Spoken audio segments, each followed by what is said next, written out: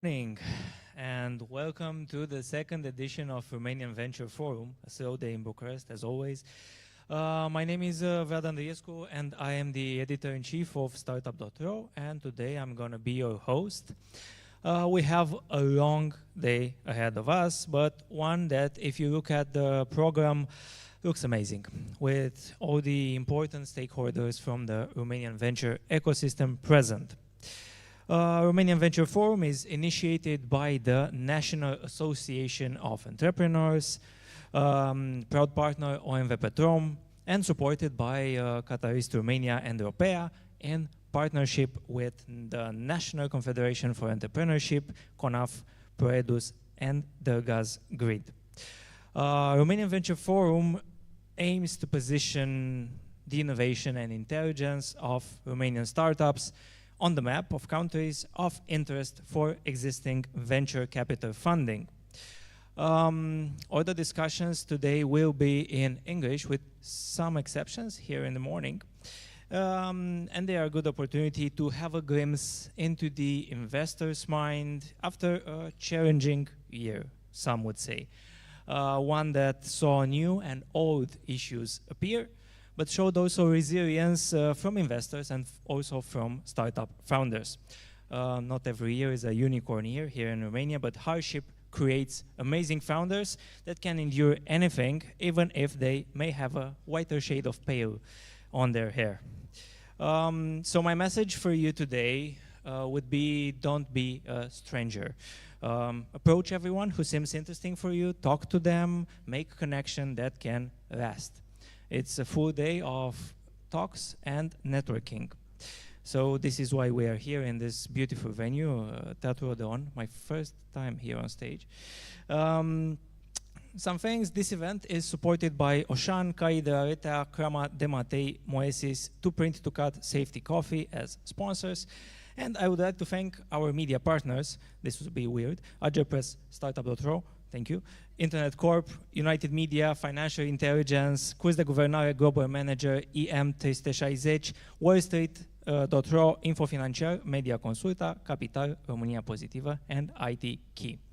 So, as I was mentioning, the event will be in English, but we're going to start with a special guest and then with a special competition aimed at the very early stage of companies' high school. The second edition of Romanian Venture Forum, the first international venture capital forum here in Romania begins. And I would like to invite here on stage Mr. Nicușor Dan, the General Mayor of Bucharest, to give an introductory speech and a message for entrepreneurs. Please. Bună dimineața! Mă bucur să fiu aici. Bine ați venit. Pentru cei care nu sunteți în București, bine ați venit în București. Antreprenoriatul e ceva ce contează, ce duce lucrurile mai departe și e important, pe de o parte, ca antreprenorii să colaboreze, pe de altă parte, foarte important și trebuie să apreciați că dau din timpul lor să învețe pe alții și să colaboreze și uneori să le și dea bani altora. Despre asta va fi vorba în general. Primăria Capitală e interesată dincolo de conducte și șosele, de această activitate. În măsura în care putem să vă sprijinim, ne face mare plăcere, inclusiv acest eveniment e găzduit de un teatru pe care noi îl administrăm. Iar pentru tinerii care sunt în sală, ne bucurăm că aveți tipul ăsta de preocupări. Dacă vreodată vreți să veniți în administrație publică, să știți că ușa e deschisă, pentru că și acolo e nevoie de oameni care să ducă lucrurile înainte. Succes tuturor! Mă bucur că am fost cu dumneavoastră azi. Mulțumim! cum spuneam, o să fie și în engleză și în română. Prima parte de aici o să fie în română. Și voi face o scurtă introducere. Am vrut să-i dăm cuvântul domnului Nicușor Dan la început. Dincolo de evenimentul care va reuni investitori și fondatori, vom deschide ziua, așa cum trebuie, cu o competiție dedicată elevilor de liceu. Și vă voi spune doar câteva lucruri înainte să fac un lucru care îmi place, să vă dau o pauză. Îmi va plăcea să vă dau o pauză astăzi. Vom avea 5 echipe aici pe scenă în aproximativ 10-15 minute care vor prezenta ideile de business unor investitori. E un lucru pe care mi-aș fi dorit să-l fac și eu în liceu acum 15 ani, dar nu a fost posibil. Doar vă voi spune numele echipelor care vor fi aici pe scenă și care au avut curajul și încrederea de a veni aici Teatrul Odeon să prezinte. Vor fi Uniserv, Norigi, Royal, Saffron Gardens, EV Express și Millennium Soft. Ei vor avea un juriu de 4 investitori pe care vi-l voi prezenta în aproximativ 10 minute. Vă mulțumesc!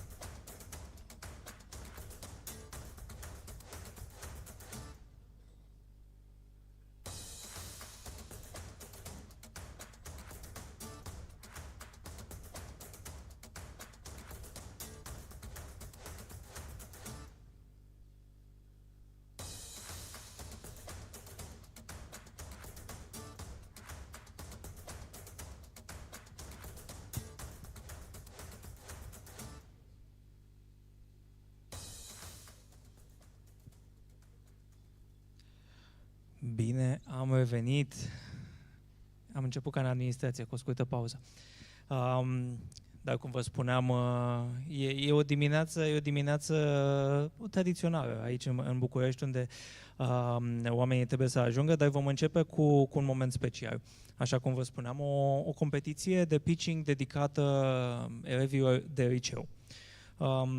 Ei vor prezenta aici pe scenă, vom avea 5 echipe: Uniserv, Norigi, Royal Saffron Gardens, EV Express și Millennium Soft, pe care le voi invita una câte una după aceea aici pe scenă, și un juriu care să le ofere feedback, iar apoi să decidă câștigătorii. Cei care vor câștiga această competiție dedicată liceenilor vor primi mentorat din partea Rubik Hub, dar și o invitație nu mai departe de mâine, când va fi conferința lor Startup Conference aici în București, la Clubul BOA, unde voi fi tot pe scenă, bineînțeles. Vreau să invit acum juriul acestui moment și cei care vor oferi feedback liceenilor. În primul rând, prima persoană din juriu, care a lucrat în zona de investiții încă de la începutul carierei ei, a fost Senior Investment Manager la GED Capital și din 2021 este Investment Manager la Catalyst Romania, fiind board member și board observer în companii precum Evomag, Adservio, Code of Talent, dar și mentor în programe precum Innovix BCR. Vreau să invit acum pe scenă pe Antonela Dragomir.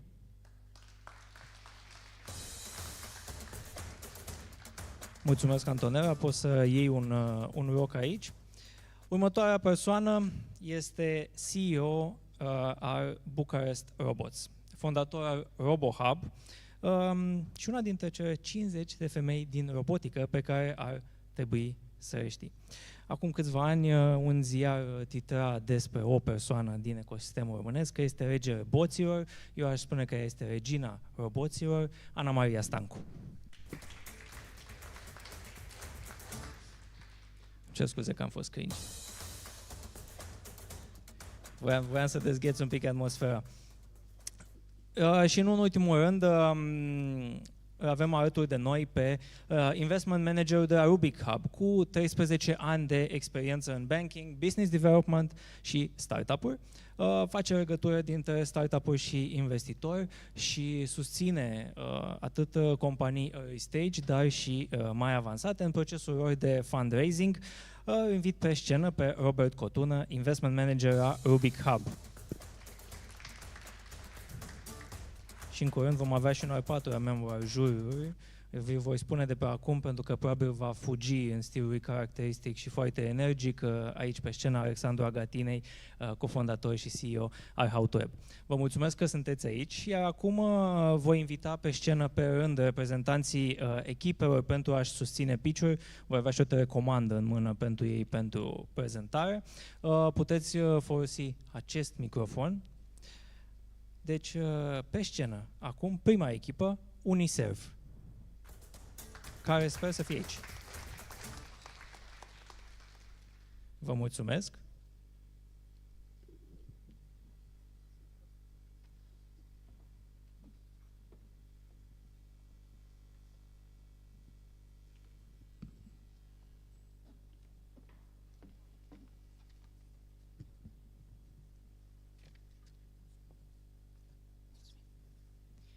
Hello, my name is Neguțandra Maria, and together with my partner Dinka Alexandru Mihai, we are here to present a solution for a common problem faced by today's youth.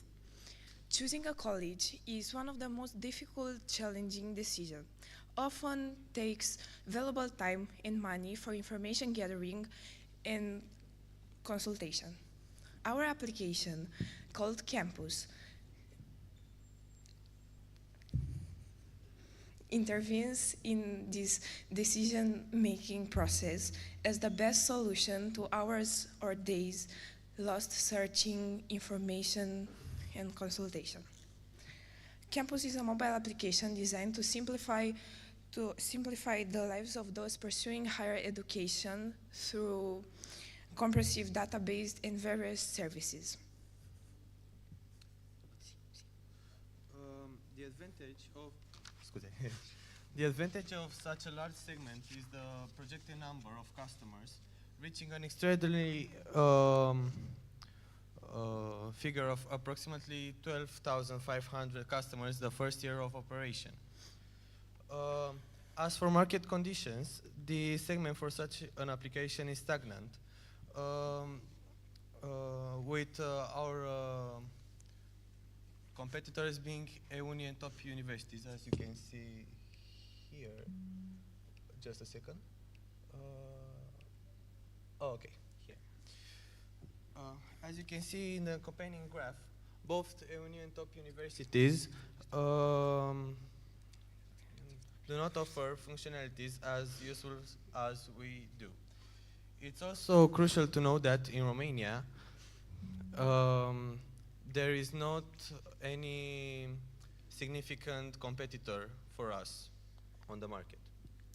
Firstly, the information flow will be organized coherently to simplify understanding. Additionally, the clients will have the option to receive a personalized plan with universities based on their qualification through questionnaires.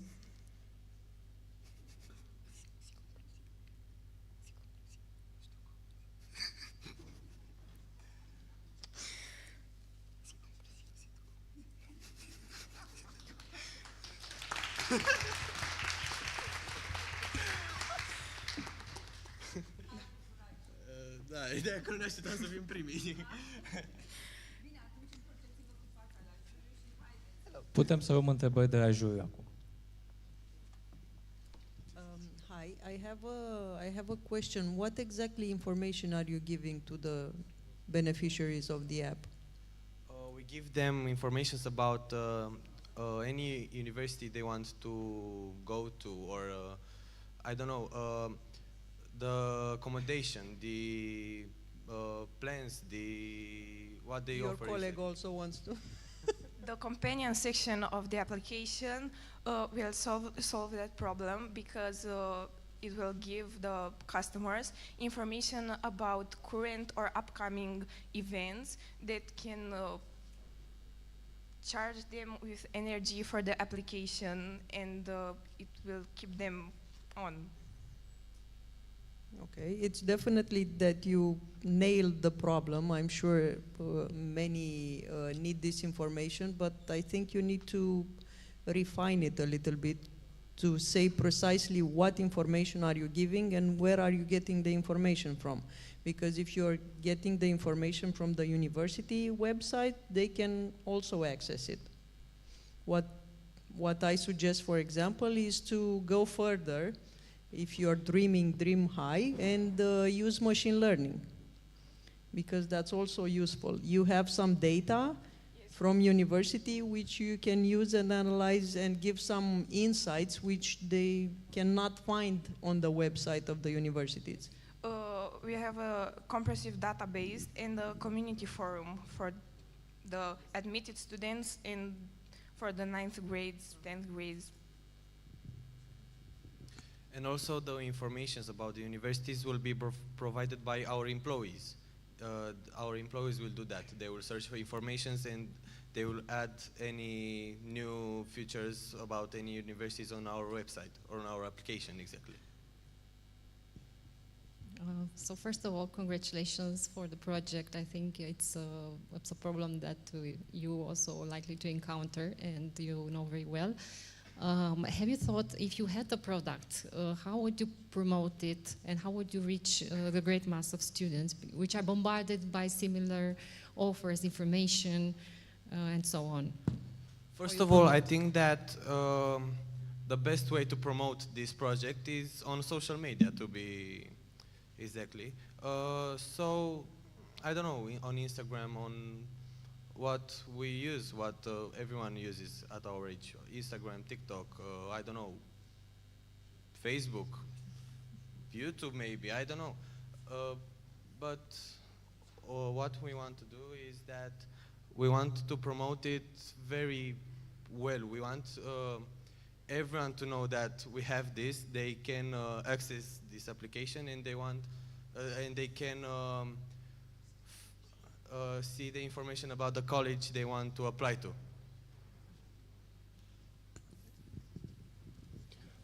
First of all, congrats. I believe it's amazing to see you here, and congrats for the organizers, because being exposed at that kind of events, you know, brings you a lot of courage first, which is missing in Romania, to be honest. So congrats for that. Can you please describe in one sentence what you are actually doing, what problem are you solving, and what is your solution actually? Because for me at least was not very clear, so maybe for the audience was the same. Okay, we give informations and opportunities for students, like volunteers or competitions, and this whole process costs valuable time for them. Okay, regarding validation, have you had any interviews with the personas, with the students that you are targeting? How this idea turned into reality? Have you discussed with somebody before actually starting building this project? We discuss with our friends and with actual students that have this problem with informations, because it's not the small information or something, it's just is not in a database. Okay. Do we have any more questions? No. If you have any specific needs or blockages, and if we can help in any way, would be great. It's fine. Thank you very much. Thank you. Hai că o să trec din nou în română pentru partea aceasta. By the way, acum în prima parte, dacă suntem mai confortabili, putem să vorbim în română și feedback-ul să fie la fel. A fost o lecție în antreprenori. Să îi chem pe scenă, deși nu i-au pregătit să fie primii. Dar așa e, antreprenoriatul te aruncă în față fără să fii pregătit. Așa cum va fi și a doua echipă. Mai ales pentru că i-am văzut intrând în sală acum 2 minute, i-am identificat și vă invita direct aici, bineînțeles. Așadar, a doua echipă, aici, pe scenă, Norigi.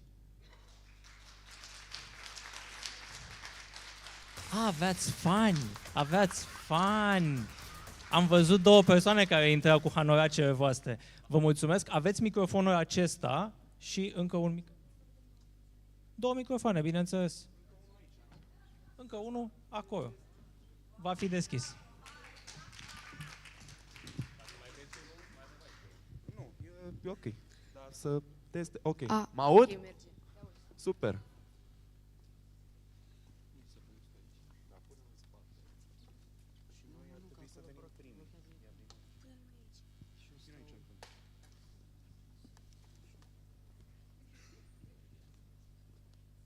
Telecomanda ai?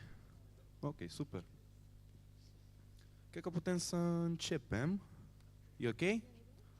Ai microfonul? Merge? Merge. Super.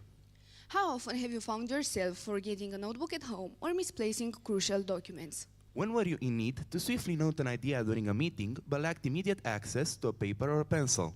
In modern society, we all seek solutions to streamline our work and optimize our time.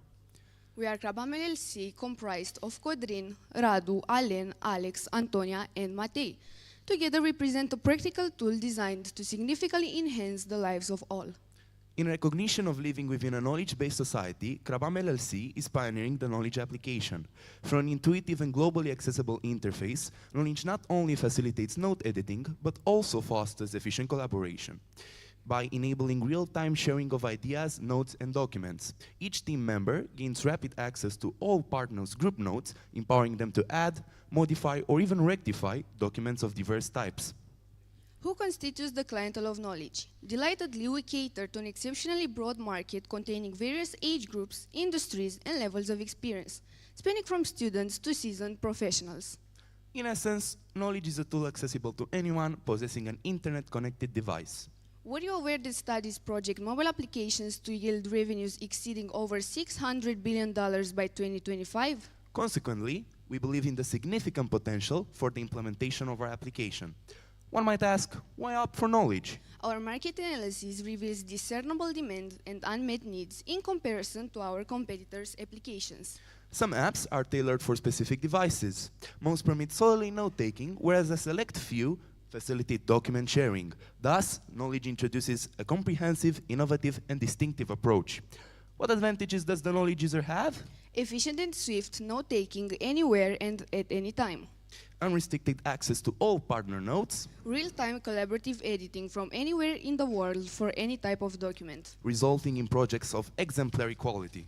What can knowledge do? We acknowledge that the application's development is an ongoing process. Nevertheless, here are some of the features currently in development. Knowledge offers automatic synchronization across all user devices. Subsequently, we will introduce and implement new functionalities in accordance with the evolving needs and demands of our esteemed clientele. How does the user acquire knowledge? Well, the application is procurable across multiple platforms and can be acquired from our official website or application stores. Regarding the pricing policy, we provide a spectrum of options to cater to the diverse needs of our clients. What aspirations do we harbor? Well, in the inaugural year, our focus lies in programming, launching, and vigorously promoting the application. Our ambition is to achieve a user base of 1 million by the 4th year. For a more profound understanding, we invite you to engage with us directly. We strongly affirm that knowledge will attain success, fortified by a skilled team of volunteers. Thank you. Thank you. Thank you. Questions? And it's knowledge. Now I understand. And you tricked me with having so many people with branding already. Robert. First of all, congrats, and congrats for the marketing. Thank you. It's amazing. At which stage is the idea that you have? Have you started building the product or prototype? Yeah, or we something? have a few mock-ups and ideas of where we want to take it, but as far as the code itself goes, we've only just barely started touching the surface. But we're working on it, and we're really intrigued to keep going and making progress as fast as possible, and of course learning from our competitors and the advice you'll give us today. Okay. Regarding validation, because this is very important at early stages, have you discussed with some potential customers? What is their feedback? Yeah, have you integrated? we were supposed to have some flyers today, but on the flyers themselves, you would have seen a survey that we did on multiple schools and high schools, sorry. And on those surveys, we went around and did a Google Docs about questions regarding applications such as this, and it was a really high demand. Students all around the world, well, Romania specifically, wanted to have such an application at their need, because it's much easier to go to school and just go there with your phone or perhaps tablet and laptop, yeah, and write notes and take notes such as this, because it's much easier. And the demand was high, so we only went to, because ourselves are classmates and we are pupils, we knew the demand ourselves and also asked others. But as far as companies and adults, we haven't gotten to that stage yet, but I think they would also need such an app. So our clients are all around the world. Okay. Well, you're also presenting the prom? Sorry? You're also presenting the prom ball? No.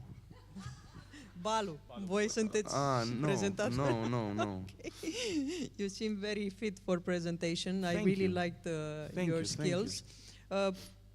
I'm also looking at Vlad, but I think it's one of the best presentations I've seen even in adults, and very, very powerful. Thank so you. congratulations for that. Thank you very much.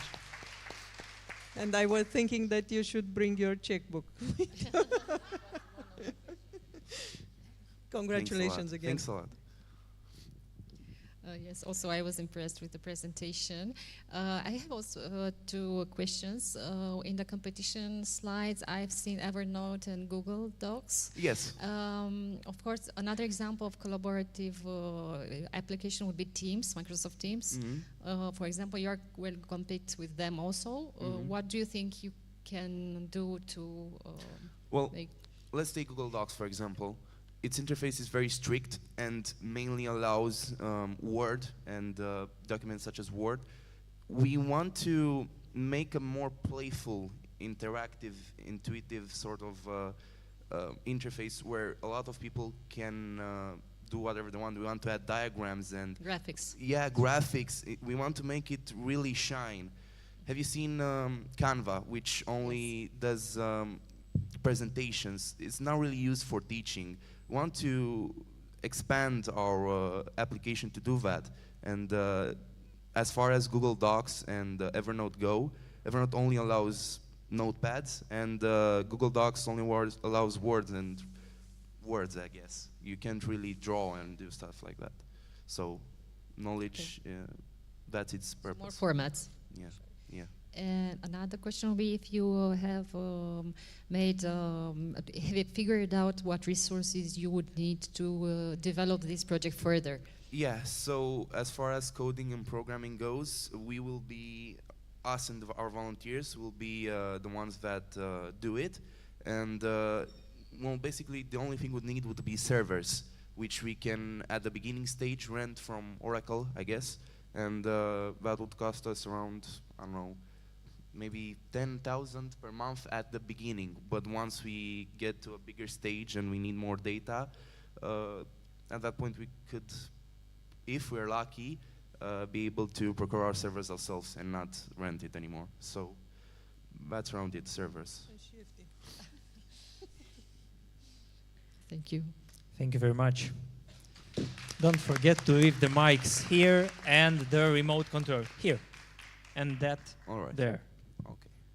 Thank you very much. Good luck. I will let you leave the stage.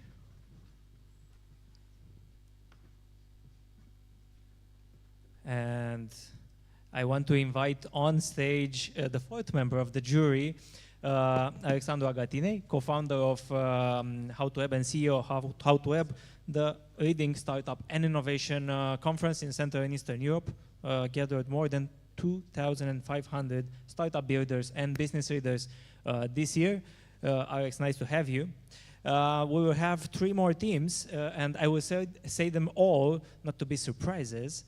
I switched to English. Everybody talks English. We will have first Royal Saffron Gardens, then EV Express, and then Millennium Soft. So I invite on stage for the pitch Royal Saffron Gardens. And a round of applause for them. If you need 2 mics, one is here, one is there. The remote control is here.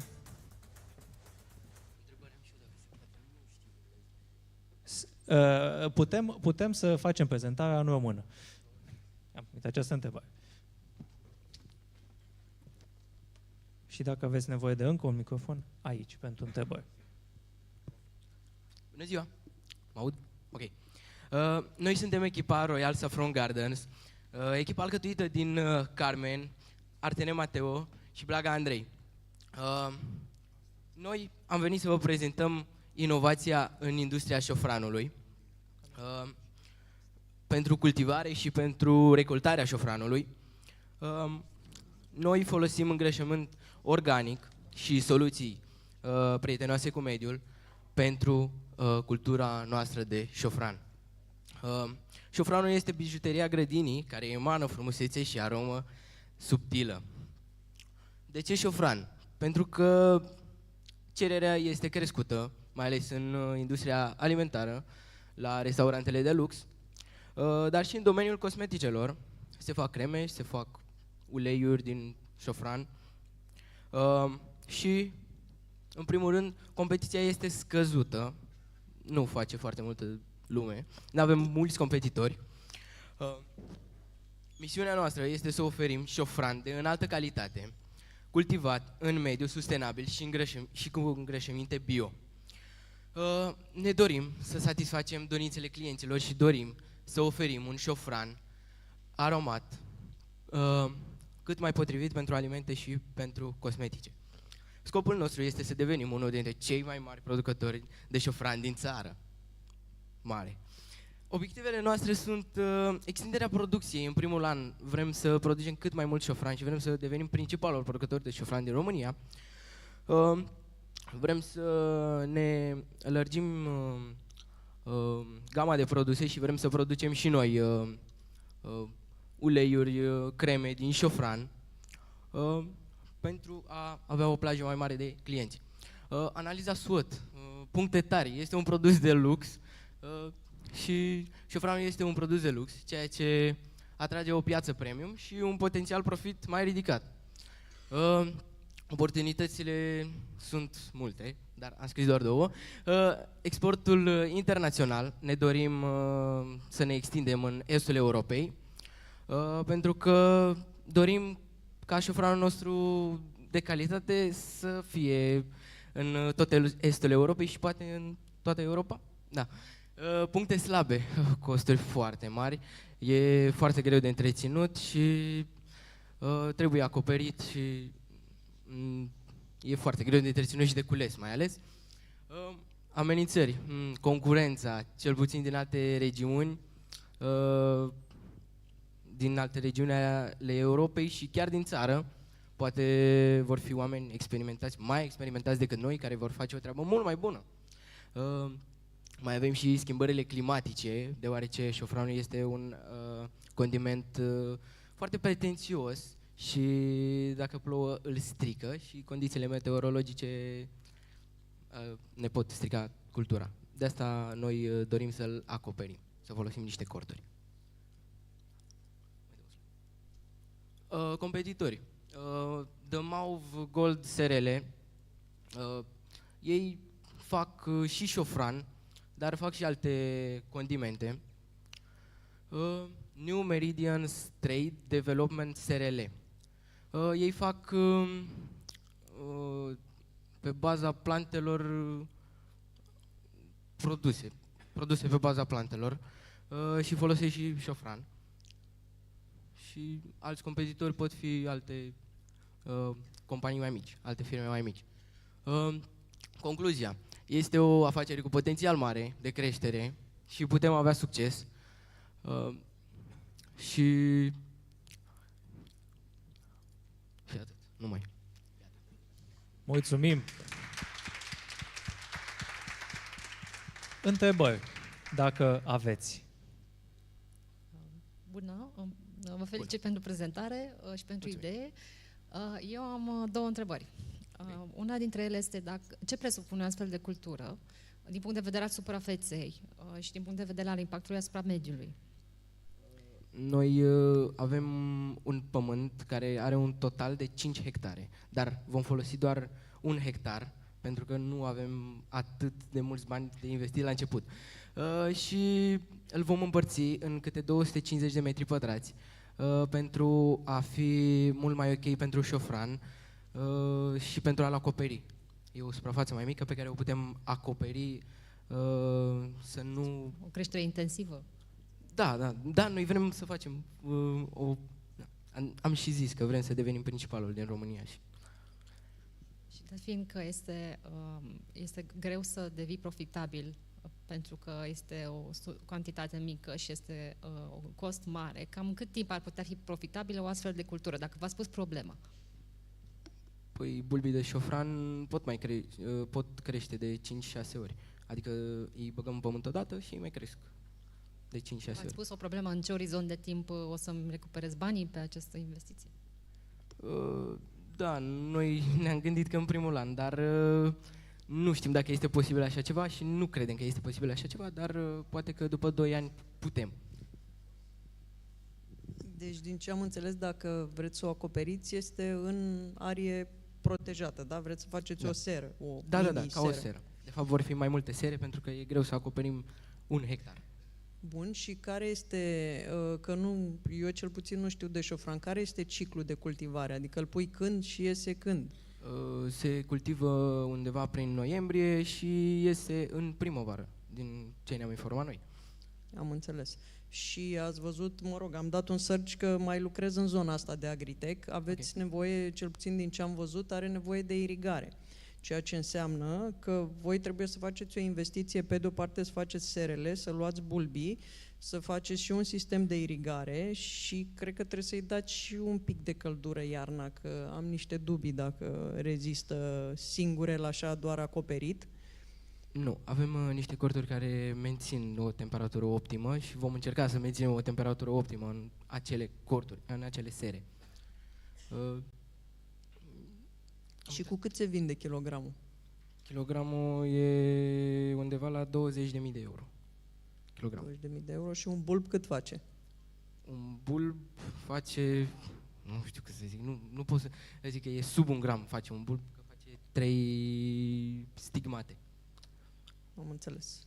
Păi acolo facem calculul și vedem dacă e sau nu banii din investiție. N-am cântărit câte stigmate fac 1 kilogram. Asta o să vă întrebe domnii când vă duceți la ei. Mulțumesc. Alex? Robert? Da, eu am o recomandare mai degrabă, pentru că sunteți tineri și lucrați împreună. În agricultură în România, din nefericire, lumea nu lucrează împreună și ne uităm la Olanda, unde Olanda e al doilea exportator de produse alimentare după America, iar 80% din companiile din Olanda lucrează sub formă de cooperativă și asociație, inclusiv bursa de flori din Olanda. Ce v-aș recomanda e să identificați parteneri împreună cu care să creșteți productivitatea, împreună cu care să faceți proiecte în comun, împreună cu care să atrageți fonduri europene, împreună cu care să acaparați noi piețe, împreună cu care să construiți ceva mai mare decât ce puteți face voi singuri.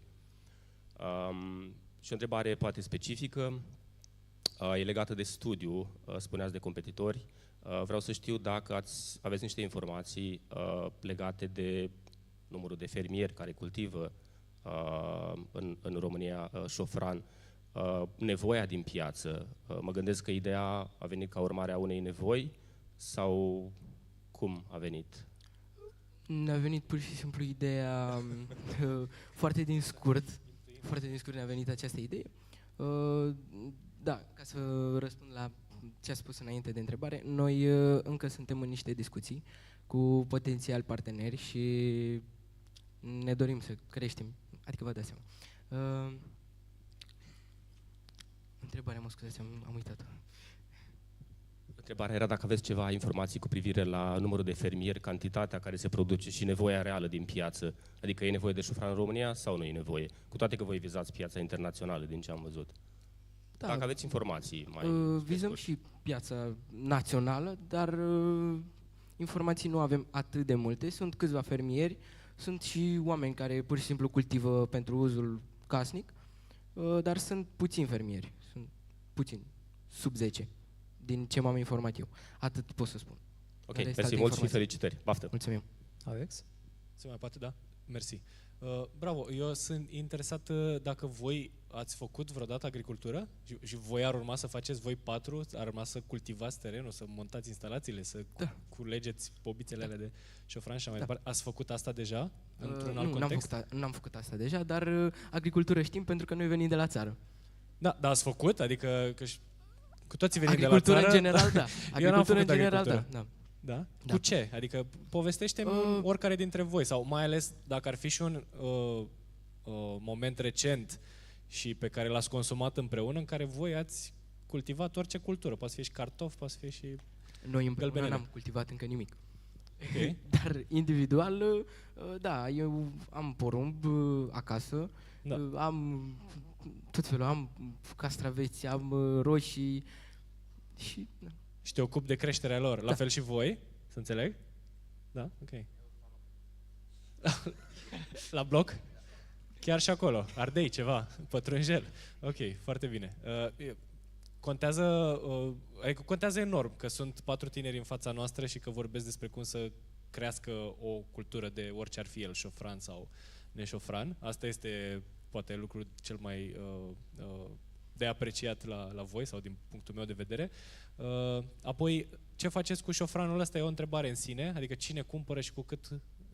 Cine cumpără șofranul? Noi încă vorbim... Vostru, în mod special. Și, în general, cine cumpără șofranul? A trebuit să vorbim cu 3 restaurante care folosesc, dar nu am mai avut timp pentru că a fost din scurt și am aflat prea târziu de proiect. Da. Restaurantele sunt cel mai mare cumpărător de șofran? Și nu doar restaurantele. Cred că aveam un plan de afacere, dar nu mai țin minte, am emoții. Aveam scris 2 companii... Ajutați-l dacă știți voi cine... 2 companii care folosesc. Cosmetici, ok. Da. Ok, bine. Bravo. Mulțumim. Go șofran. Mulțumim. Aplauze. Vă mulțumim. Să nu uiți microfonul pe scenă. Switching to English right now. It's complicated. Even Romanian English, I hope nobody speaks German right now because I'm going to be useless. The 4th theme of our high school competition will be EV Express, and I invite them on stage if they are here. They are here. Oh! This is a surprise. So, bun, EV Express. Aplauze, vă rog.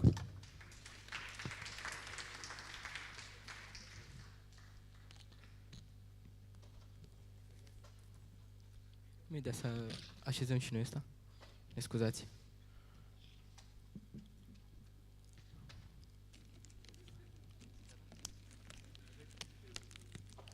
Perfect, bun, să începem. Noi suntem EV Express și...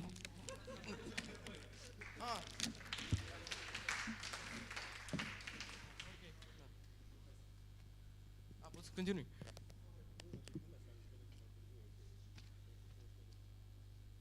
Ok, bun. Deci noi suntem EV Express și avem ca scop revoluționarea stațiilor de încărcare electrice. Nu vi s-a întâmplat vreodată, cei care au mașini electrice, nu vi s-a întâmplat să rămâneți în drum sau să aveți foarte puțină baterie și să fiți în întârziere oriunde, la o întâlnire de afaceri, probabil, și să nu aveți o stație de încărcare în apropiere. Sau o stație care încarcă foarte rapid pentru a pleca cât mai rapid. Aici venim noi cu soluția. Și benzineriile noastre electrice, stațiile noastre electrice încarcă ultra rapid cu până la 200 de kWh. Și între timp, cât așteptați să se încarce mașina, puteți servi o cafea sau o gustare pentru a vă încărca și vouă bateriile. Echipa noastră este alcătuită din Budescu Carmen, manager administrativ, Artene Mateo, manager de marketing și vânzări, Blaga Andrei, care este manager operațional, iar eu directorul general. Eu mă ocup de prosperitate și bună funcționare în firmă. Noi avem și 2 parcuri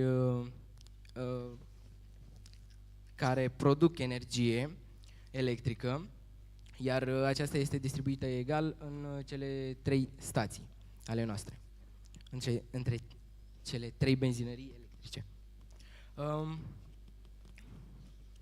Poate vă întrebați de ce am ales nișa asta și de ce mașini electrice și de ce stații electrice. Pentru că mașinile electrice sunt în creștere și au numere record la vânzări și sunt în continuă creștere. Și să nu uităm faptul că din 2035 în Europa se vor produce doar mașini electrice. Deci această afacere e sustenabilă pe termen îndelungat. Atât. Gata. Nimic de spus. Mulțumim. Întrebări? Voi chiar aveți un parc? Adică nu mai știu să fac diferența între ce e ipotetic și ce e real și ar fi bine să ne ajutați când spuneți ceva, dacă există într-un plan sau chiar există în realitate? Nu există în realitate acel parc. De ce asta cu parcul? Adică de ce ați corelat cu parcul? Adică ce presupune pentru un EV charger să Păi funcționeze? producem energia noastră, adică Înțeleg energia e produsă de noi. cum funcționează un EV charger, dar ca business-ul EV charger-urilor să funcționeze, la ce numere ar trebui să vă aflați? Asta ține de research, poate v-ați făcut deja asta. Undeva la 1.300.000 de euro. Nu, câte EV chargere ai? Păi Cât avem sunt folosite ele? 3 benzinării costă? electrice, așa le-am numit, care au câte 2 stații. Câte 2 stații fiecare. Deci sunt 6 EV chargere. Unde?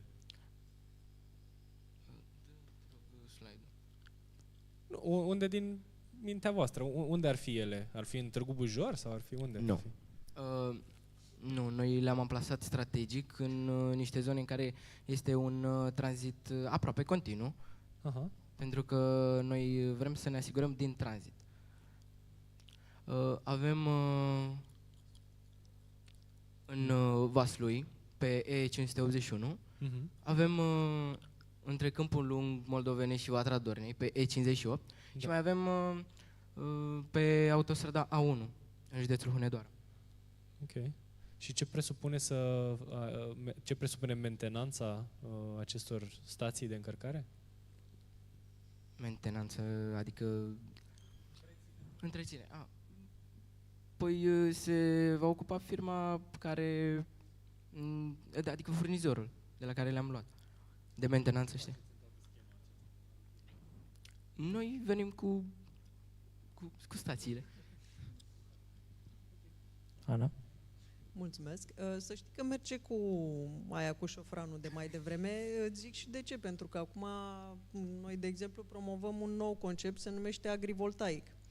Poți să pui panouri fotovoltaice peste cultură. Îți protejează un pic și cultura, în special vara, și produci și energie de acolo. Dar la planul vostru, o chestiune foarte importantă este legată de cum stochezi energia. Aia cu bateriile nu este încă foarte fezabilă și al doilea este, la cât ați pus voi panouri acolo, să ai doar 6 stații de încărcare sau 8, n-am reținut, ai zis că 2 pe stație. E foarte multă energie nefolosită.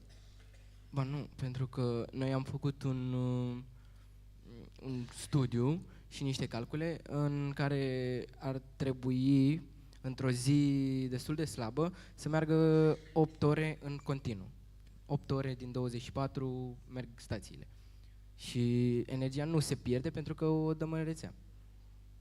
Ei, asta e al doilea plan de business, deveniți prosumator sau dați în rețea și să vă recuperați de acolo bani. Adică ai două linii de venituri. Pe de o parte vinzi energia din panouri solare, pe de altă parte o dai la stațiile de încărcare. Dar întrebarea mea este de ce doar 8 ore pe zi? Că eu dacă merg cu mașina... Într-o zi destul de slabă, adică am ajuns și la 14 ore pe zi, la un calcul de 14 ore pe zi dacă ar merge acele stații.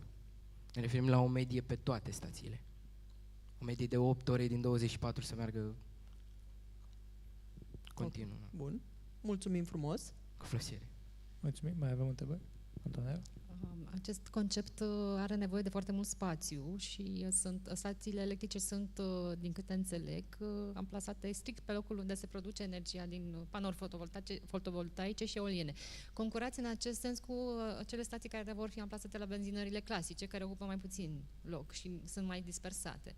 Se poate minimiza suficient spațiul ca să fie mai multe și mai... Dar stațiile nu sunt în același loc cu parcurile. Nu sunt în același loc, sunt separate. Și atunci cum reușiți să legați energia, adică să transferați? Transportăm... cum am scris? Un cablu? Inversor. Ok, deci tot va fi o... Dar va fi o proximitate, adică nu se pot... am înțeles. Va fi greu să transportăm, dar deja am vorbit, proiectul acesta e din luna mai și atunci vorbisem cu câteva companii care au electricitate și dădeam lor curentul și îl foloseam noi. Produceam noi curentul și... întrebări. Ce vă face să alegeți șofranul sau stațiile electrice? Adică dacă ar fi să începeți, cu ce o să începeți? Și ce o să faceți pe fiecare dacă începeți cu amândouă? Și cum ajungeți la concluzia că eu vreau să cultiv șofran sau eu vreau să construiesc stații de încărcare? E o dilemă interesantă pe care o aveți voi și mă bucur că iarăși vedem asta la tineri, că explorează, dar până la urmă cum decideți ca echipă să alegeți un proiect sau altul? Sau al treilea, a fost un proiect la care am muncit foarte mult pentru maraton de educație antreprenorială. Da, dar acum, mergând mai departe, cum alegeți să continuați cu unul sau cu altul și ce ați face pe unul și pe altul? Ne uităm pe cifre și vedem cum putem să inovăm. Cifrele arată bine, dar acțiunea, care ar fi acțiunea pe fiecare? Păi, cred că continuăm cu EV Express. Adică e mult mai... și aduce inovație mai mult în România, pentru că nu sunt stații care să încarce cu 200 de kWh. Eu nu știu asta. Adică oamenii pur și simplu n-au pus. Nu a vrut nimeni să investesc. Da, într-adevăr sunt scumpe, probabil de asta. Dacă vreți să învățați mai multe despre zona asta, chiar avem un antreprenor local. Eu vin din Piatra Neamț, nord-est, și acolo e un antreprenor care deja face asta. Construiește un hub, stații de încărcare, are super experiență în zona de energie, parcuri fotovoltaice. Dacă vreți să învățați mai multe și credeți în proiectul vostru, pot să vă pun în contact cu el, măcar să explorați mai mult zona asta, pentru că e, într-adevăr, e o nevoie și o cerere în piață, dar cred că e bine să știți mai multe informații decât cele pe care le aveți până în prezent. Putem vorbi după, dacă e. Da? E perfect. Thank you. Mulțumesc. Și noi vă mulțumim. And I really hope that this next team will not be the same. Do you have also an idea called Millennium Soft? No, I think not. So we will have our last team here on stage for the high school entrepreneurial competition. Welcome on stage Millennium Soft. And a round of applause for them. You can take the two mics, one is here and one there, and the remote for the presentation. Thank you.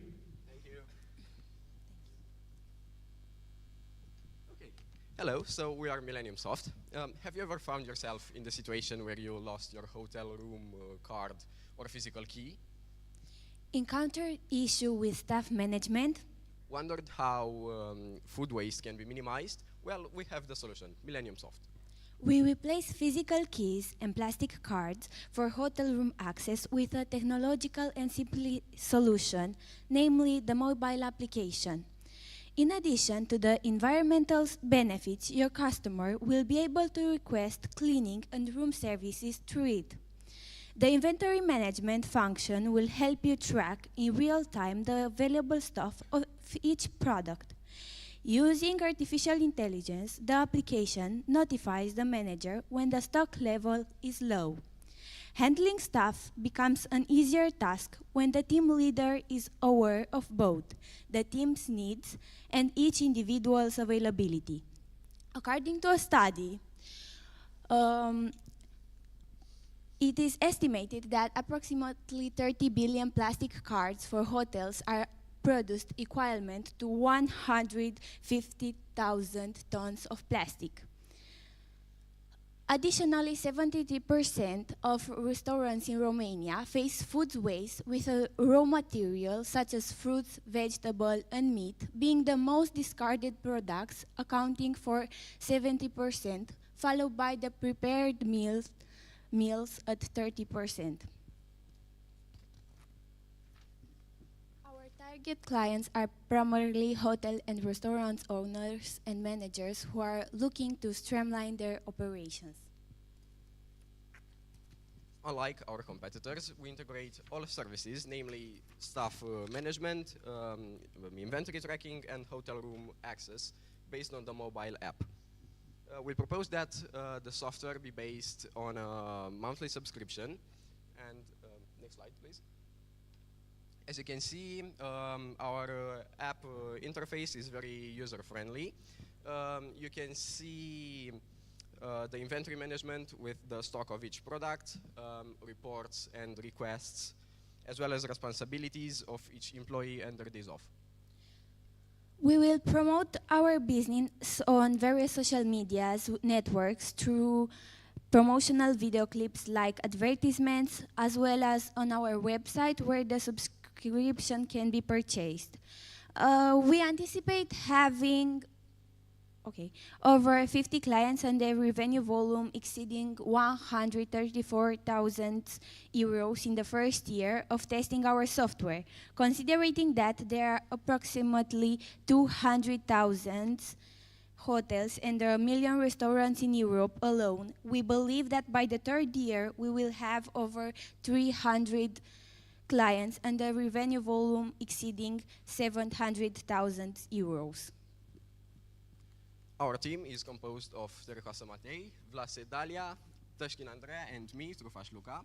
And together we have accumulated different activities, such as summer schools at Bocconi, Bucharest International School of Management. We also have experience through different courses in different domains, such as hospitality, finance. Also, we have participated in different conferences, mainly sponsored by UniChoice. Thank you. Thank you. And now some questions. Alex? Yeah, I have one. Thanks. So is this a tool that helps hotels in general? Because I didn't get the connection between the keys and the food, but in the end I got the impression that this is a tool for hotels to manage somehow everything they do. That's one thing. Yeah. Could you confirm? Exactly. So, but what do they do now? The real question, or the most important question, is what do they do now? What do hotels do now? What's the status quo? Why do you need to bring this up in the industry? Okay. In the mic, please. Yeah, but it's actually working. it's not turned on. So, okay. So basically, it's not something that hotels need, but it can be something that hotels can improve.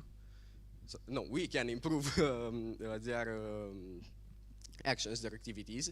So basically, why isn't working what you're doing right now? That's critical to any product. yeah. So If you know, you can also not. yeah. So hotels usually face staff shortage, and through this software, through this app that we want to develop, you can always see where staffs are. They can check in and check out on the app, so the manager knows all the time if there is sufficient staff at one place. So I don't know what, the reception or the cleaning service. We also have this keyless access to the hotel rooms, so we don't use plastic cards. We transfer the cards on the phone, so it's easier to use. You always have your card with you, and we reduce plastic production.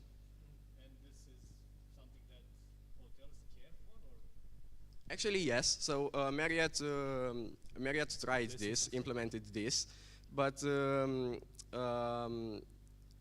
there were a lot of people that managed to break the system and hack the keys. So they had the key for each room, but this was because of the lack of cybersecurity. So it can be improved, and it can work. This solution can work. Robert or Anna? Congrats. A small question. Have you discussed so far with any restaurant or hotel regarding your idea? Yes, we contacted some restaurants in Bucharest and some hotels, not very known hotels, but we contacted them through email and still waiting for a response. So basically you did not validate actually with them the solution that you are building, right? Not actually. Okay. Do you know what is the reason number one for which startups are failing? Because they didn't try. Yeah, that's one. And because they don't need it. Yeah, exactly. They are building a product that the market doesn't need. So basically, before starting building, you should be discussing with potential clients or actually building the product together with the clients. Yes, but we also talked with many clients, like people who go to the restaurant or the hotels. And I think it isn't likely to wait for people to come and take your order. So our application can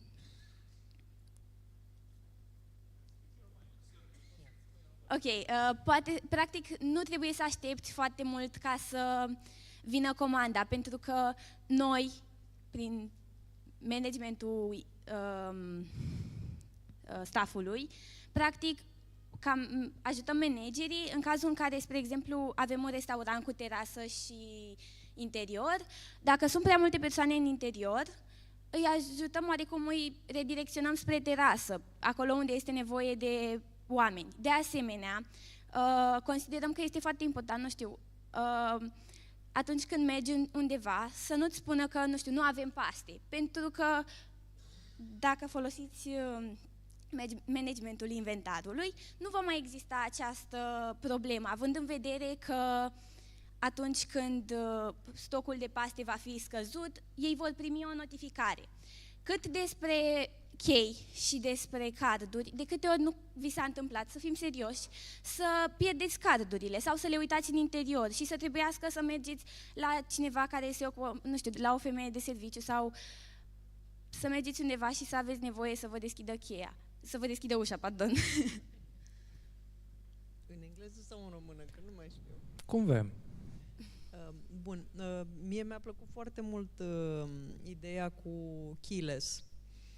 Cred că ar trebui să vă segmentați un pic publicul, pentru că voi acum vorbiți de hoteluri ca Marriott, care își permite, există softuri care fac ce spuneți voi, care costă de la câteva zeci de mii de euro pe an licența. Există, dar le folosesc hotelurile mari.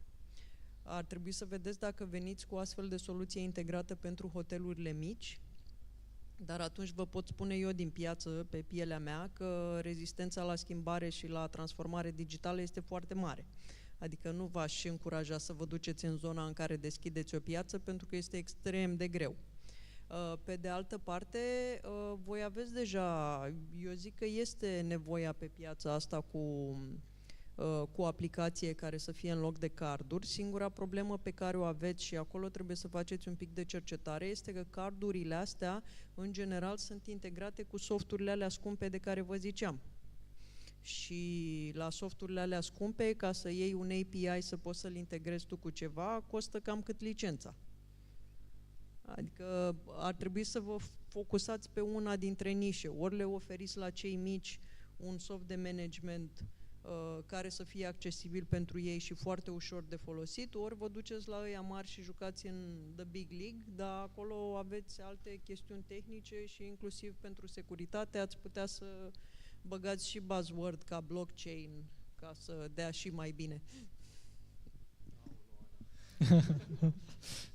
Voiam să vă spun că noi ne-am gândit și practic software-ul nostru se adapta pe fiecare afacere în parte. Spre exemplu, nu știu, poate cineva care lucrează la restaurant, un manager de restaurant, nu are nevoie să folosească cardurile, evident. Sau sunt anumite hoteluri care nu au și restaurante și noi așa ne-am gândit. Este că atunci când îți alegi o linie de business, ideea ar fi să mergi nișat, pentru că dacă îți alegi să fii la toată lumea, nu o să fii nicăieri. Asta e ideea, să te focusezi pe ce crezi că aduce cel mai mare venit pentru companie și e ușor de integrat. Mulțumim! Tot pe partea asta tehnică, cred că ar fi bine, într-adevăr, să luați feedback de la potențiali clienți și să vă puneți problema cât de ușor va fi de utilizat aplicația, dacă nu va presupune un efort mare de personal, de resurse și așa mai departe, și ca și strategie de sales, social media nu va fi de ajuns, pentru că vorbim de clienți specializați, mai ales dacă vreți să abordați niște clienți mai mari. M-aș gândi la niște târguri de profil sau alte evenimente unde să cunoașteți persoane relevante și care vă pot ghida, pentru că ei nu o să caute în mod expres soluția asta, mai ales că nu doresc să schimbe lucrurile. Alex? O observație, e ca și când mi-aș zice mie că simt că am intrat în rolul în care voi chiar faceți business, noi chiar analizăm un business și cred că teatrul ne-a ajutat să intrăm în rolurile astea. Faptul că suntem aici foarte... Aveți și niște costume în spate. Da, exact, oricum am trecut prin spate.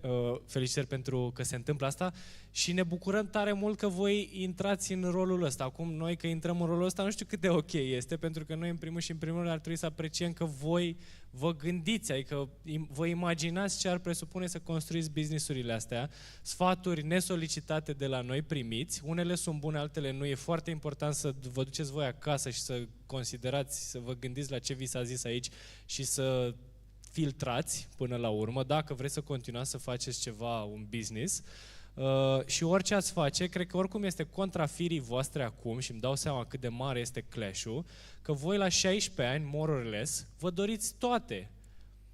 Dar viața ți arată după aia și e foarte bine, adică ne hrănim cu energia asta, că voi vă doriți toate și noi vă zicem la 30, în medie 30 de ani, în medie 30 de ani, mă rog, more or less, că e bine să-ți alegi câte ceva și să faci foarte bine și să începi, chiar dacă începi cu restaurantele mici, să lucrezi doar cu restaurantele mici, dacă începi cu restaurantele mari, doar cu restaurantele mari, dacă doar cu chei, doar cu chei, dacă doar cu mâncare, doar cu mâncare, pentru că îți arată un univers de probleme mult mai mare, nișarea asta, verticalizarea asta. Dar este greu pentru că voi vreți tot la 16 ani și cred că o să ne întâlnim undeva la mijloc când și voi o să mai faceți niște pași și noi o să vă mai vedem pe unii dintre voi și chiar o să puteți să ajungeți la concluzia, dându-vă de capul cu capul de niște pereți, că da, e bine la un moment dat să filtrezi ce mi se spune și da, e bine la un moment dat să aleg doar o bucățică din toată lumea. Dar până una alta mă bucur să văd oameni de 16 ani. Doamne! Mulțumim. Mulțumim. Thank you for the 5 teams. Thank you for the jury's input. I think it's continuing on what Alex said. It's okay to say "okay, boomer" sometimes, but sometimes listen to the boomers. And high school is not the end. The entrepreneurial journey continues then to university and so on. So another round of applause for the 5 teams who had the courage to take the stage here. Big thanks to Alex Agatinei, Robert Cotuna, Ana Maria Stancu and Antonella Dragomir for their input and feedback. We will have a 15-minute coffee break if you didn't have your coffee. And then the adults will take the stage. It will be entertaining, but I don't know if the level of entertainment will be as high, but we hope because we have a long day ahead of us. So in roughly 15 minutes, we're going to be back here. Thank you.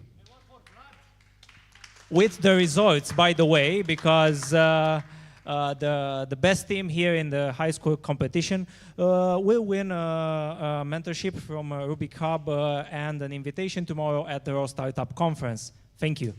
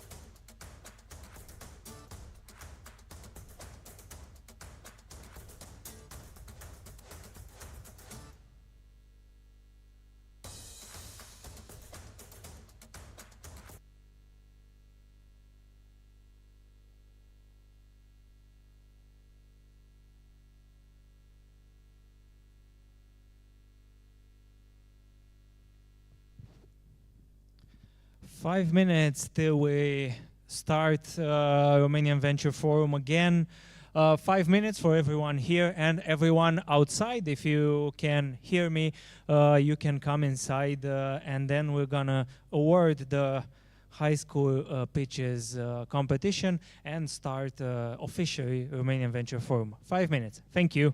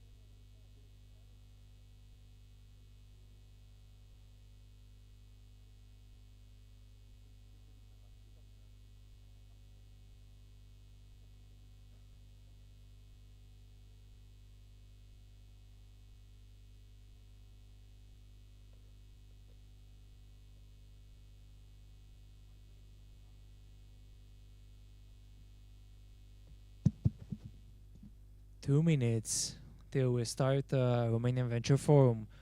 If you are here inside, you can wait carefully, and if you are outside, you can take the water inside and drink the coffee outside.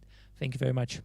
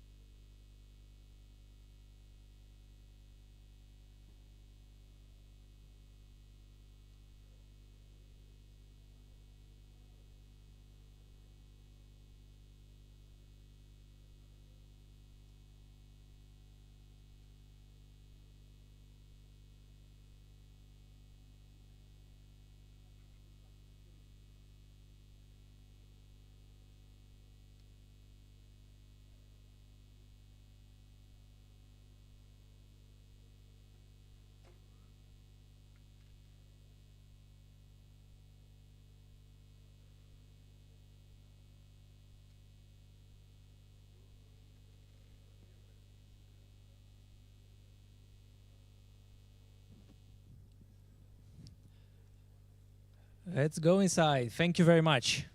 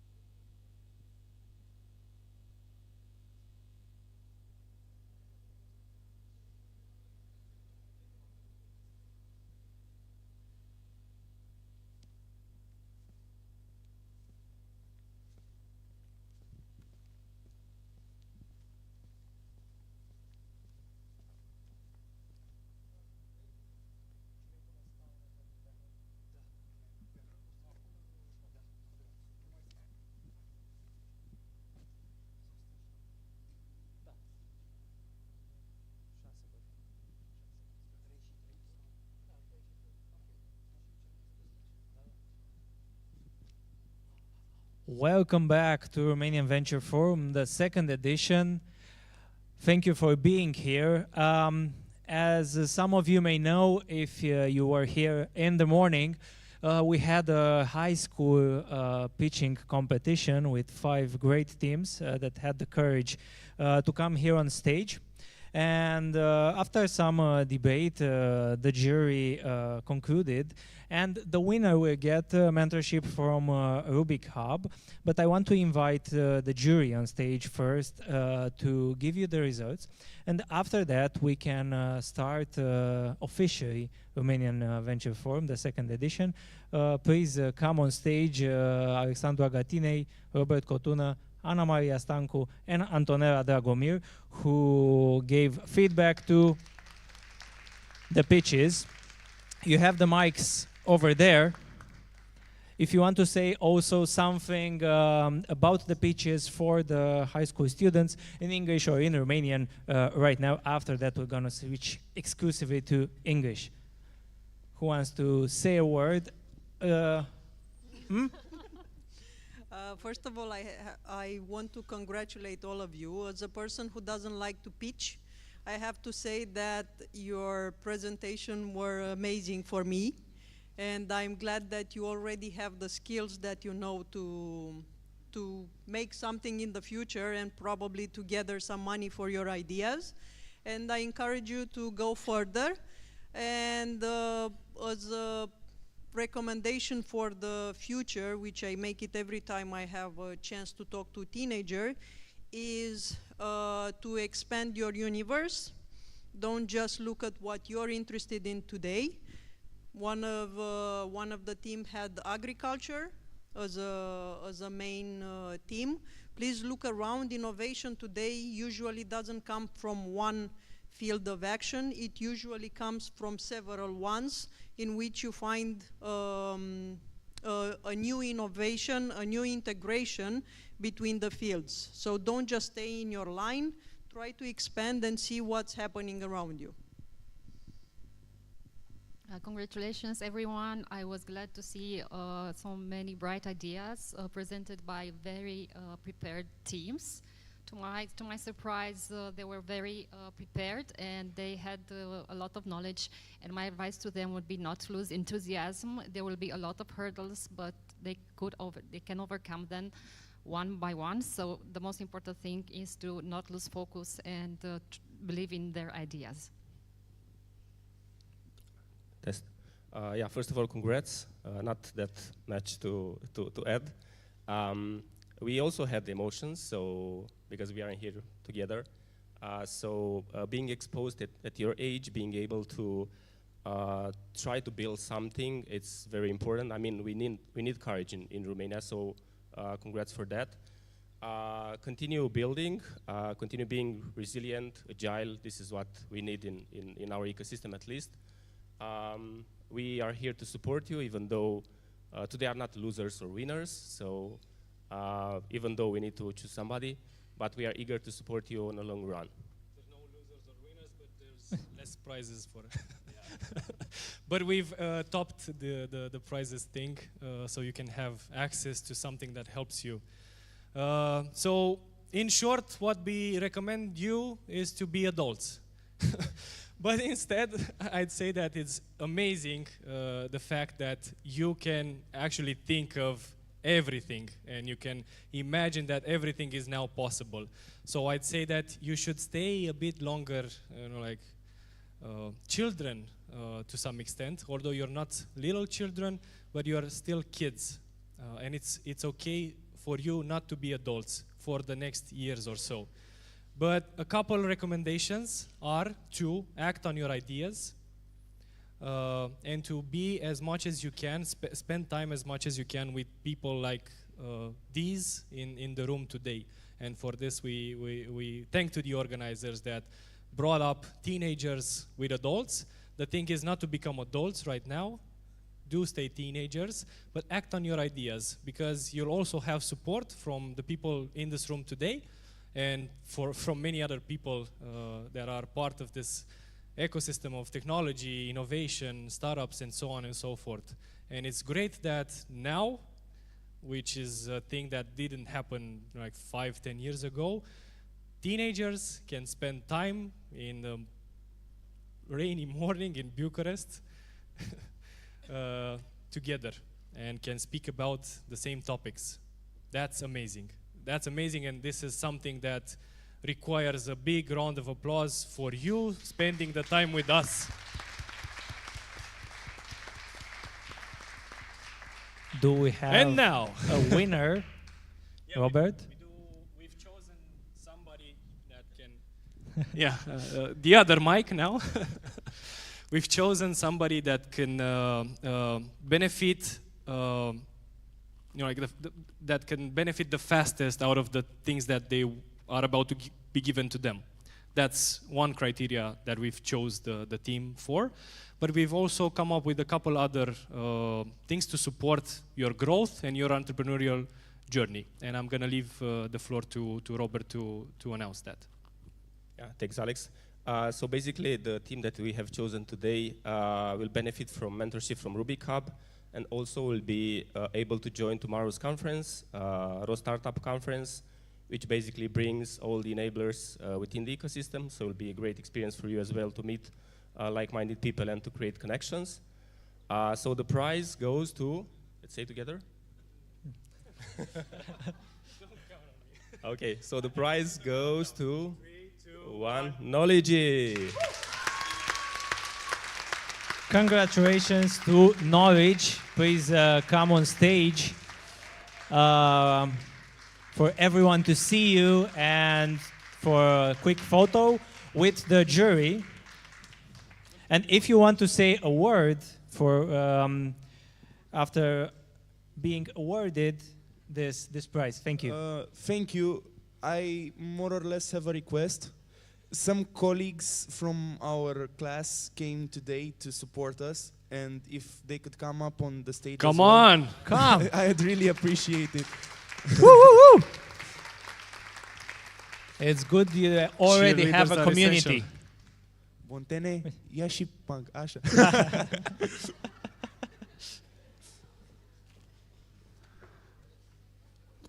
Give it up for Knowledge in full formula now. You can go in the center with the panel. La familie. So another round of applause for Knowledge.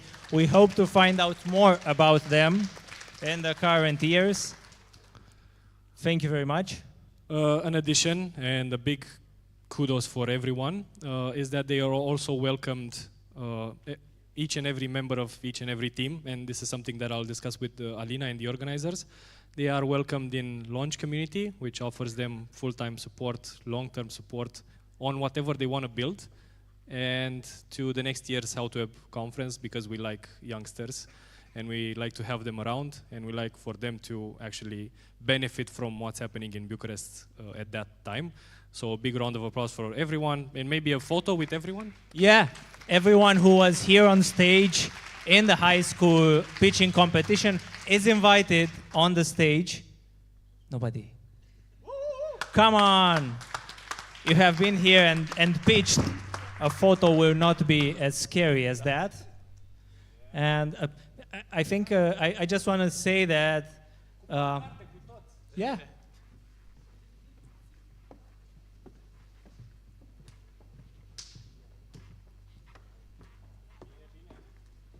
I will be here. You can go in the center of the stage just for the official photo. Come on, get closer.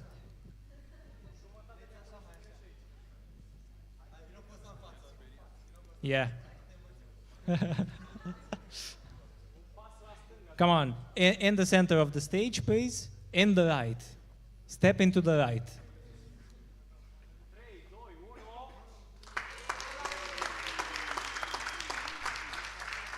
And a step forward.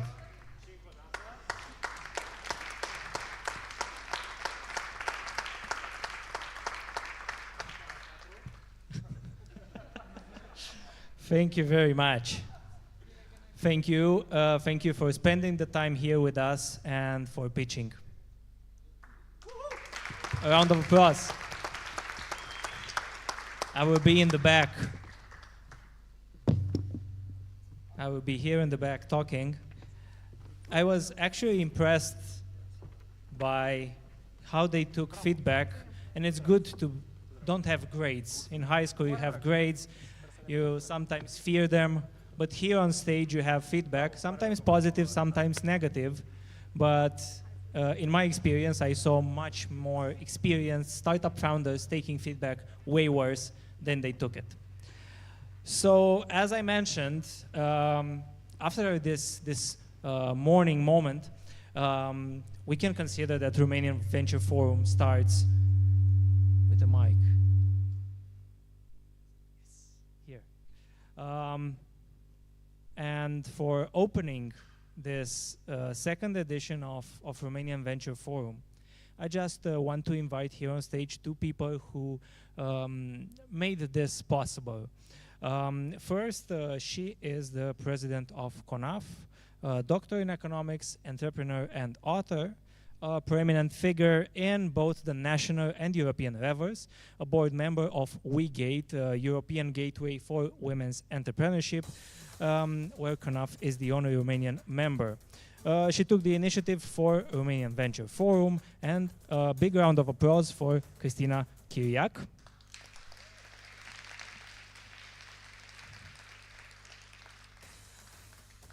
Please on stage, and I will invite also Marius Ghena, managing partner of Catalyst Romania, investor of the year in Romania 2 years in a row. His name is related to building a lot of businesses, Franco, Flamingo, PC Garage, Vora, and supporting many others. Please, I will give you a mic or two. Two mics for saying something to the audience about the second edition of Romanian Venture Forum.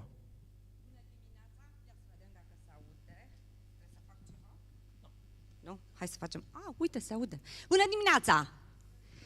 Bună dimineața! Cu permisiunea dumneavoastră, eu să vorbesc în limba română, Marius probabil în limba engleză. Nu de alta, dar mi-am învățat lecția anul trecut la prima ediție a Romanian Venture Forum.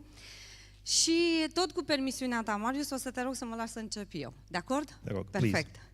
Bine ați venit la cea de-a doua ediție a forumului Romanian Venture Forum. Și vă mărturisesc că sunt extrem de onorată, puțin emoționată și entuziasmată pentru tot ceea ce va urma pe parcursul acestei zile. Am să dau un pic din casă și am să spun că în momentul în care ne-am hotărât să avem acest forum, acum 2 ani, nu? A fost așa o provocare majoră, pentru că, hai să vedem așa, facem un pic de sondaj, câți dintre voi sunteți familiarizați cu piața de capital? Bun, perfect, suntem elitiști. Dar să știți că dacă facem un sondaj la nivelul României, procentul nu este atât de mare. Și am făcut o analiză și am constatat că în România un forum de dimensiunea aceasta nu mai avusese loc. Ne-am inspirat după modelul din Serbia, unde am participat împreună cu Marius și am zis ce-ar fi dacă am începe să construim și noi în România genul acesta de evenimente care să nu aibă doar zona de conștientizare și de educație, ci să avem în prim plan și zona de pitching, să învățăm pe oameni, inclusiv așa cum ați văzut pentru zona de tineri, să continuăm pentru zona de startup-uri și, surpriza anul acesta, sper eu, să avem și zona de Accelerate for Ladies, pentru că anul trecut nu ne-a ieșit. Am încercat să lansăm acceleratorul pentru zona de femei antreprenor, însă n-am fost gata la timp. Astăzi măcar suntem în situația în care putem să anunțăm în premieră lucrul acesta, după 2 ani de muncă. În consecință, vreau să vă spun că acest parteneriat este dovada vie că 2 organizații pot să muncească cot la cot. Muncim la proiectul acesta pentru anul acesta de vreo 6 luni de zile. Sunt sute de ore în spate pentru tot ceea ce vedeți. Peste 50 de speakeri implicați, 5 fonduri de investiții. Și vreau să începem discursul oficial prin a da un rând de aplauze celor 2 echipe tehnice, Asociația Națională a Antreprenorilor și Catalyst Romania, pentru că au muncit enorm pentru acest proiect. Și apoi să-ți mulțumesc ție, Marius, pentru încrederea de a construi și de a demonstra că putem avea echipe care să se unească pentru un scop anume, fie el educațional, fie el economic, fie el social și care să producă randament în România. Mulțumesc mult! Mulțumesc și eu, Cristina. I'll switch to English. Good morning, everybody, and welcome to the second edition of Romanian Venture Forum. I'm really happy to welcome both people from the Romanian venture ecosystem, startup founders, venture capital, fund managers, people from the industry, IFIs, and also, of course, all the young people who join us in the morning for the high school startup pitches. And of course, warm welcome to all the international participants to the event, also belonging generally to the venture capital ecosystem from the larger, let's say, Central East European region, all the way from, say, Austria, Hungary, Bulgaria, Serbia, Poland, and so on and so forth. First off, I would like to, again, congratulate the high school presenters from this morning for their courage, for the creativity, and for the fact that they have this great energy that hopefully will also inspire us, the more grown-ups, for the rest of the day. Second, I would like to give a very warm thanks to the City Hall of Bucharest. Actually, we had the Mayor of Bucharest, Nicu Șordan, opening the conference this morning. Some of you have missed it because it was early in the morning, and with the rain in Bucharest, traffic becomes such a big problem, so maybe the Mayor should also consider that. But leaving that aside, I should mention that this theater, like many theaters in Bucharest, are managed by the City Hall, and this one in particular is a beauty and one of the most special theater halls in Bucharest and in Romania. Actually, I would say in all of Europe. Maybe you don't know, but the whole roof is a sliding roof, and it's said to be only the second building of this type in Europe, as the the building, the theater launched before the First World War. I think it was 1911 or something like that, so more than 100 years ago. And it's a very special location for Bucharest, now called Odeon Theater. In terms of the program of the day, as you have seen, we have hopefully very, very interesting panels for a lot of interests from, interests of the startup founders, how to develop their business, how to get investments, how to navigate the current context, which is not a simple one in terms of macroeconomics, but also in particular for venture capital industry and for the startup ecosystem in Romania and globally. We'll also have more like even public policy discussions about what can be done to improve the climate in Romania and the region. And we will hear from some of the heroes of the ecosystem. We'll hear from consultants, we'll hear from venture capital fund managers, and let's make this day a very special day, completed or complemented with a lot of networking, a lot of very high quality networking among all the participants. Thank you very much. Thank you, Christina. Thank you, Marius. And right now, again, I want to invite here on stage someone which is very important, who is very important for the ecosystem here in Romania. Because if you say investments in startups, for some years now, you say the European Investment Fund. A way in which funds were born here and early stage startups were helped. The IEF funding helped launch funds, and we will see new ones coming in the next period. So it's only proper that we would have on stage here with us at Romanian Venture Forum, the second edition, the woman who oversees the activities of IEF in Romania. I have the pleasure to introduce to you Camelia Dragoi, Senior Mandate Management Equity at the European Investment Fund. A round of applause.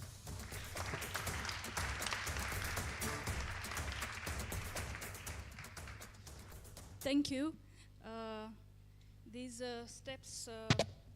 These high steps remind me of what it takes to build a venture capital ecosystem in Romania. It is steep, and you need the help of all the players that are also in the market, but we are eventually getting there, even if we start with a bit of a short leg. First of all, thank you for the opportunity to say a few words to this lovely gathering. At the EIF, and thank you for the nice words, it is our honor and satisfaction to have contributed to building the local ecosystem mostly since I joined the EIF, which was about 15 years ago, sorry, I forget. And a lot of these things that were done in Romania were done, of course, with the support from the government of Romania, in particular the Ministry of Investments and the European funds, with whom we have enjoyed long-standing collaboration. We believe that a lot of progress has been made, and still a lot remains to be done. And not only in terms of putting more public money in the market, which is of course very important, but also in terms of legislative developments, in terms of encouraging also private participation, not in the least by tax incentives. And we are aware that important steps have been taken in this direction, but we need to continue to work together, all the players, in order to see that the Romanian ecosystem not only grows in size, but also is fully integrated in the European and worldwide one. Because at the end of the day, this is what we want, to create startups, to create investments that will grow worldwide and that will then represent Romania at a global scale. We have spent a lot of the past weeks together with my colleagues at the EIF discussing with market players, and we have seen that, first of all, we were very grateful to see the appreciation for the role of the EIF as an independent catalyst of the public funding that was made available on the market. And we were also interested to see that financing gaps still exist, particularly on the early stage or very early stage segment, in the technology transfer space, in the commercialization of research, as well as in the support of and bringing together of private players. As you know, our most recent project that was launched in Romania, the Recovery Equity Fund, is in full implementation. It is one of the largest publicly funded fund of funds in the region. And it is capitalized with 400 million euros out of the Recovery and Resilience Facility of Romania. So far, we have received a lot of proposals. I think there are more than 35. We have selected 6 funds which have received a total allocation of 125 million euros, and we are continuing the selection process, in which, of course, those who are interested are invited to express their interest by submitting a proposal, an investment proposal, or an application. I look forward to continuing to work together with all the players in the market to develop the ecosystem, and I wish you a very interesting day ahead. Thank you very much. Thank you, Camelia. Thank you for all your work and your words here. As Christina and Marius mentioned before, we will have a day with panels, with presentations, and also pitches from some early stage startups and not so early stage ones. You will see them here on stage later on. But right now we will have our first panel of the day, which is called 2023 Trends in the European VC Ecosystem and the New Macro Outlook. I would like to introduce the moderator of this panel. And if you would told me 13 years ago when I started in media that I would have the honor to introduce him on stage as the moderator, I would have told you that you were dreaming. So for a journalist as myself, he is an example of professionalism in the field, and even if it's a competitive field, it's one of the people I have the utmost respect. A round of applause for the editor of Ziarul Financiar, Adrian Secereanu.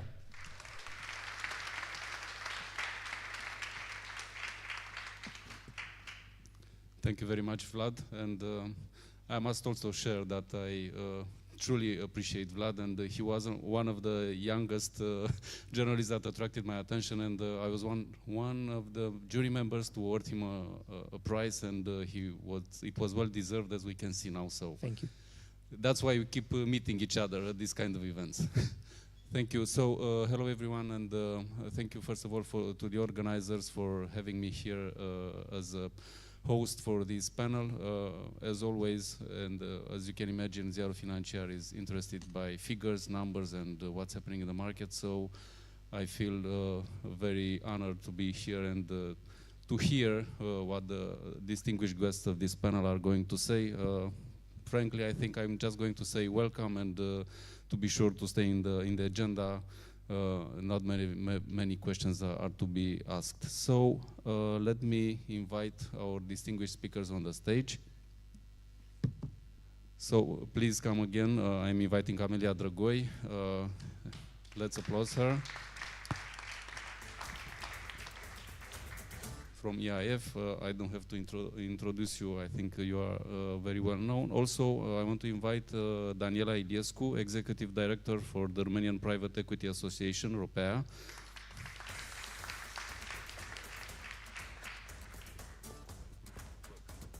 And also, again, Marius Ghenea, Managing Partner, Catalyst Romania. Sorin Maxim, General Manager for the West Regional Development Agency. And I'm not sure if it's here, Cristian Nacu, if he is... great, thank you. I haven't seen you in the... Thank you. Does everyone have a mic? Let's see. One mic. And let me...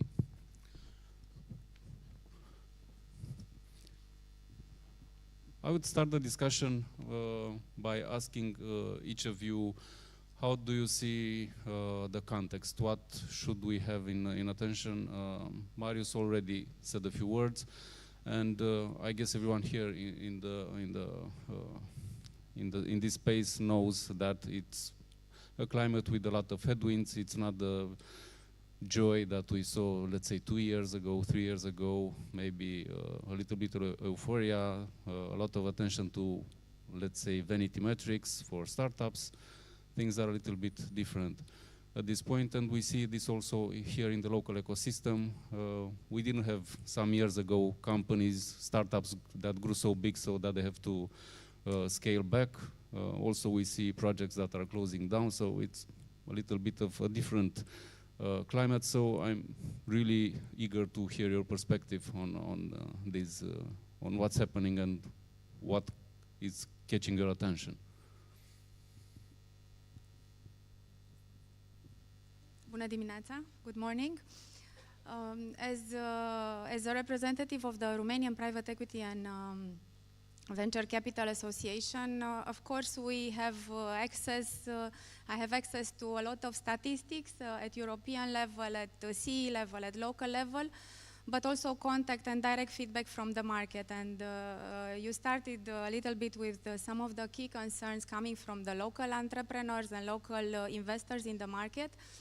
I would say I think it's difficult to say in a single phrase where is the market and what is the status, because the information, there are mixed signals, and it depends a lot on actually where each fund manager, each company is in its stage. And eventually, we know recently we have been through various so-called crises, which have become shorter and shorter and have significantly improved the resilience of all the market participants.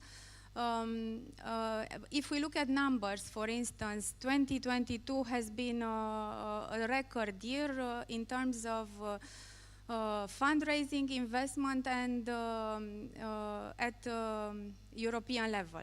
These are, again, looking a little bit backwards, and we know, for instance, when we look at this market, when it comes to the activity of the venture capital players and private equity players, we look at 3 dimensions: the fundraising, which is always the starting point where you gather investors and you present an investment strategy, and then you close a fund. There is the investment activity, which are the deployment, which represents the deployment of the funds, and finally the divestment. So again, if we look at fundraising, 22 record year, it's amazing, but we know that but closing a fundraising is a process which takes at least 1.5 to 2 years, convincing investors. So actually, this 22 has been the result of efforts done during 2020 and 2021. If we look at the sentiment, and we've recently seen a VC survey published by EIF, if you look at the sentiment and the expectations and where the current view of the VC players is, there is a lot of pessimism when it comes to fundraising, at least fundraising activities during 2023, because considering the macroeconomic environment and the impact of inflation, the high inflation environment in 2022, the other alternative investments with a better risk-reward opportunity in the market, some of the investors actually shifted their interest from the private equity and venture capital players to other categories of investments.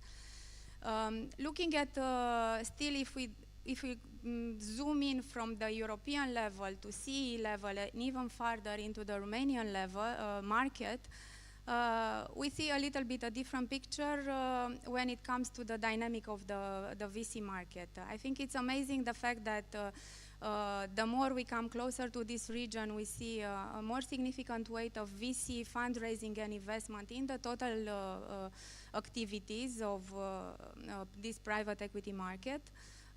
Again, the private equity market is assessed by reference to three categories of funds: the venture capital funds, the growth funds, and the leveraged buyout funds. VC market is growing out a lot in CE, if we look also at neighboring countries, and in Romania especially, if we look at the statistics, we published a report last year, and the current year report is also in the course of being published. VC fundraising is 50%, represents more than 50% of the fund raised in here in Romania. So I think this is a positive note. I will leave also the other panel members to share their views, and of course there are many other dimensions when it comes to assessing the current status of the market. We have to look indeed at investment opportunities, at the maturity of the fund managers. The VC investments have been relatively young. We've witnessed actually, I think besides Catalyst, which has been a team which has been in the market for more than 10 years, most of the VC investment and fund managers have been raised and have been set up as teams in the last 5-6 years. So this is still a very young market, but we hope to see it further grow. Of course, there are also the opportunities, they also, the investment opportunities, they also give rise to the interest of investors. So it depends also, and we've seen a lot of activity when it comes to incubators, innovation labs, startup activities, entrepreneurial activity, and we definitely hope to see this further develop. Thank you. Thank you. I can only complement with one thing, the very comprehensive things that Daniela said. From a fund-to-funds perspective, it is very positive to note that the Romanian ecosystem has remained a collaborative one. And I hope funds working together in transactions and building companies which can only benefit everybody as they grow and expand globally. And I can only hope that this will, that it will remain as such. And we hope that the IF we will be able to support that on one hand, and on the other hand, to create, as you mentioned, a lot of teams created in the new teams in the past 5-6 years. This was largely due to the launch of the government-funded programs that we are managing, and this is something that is a source of great joy for me. And I hope that we will continue to launch new teams and continue to support the ones that were launched in the past 5 to 6 years as they raise their second and third, hopefully larger funds. Thanks, Camelia. So, as Daniela mentioned, we would be the veteran of the VC industry in Romania, with the first Catalyst fund being launched more than 10 years ago. I think it was 11 years ago. And already the second generation fund with Catalyst for more than 3 years now.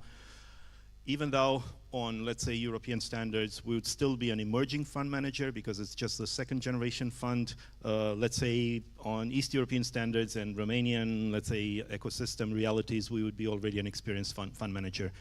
And we have looked at the market from a larger perspective, especially since we have an extended cooperation with 3TS Capital, a larger fund manager from Central and Eastern Europe, based in Vienna, Finland, and Luxembourg, with a number of funds and vintages.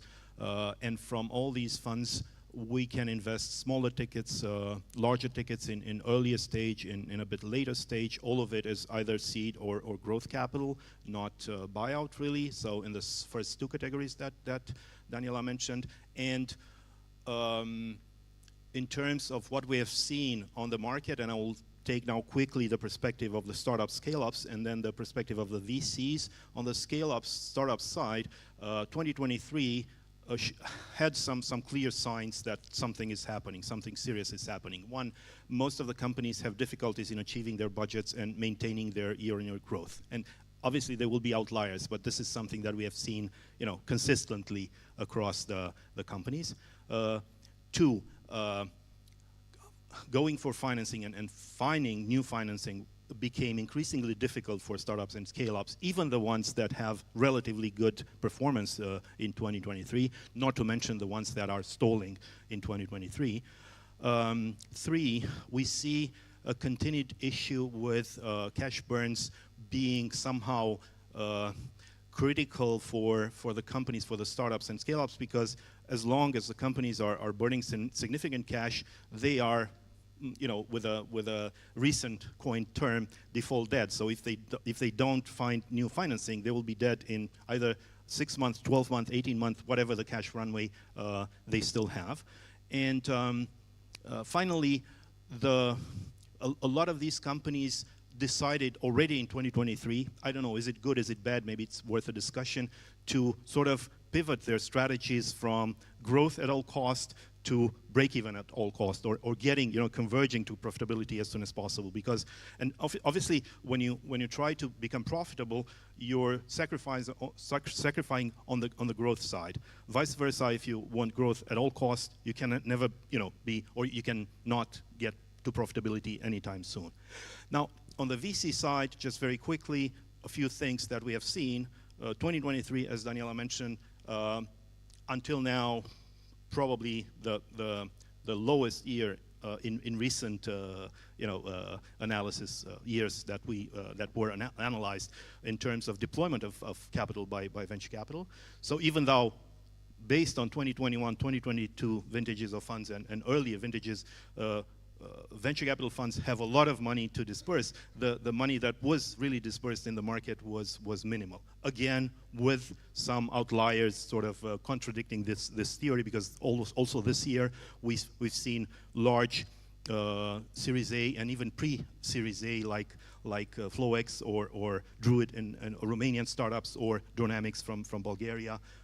All of the three actually also participated in listings on Seedling for crowdfunding. So very little capital deployed. Now we also experience a number of discussions and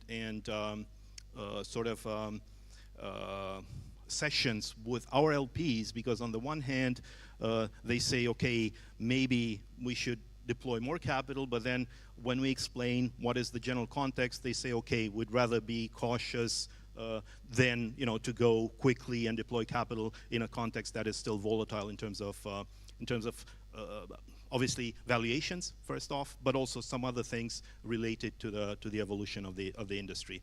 So generally that would be the characterization, and in particular in Romania we have this situation that now we are in between two let's say vintages and two generations of funds, whereby there are very few funds, local funds, having real money to deploy.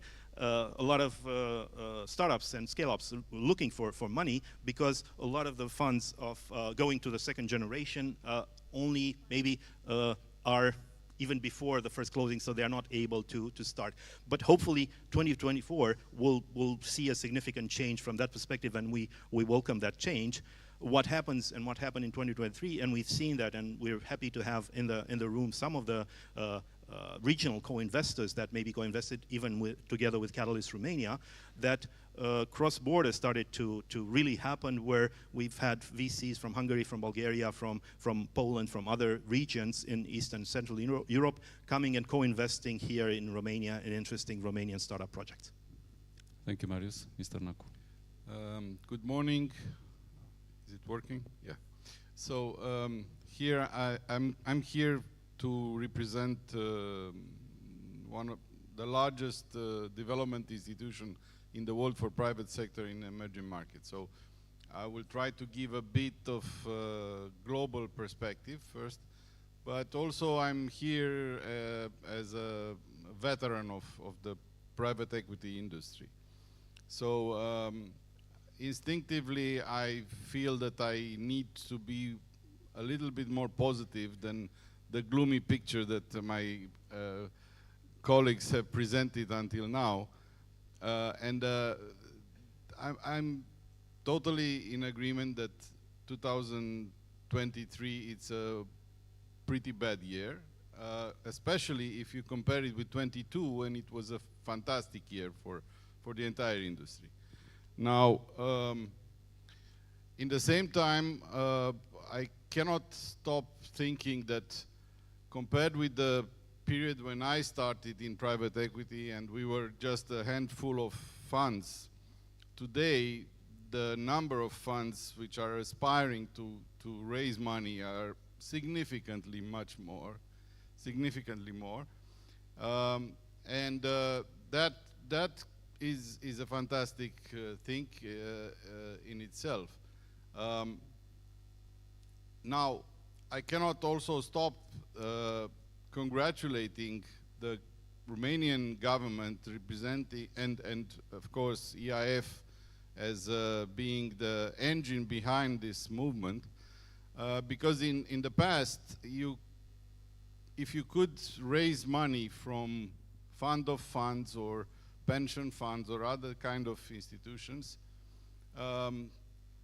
today it's absolutely clear that you cannot raise funds without the alphabet soup led by EIF, to be honest, but also IFC, EBRD and other IFIs, which is fantastic that EIF took this lead, and they mobilized the government and the European funds to put money for this industry, and it's fantastic that we have now a pool of money which is going to be put at work with the funds that will be selected.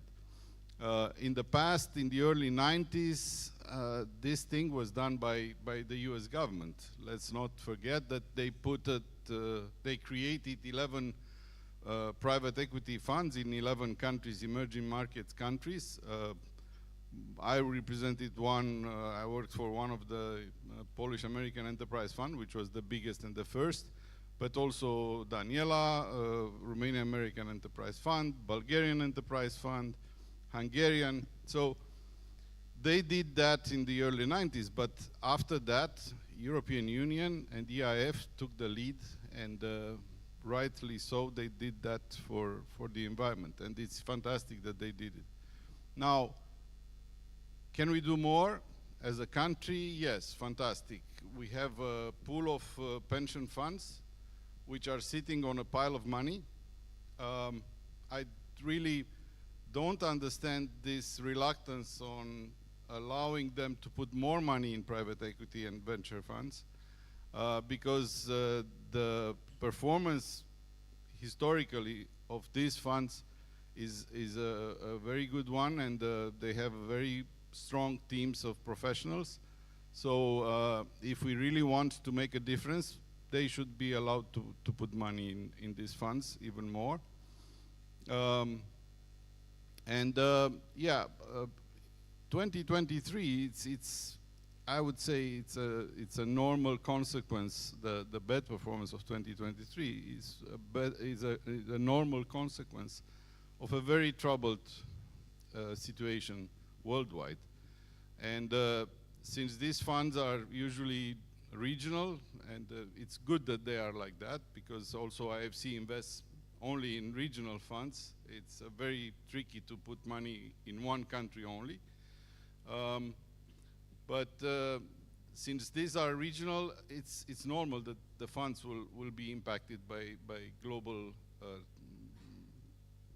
conflict situations like we are now experiencing, I would say, in more than just one place, and the size of which we didn't dream 10 years ago. So all in all, I think it's a difficult period, but I'm pretty sure that teams will go over this and will continue their work, which is fantastic because their performance is really, on average, it's very good. Thank you. Thank you.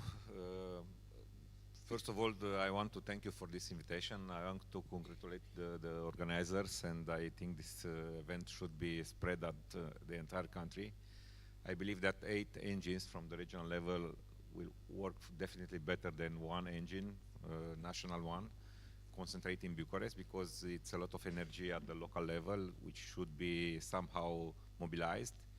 Regarding the euphoria, what you ask, I think that state react a lot on this market and invest, practically calculating the amount is more than €500 million, 400 million from the Resilience and Recovery Program, plus 100 million from the cohesion policy. All that money will go in the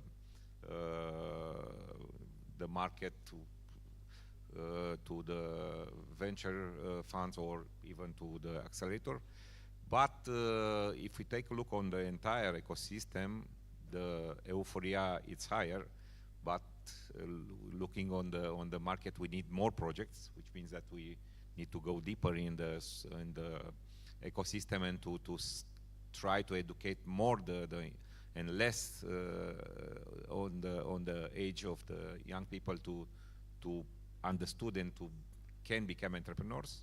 If you look on the private capital, which practically is part of this game, it's limited and become more and more limited in this period. And the state react, but maybe with a small delay. And this is the reason why the money came, but a little bit later than the market needed. And this money, €500 million, should be co-financed by the private. Probably this will be a difficult task for us, and this is the challenge. And my personal view is we need to transform this euphoria into a real project. This is the best challenge in the next years from my point of view. Please keep the mic, Sorin. I was wondering if you could share what's happening with your VC project. Where are you at this point, and how are things going on? Yes, we are a little bit unusual VC. We try to develop a VC at the regional level. Region means not regional few countries in the area, means West region, because we try to, first of all, to use this fund to develop competences at the local level, to be a permanent support for the local entrepreneurs. We hope to have launching in December the tender, and we practically have 2 components there. One component for an accelerator where we invest €14 million and €26 million in one VC, where we hope to have minimum one local partner, which will give the local flavor and the competencies which are very important for our market. And we hope to have this fund permanent at the regional level, not just on this cycle, and also after that to remain and to mobilize the local capital. Local capital means also local investors who somehow have money, but they don't have an appropriate vehicle and transparent one to invest. And I really believe that they will do this co-finance from the local capital. Thank you for that, and I think we can build on this discussion about public funding, public funds, and private investors. And I'm curious also to hear again your various perspectives on this, with new instruments, new mandates that are happening on the market, and what would be needed in order to have more private funding, and maybe you can share how do you see the balance between public funding and private investors, and what could be done to enhance the situation on the market? From the perspective of the fund of funds who is bringing public resources to the market, for sure public money is not enough. any sustainable venture capital ecosystem requires the validation of private players who invest and who also buy these deals, hopefully afterwards, at a good at a good return for the funds that did the first investments. I think, with the exceptions of the very early stages, the accelerators, the tech transfers,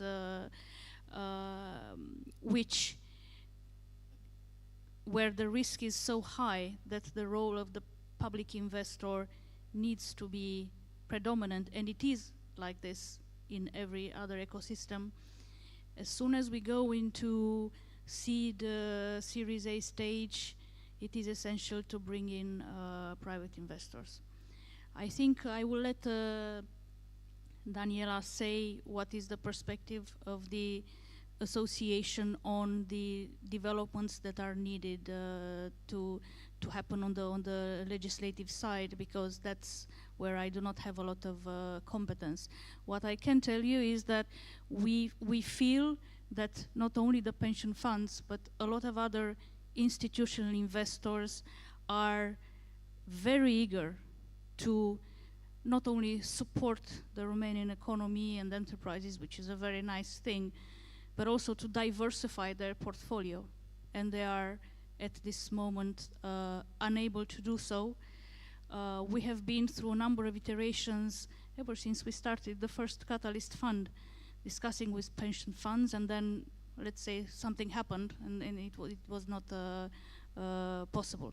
So a lot needs to be done in not only legislation, which can be significantly better explained by Daniela, but in terms of the mood.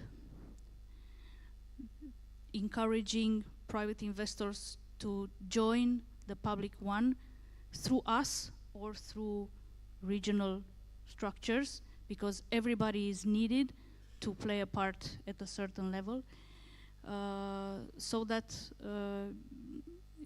that there is the expectation that there will be stability in that investment, that there will be an incentive to make that investment, and of course the expectation of a profit.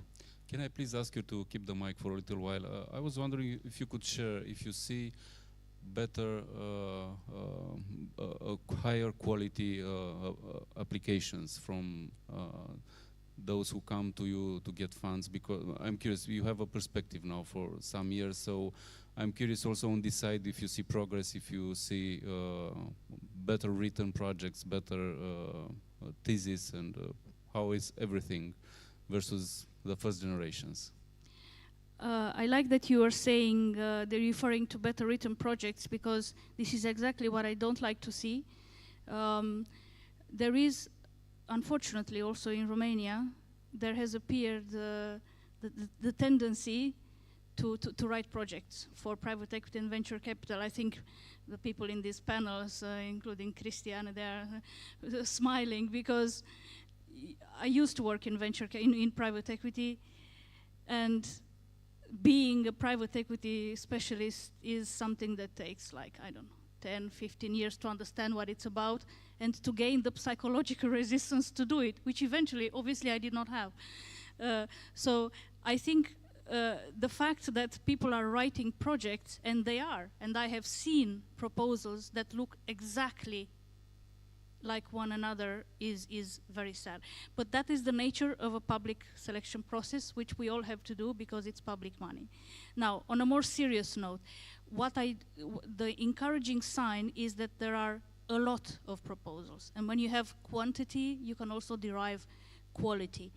And I have seen, of course, people see public money, a lot of them are confused, because I'm doing investments of some sort, it means that I can also do private equity. Not the case.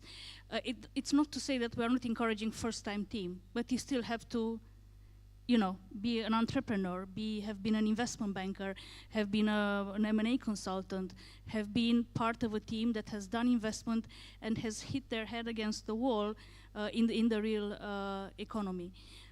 So I have seen increased quantity, and I have seen something that I was hinting at before, a lot of collaboration in the market, people who are either leaving existing funds or people who are simply trying to switch direction in their career, getting together and building projects which really have look beautiful, and they are teams in which we, my colleagues from Luxembourg, from the Equity Investment Department, who are performing the selection and have a lot of experience on that, in which we are able to put our trust, because it is a great responsibility for us to allocate these resources on behalf of the third party, which is the government of Romania, and we take it very, very seriously. So quantity and quality both exist at this point in the market.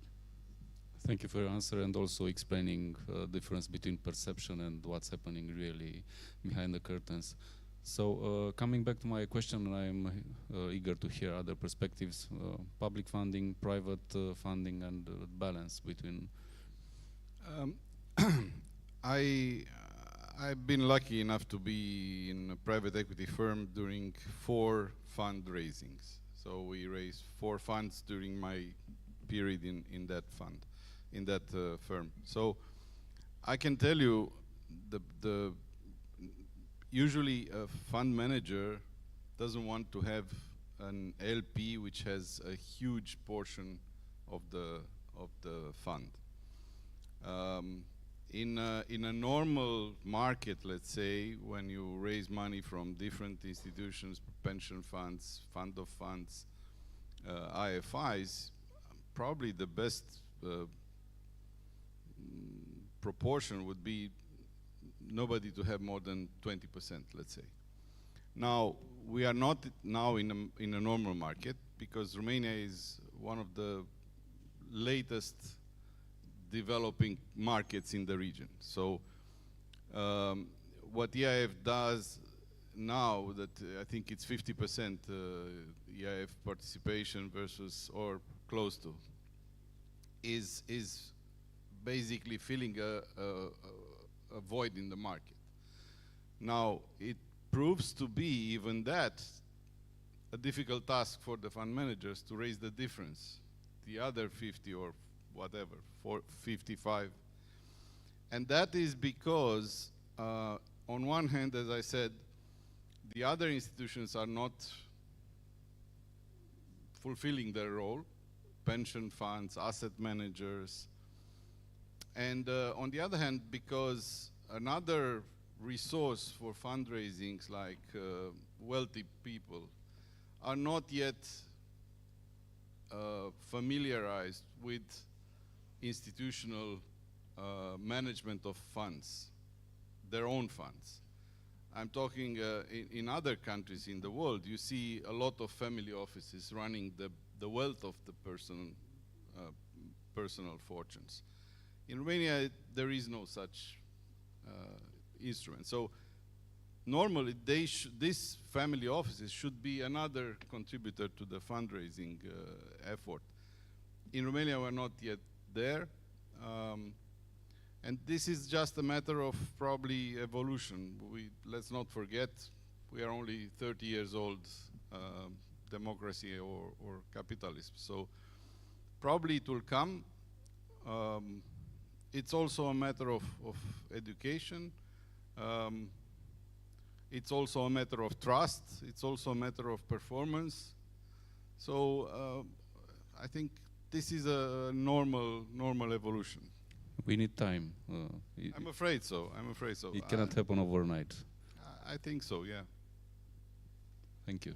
Just to add a few words, indeed, I think both Camelia and Cristian mentioned the most important challenges faced by the local fund managers in their activity in setting up their funds.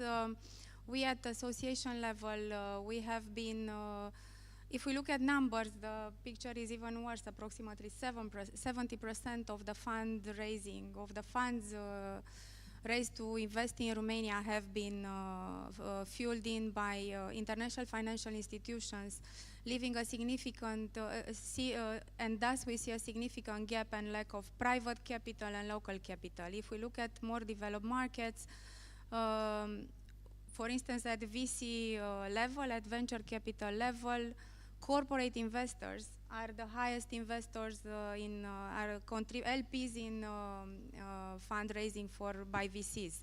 Afterwards, we see family offices and private individuals, and then also fund of funds. Of course, connected with innovation strategies, risk appetite, and so on. At local level, indeed, we have been having a lot of discussions with the authorities, and the legislation is not always, and is currently, the risk of volatility of the legislation is not encouraging actually the teams to set up funds here in Romania or to focus on the Romanian market. They prefer to look more at regional level or to partner up with other international teams. But again, if we were to think what would be the key measures or directions to be considered by government and by authorities in order to further support the growth of this market, I would say that the number one measure or decision would be that related to allocating more public money to support the growth and development of this market, and actually to allow and enhance collaboration with already existing funds and money, for instance, like this program, REF, Recovery Equity Fund managed by EIF.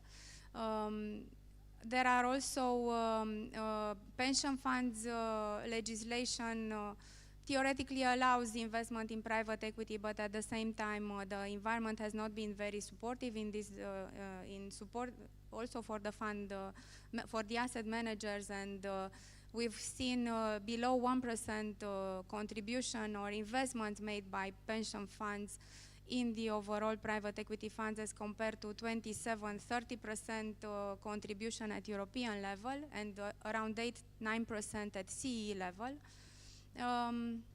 Furthermore, even tax incentives for individuals investing would be, when it comes to capital gain or other type of taxes, would be supportive to faster development and allocation of more private funds toward this class of investments. Furthermore, there is also, indeed, as Christy mentioned, an educational process, but this takes time. Everything is a process of growth and understanding. We've seen yet a lot of successful stories, which I believe will definitely increase the confidence of investors into allocating in their future decisions of allocation of their capital. Well, in terms of private versus public, our own experience with the second fund is that we managed, indeed in a different context a couple of years back, to come to our to our last closing at almost 60% private capital, all of it actually raised from Romania. One thing about the geography of the private capital, usually any private investor will have a certain preference about geography, and we've gone to other geographies of Europe, and we've seen very little interest for a Romanian venture capital fund, because usually when either family offices or high net worth or other types of private investors are putting money into funds, they say, okay, I'd probably put money in a more in a wider regional geography like Central and Eastern Europe or emerging markets or frontier markets or Southeast Asia or Latin America or something like that, rather than a country-specific fund. So this is why we got back into Romania and started to discuss with potential investors, and we were probably helped by the fact that already having track record into our first fund, we could show the investors that we know what we're doing. That's one of the problems of raising funds from the private pockets, that they want to see track record. And most of the time it's a bit of a chicken and egg, because particularly in Romania, there are very few experienced fund managers or teams. And if you go as an emerging team, on the one hand, of course, public funding and private investors sometimes will say, we'll encourage emerging fund managers or new fund managers, but then they say, still, we want experience and we want track record. So again, it's potentially a chicken and egg. So our result, this almost 60-40, which goes towards the private money rather than the public money, I think it's rare in the ecosystem, not only in Romania, but also in the region. But again, that was in a certain context at a certain time. And coming to timing, nowadays, I think it's much more difficult to do the same thing, even with an experienced fund manager and with track record, because we have this situation with this asset class becoming less attractive versus money market and high interest rates and so on and so forth. And we've seen investors now saying, okay, why would I go into an asset class that is considered obviously higher risk and not go into government bonds or other things that are essentially risk-free, and now the interests are relatively high. So in a way, and that's a pity, and it happens too much, I would say.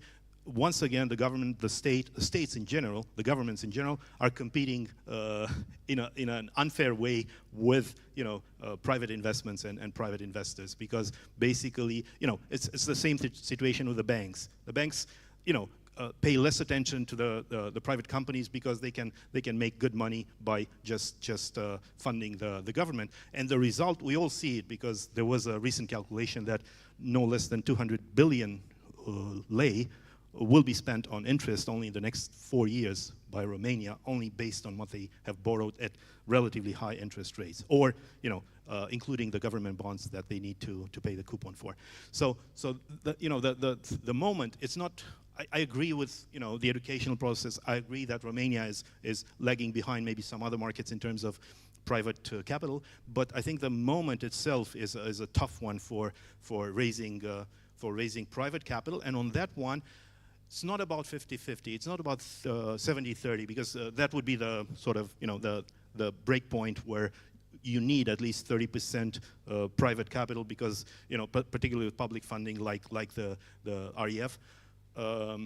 This is state aid, and I think that's the most important problem, and it was a fundamental issue that we had with the first Catalyst Fund, that this being considered state aid, it comes with a lot of conditionalities, a lot of things that are not necessarily advantageous for the private investors who are investing alongside. So maybe asymmetric types of returns and asymmetric types of let's say, incentives for private and public could work. Flexibility, and EIF has shown great flexibility, particularly, with the COVID response. The percentages changed significantly. Not only they changed, but sometimes EIF would say to the fund manager, tell us how much you can raise from the private market, and then we'll try to accommodate something that works in order to be able to mobilize the capital and put it in the market. So these are a few things. And finally, this lack of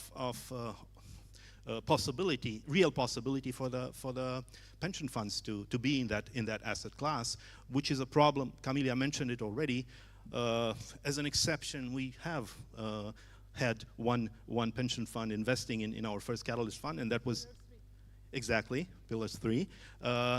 So basically, we're talking private pension funds, and yet this, because pension funds are just about the largest asset managers, and if you don't have that money allocated also for this asset class, not a lot of it, but a few percent allocated to this asset class, it's difficult to mobilize other types of private money. Are there any signs that anything is going to change about this? Well, it was back and forth with the Financial Supervisory Authority and legislation, because at one point it was like, okay, you can invest up to 10%, which was huge, but then as the norms went, they were not really incentivized because they would need to keep the asset at book value, which for venture capital is almost nominal. So basically, they would need to show a significant decrease in their assets before any exit or any transaction that would sort of bring the money back and the returns back, which is something that they unfortunately cannot accept. So something, a more flexible way to calculate the NAV, to value the assets would be probably a part of the solution, but so far we haven't seen a lot of progress. What I would like to add is that indeed after this legislation change is apparent, for the time being pension funds are allowed to invest in private equity funds, but up to 1% of their assets under management. If we talk about this general asset class, up to 3% if the government or public money are also co-invested in that specific private equity fund, and even up to 5% if there is this co-investment together with the REF and the program under Recovery and Resilience Plan program. However, this apparently these percentages may seem, let's say, inducive or supportive to investment in this asset class, but still the 1% limit is very little. And what, let's say, the regulators do not understand is that it takes a lot of knowledge and time to build up also knowledge within the asset manager of the pension fund, knowledge on how to manage this investment. And you need a certain size or, let's say, percentage out of your assets in order to have also an efficient operation or an efficient return, a good return from this investment. And another important element is the component or the mindset of investment, because pension funds are, by their nature, long-term focused. I think it's very important for everyone who is, let's say, connected with this market to understand that having also a strategy, an investment strategy which looks at long-term assets is a very good risk management. And if you look at, on the long-term perspective, private equity sector has always, there are some international statistics, has yielded even better, slightly better returns than the average S&P 500 or other stock exchange indexes over a long-term period, over 20 years. If you look at 10 or 15 years return, still this asset class is yielding very good returns, despite the cycles and I was wondering if we could expand a little bit the discussion about pension funds and what they are investing in.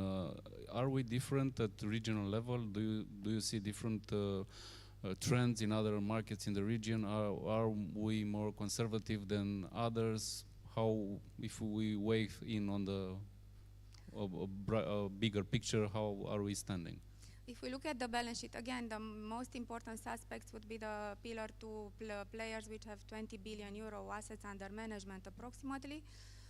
Fortunately or unfortunately, 70% of their balance sheet is, of their investment is represented by treasury bills and state or government bonds. The rest of approximately 20%, I would say, represent investments and exposure to the capital market, to the stock exchange. We've seen them as being indeed the highest investors, the largest investors in the capital market.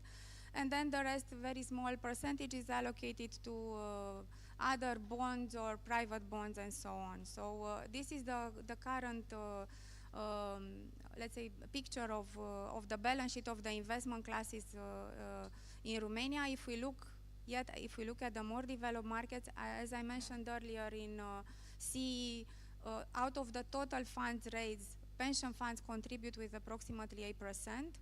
If we look at more developed, the European market, in 22, pension funds contributed 27%. This is a huge percentage, and it's a significant contribution, and it's obviously a very different investment strategy, showing a much better understanding of how the market operates. But having such a size in your balance sheet as a pension fund also means having the infrastructure, building up teams, knowledge, and investment managers who know how to manage these investments, to whom, to which teams to allocate, to which markets, and to how to build up a proper strategy. Yeah, maybe just quickly about the region, because I just came back from InnoWave Summit in Bulgaria, and there is a kind of a similar problem and discussion there. Ongoing, still pension funds are not, for some reason, able to invest in venture capital and private equity over there. But there is also a discussion similar to Romania that this could actually mobilize a lot more of the private capital into this asset class, into risk capital, into venture capital, private equity. And one thing maybe where Bulgaria is slightly ahead of Romania is they have, as a number, they have significantly more venture capital funds because they started early with the first Jeremy program with 2 instead of 1 fund, and then this generated more and more teams. Sort of success breeds success in a way. Of course, with some ups and downs also in their first Jeremy funds, but nevertheless, they also took one initiative which I appreciated. I don't know how really is going, but they were ahead of us in terms of this fund of funds that is government funded in Bulgaria. So they already have this fund of funds, like Poland has one, like Hungary has one, and so on and so forth. And I think it's time for Romania to have one as well. But is pressure building up, let's say, on this direction to have pension funds investing in this kind of assets, and do they want? Do they want to be able to do that? We have discussed both at association level, because obviously we are a member of ROPEA, and in terms of fund manager, we have discussed formally and informally with various large pension funds from Pillar 2 particularly, and there is a lot of interest, but they are sort of having these issues with the typical J-curve that we show in our activity, because one thing, a bit like startups, venture capital funds also start on a loss, because the first thing that you start with is cost.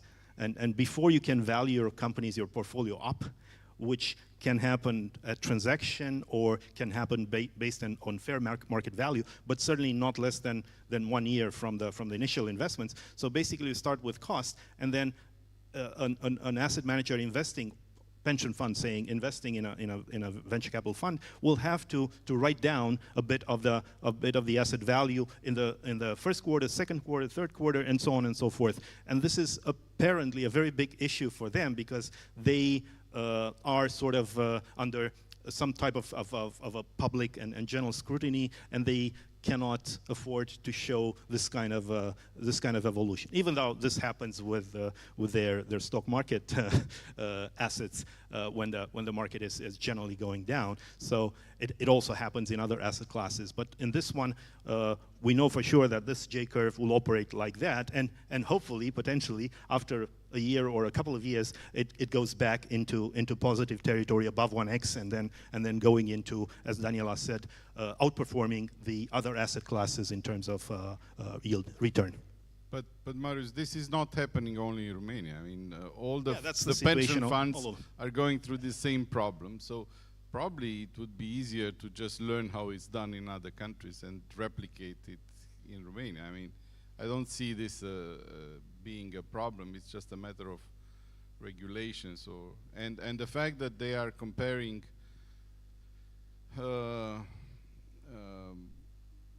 yields from T-bills with IRR that can generate private equity or a venture capital fund, it's a mistake. I mean, we all know that the IRRs in private equity and venture capital should be 15, 20%. Double digit anyway.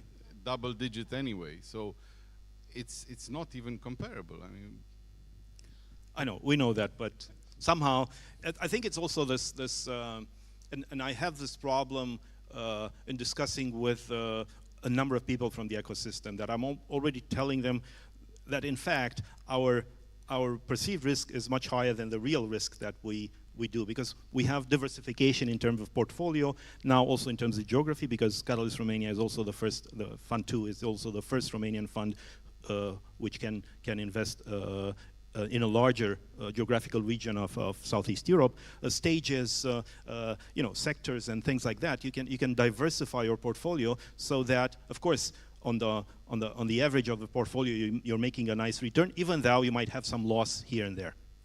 As we have only 5 minutes left, I propose that everyone can share a few words on what to expect. Basically, it's what we announced. It was the title of this panel, Trends and Outlooks. So I guess every speaker, 1 minute, what should we expect and what do you see happening in the future? Yes, for me this discussion is like in the tennis game. I look like this because it's very complicated with this higher level of decision regarding the pension funds, but because in fact if we increase the number of projects, it's a statistical approach which definitely function. If we you know, increase 10 times the quality or the number and the quality of the projects, definitely we have more application, we have more projects finance, and we have more money invest, and we have more results, and we can build the trust. In fact, it's a problem of trust, which is together with the you know, minimizing the risk. And I do believe that these kind of events and in general explaining to the people more and trying to go deeper in the society with this this kind of tools, we will increase the you know, the investments, and we will increase the benefit for the society. In fact, all these projects should contribute on the increasing the quality of life of people, and should be not necessarily just super high-tech projects with global impact. Can be also local projects which can do businesses for regional purpose. This is my belief, and I will end here telling that we try to support also the venture fund at the regional level, not just giving the money. We try to develop, you know, a lot of tools around an ecosystem to finance innovation, to finance venture vouchers for innovation, to support the universities, also to adapt them system, also to adapt the intermediary owners to contribute all of them to this ecosystem. I think it's very complicated. It's not just one shot. Everybody should do something little bit to increase the ecosystem. This is my view. Sorin. Thank you. Mr. Nacu. I'm a big fan of this industry. Of course, I'm biased because I was part of the industry for many years. But I think it's a great industry. It creates a lot of value. It creates a lot of employment. It's probably also as a professional, it's probably the most rewarding industry in the whole financial sector.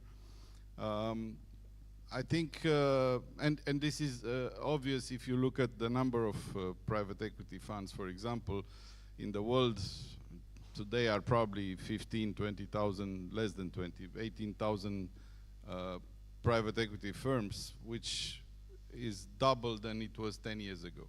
So it's clear that this is an industry which is growing very fast. I'm confident that in the future it will continue to grow and it will produce value. I think these periods like now are kind of normal if you look at the long-term period, and I'm pretty sure that they will overcome these difficulties in fundraising now with a bit of help, and I really hope that the government, the authorities will understand that this is an industry which is very beneficial for the country, and it creates a lot of value, and they will continue to support it, or even more in the future. Well, for me as well, certainly long term, we have a bright future ahead of us, but to focus a bit on the short term and to try to guess or estimate or guesstimate what could happen in the relatively short term, we'll probably see from now into 2024 a lot of down rounds in terms of the investments done in the venture capital, which is to say that a lot of companies who have gotten funding 2020, 2021, maybe even the beginning of 2022, had very high valuations usually attached to investments, and now they have to acknowledge the fact that the market has gone through a correction. Part of it is the natural correction, part of it maybe is the oscillation that takes, you know, from high to low and even lower than where it should be. So we're talking down rounds, smaller valuation, which is diluting significantly founders and former investors. So that's an important thing that we need to keep in mind. Partly because of that, partly because of the slower deployment of capital that we've seen in the markets, and it's not only Romania or Central Eastern Europe, it's all of Europe. We will see quite a number of internal rounds of financing rather than external round of financing, and those internal rounds, probably also in order to avoid the valuation haggle, will be done in a convertible type round. So basically not putting a valuation, not a priced equity round, but rather a convertible loan agreement or something of that kind. And then, you know, trying to help the companies, existing investors, trying to help the companies to overcome the cash burn through this period, and then go into a next season when maybe financing will be easier again and valuations will be on the rise again. And attached to this convertible loan agreements and internal financing rounds, there will be a pressure, and we see that pressure, even to some extent, I think we go with that pressure to our portfolio companies to be more concerned about the sustainability of their business model, which is to say that, you know, reducing discretionary spending, and as a result, you see, and you have seen in the press, and you'll see more and more of that for big companies, medium companies, and even startups. They are reducing headcount, sometimes significantly reducing headcount. It doesn't mean that those companies will necessarily default or will have big problems. They need to adjust, to use a coin term, to right size, not necessarily to downsize, but to go to the right size for their present activity and future activity. And all these cost optimizations and cost cutting measures should lead into more nimble, more versatile, more agile companies that go towards an idea of sustainability and break even, rather than, okay, we need to grow. Well, at the European Investment Fund, at general level, at institutional level, of course, we are focusing on directing as much as possible our resources into the prevention of climate change, into stimulating more participation from women into this industry, which unfortunately does not always represent well. And we are also promoting a very important initiative to try as much as possible to keep global scale-ups in Europe through the European Tech Champions initiative, which is a multi-billion European initiative in which member states can participate. In Romania, of course, on the immediate term, we are focused on working together with the government, in particular the Ministry of Investments and European Projects, to continue to implement the Recovery Equity Fund, the other existing initiatives, and to provide stability to the ecosystem through our presence here as an independent actor. Thank you. And the pressure is on the last speaker to speak the shortest. And I will try to end also a bit in an optimistic note. When it comes to fundraising, indeed there are a lot of struggles currently, but those who will manage to overcome these struggles, even if we look only at the amounts approved by REF, and up to a full amount of PNRR, we can look at a medium to longer term perspective that 800 million euro will be available, almost 800 million euros will be available as funds for investments in Romanian SMEs and companies, which will further support the growth of the economy. That's one side. The other side, if we look at the investments and the current negative trends of multiples, having lower multiples, lower exit values and lower entry values, if we look at the bright side of this aspect, is that funds which are investing in this period of these vintages, let's say 21 and 22 vintages, will have the opportunity, assuming they will know how to, let's say, further grow their business, their investments, will have the opportunity to yield better yields and returns to their investors, because we know most of the IRRs, best IRRs are when you invest in slight crisis or post-crisis periods. When it comes to divestments, also we've seen struggles in this market because there are not so many large private equity funds, not so many, the stock exchange market is not that developed, but still optimistic. If we look at the most recent transaction announced by Mid Europa Partners, which is indeed a very large fund, but has managed to exit a very successful business, which was actually initially set up by also and developed by a private equity fund. We've seen an enterprise value in this transaction of 1.3 billion euro. This puts Romania already on the map for transactions at not only a significant transaction regional level, but also European level. So I think we've seen a lot of good progress in the last 2 years in this market, and we hope to continue this pace in the following years. Thank you for ending on an optimistic note. Let's applaud our speakers for sharing their ideas and knowledge. Thank you, Adrian, and thank you all for joining this first panel of the day. And as Cristian said, we need the authorities, we need the government to support this ecosystem and to support this initiative.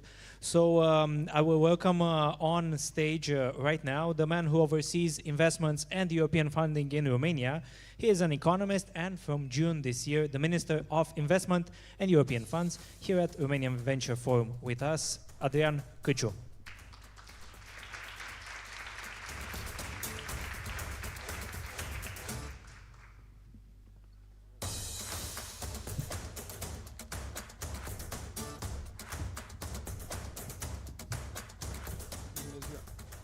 Bună ziua, mă aud.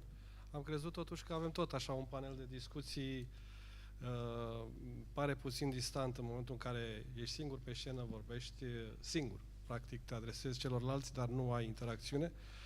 Nu pot decât să felicit un astfel de eveniment și un eveniment provocator. Dincolo de a discuta despre ceea ce avem la dispoziție ca instrumente financiare pentru ceea ce înseamnă fonduri de investiții care să investească în economia românească, banii pe care îi avem prin PNRR, 400 de milioane de euro, ascultând și cifrele și îngrijorările pe care fondurile de investiții le au față de modul în care evoluează economia sau, cum să vă spun, nivelul în care se finanțează economia românească, eu consider că suntem încă timizi și nu ca stat. Statul va crea o competiție imensă pentru fondurile de capital, pentru că a discutat despre, de exemplu, am auzit o cifră de 800 de milioane de euro când o raportez la 75 de miliarde de euro. Cred eu că fondurile de investiții pot să vină cu mai mult curaj în România. România trebuie să fie, dacă vreți, statul din această parte a Europei în care oportunitățile sunt mult mai mari și este o realitate aceasta decât în alte state în care deja s-a investit, în care economia lucrează peste potențial, cum sunt statele dezvoltate. România este o țară care are o economie care încă evoluează sub potențial și este loc foarte mult de investiții. Pe de altă parte, eram martor la discuția de mai înainte. Economia mondială este într-o paradigmă și va intra într-o nouă paradigmă în curând. Prima paradigmă a secolului trecut a fost că banii din producție s-au dus în achiziții. A doua paradigmă, cea pe care o trăim acum, este cea a capitalului în exces aflat pe piețele mondiale, pentru că, până la urmă, tot această etapă de crize succesive, începând cu 2010, continuând cu 2020, a însemnat de altfel un amount of, să zic așa, o mare masă monetară care s-a pus la dispoziția statelor membre a economiilor lumii. Dacă discutăm acum despre PIB-ul mondial raportat la datoria mondială, în care avem un PIB la 100.000 de miliarde de dolari și o datorie de 3 ori mai mare, înseamnă că pentru a plăti această datorie statele lumii trebuie să așeze capitalul la treabă. Acel capital care să multiplice și să facă alt capital, de așa manieră încât să poată să întoarcă datoria. Și aici intervine rolul, pe de o parte, a companiilor care au capital în exces sau care poate fi adus într-o zonă de multiplicare prin diminuarea costurilor, și aici înseamnă inclusiv o readaptare la provocările de context, înseamnă capitalul pe care îl poate pune la dispoziție statul, un stat, oricare ar fi acesta, capitalul pe care poate fi pus la nivel regional de Uniune de state, cum este Uniunea Europeană, capitalul pe care l-au la dispoziție investitorii privați sau fondurile de investiții. Cred că încă e multă timiditate în ceea ce privește Europa de Est, dar vă spun foarte sincer că această competiție pe care noi o creăm va atrage investitori și fonduri de investiții. La acest moment, apelul pentru această finanțare din PNR de 400 de milioane este încă deschis, a fost deschis în august 2022, este deschis până în 2025, 6 fonduri de investiții sunt deja în front, ca să spun așa. Eu consider că alocarea este încă prea mică, avem doar 400 de milioane aici, dar vom desfășura și împreună cu Ministerul de Finanțe, dar între guvernul vom dezvolta și alte linii de finanțare în care să venim în parteneriat cu fondurile de investiții, fie ele din România sau de la nivel european și regional. Trebuie să înțelegem că totul ține de viteză. Iar eu probabil că sunt un pic atipic față de economiștii care se manifestă în general prudenți. Banii sunt despre curaj și despre asumare. Cei care au avut succes în afaceri, cei care au avut succes și în ceea ce înseamnă dezvoltarea statelor, au fost cei care au avut curajul să investească. Au avut curajul să folosească capitalul și să folosească de orice oportunitate. A privi întotdeauna riscurile mai mult decât trebuie, a fi luate ele în calcul și a speria sau a te speria în zona de a investi, nu este pentru câștigători. De obicei, câștigătorii își asumă și merg mai departe, evident, creându-și un context care să elimine efectele acelor riscuri pe care le-au identificat. Dar, încă o dată, avem la dispoziție foarte mult capital și ceea ce ține de noi, din perspectivă guvernamentală, este și o schimbare de mentalitate. Până acum, statul nu a fost obișnuit să investească în economie din perspectivă directă. Întotdeauna s-a ascuns în spatele unor altfel de temeri pe care și le-a creat sau le-a creat într-un context. Nu sunt bani, nu există importanță pentru sectorul celălalt. Și a ajuns în situația în care are, de exemplu, o balanță comercială deficitară. După care ne stăm să ne întrebăm de ce am ajuns în situația asta. Pentru că nu am făcut îndeajuns sau poate n-am făcut nimic în anumite zone.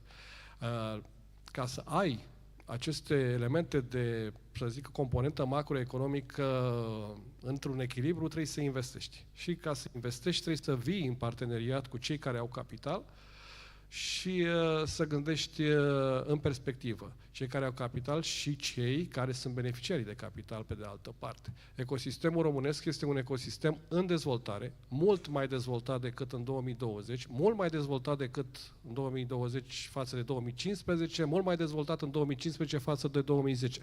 Foarte multe lume s-a întrebat cum și-a revenit economia românească așa de rapid din pandemie, deși alte economii, iată, acum au intrat în recesiune. Economia românească este o economie foarte rezilientă, deși structural nu pare. Sunt tot felul de voci care ne anunță mereu apocalipsa din zona mediului economic, dar nu fac parte din acel mediu economic. De ce? Pentru că în economie au rămas oamenii care știu să gestioneze afaceri și această știință, dacă vreți, cunoștință, consecvență, perseverență, asumare, curaj, alături de capitalul care există în piața financiară românească, a condus ca economia românească să fie rezilientă. Peste acest lucru, în schimb, pentru că nu suntem într-o zonă în care să ne comparăm încă cu Germania, Franța, Spania sau Italia, dar o să ajungem într-o zonă de genul acesta, în opinia mea, în 5-6 ani de zile,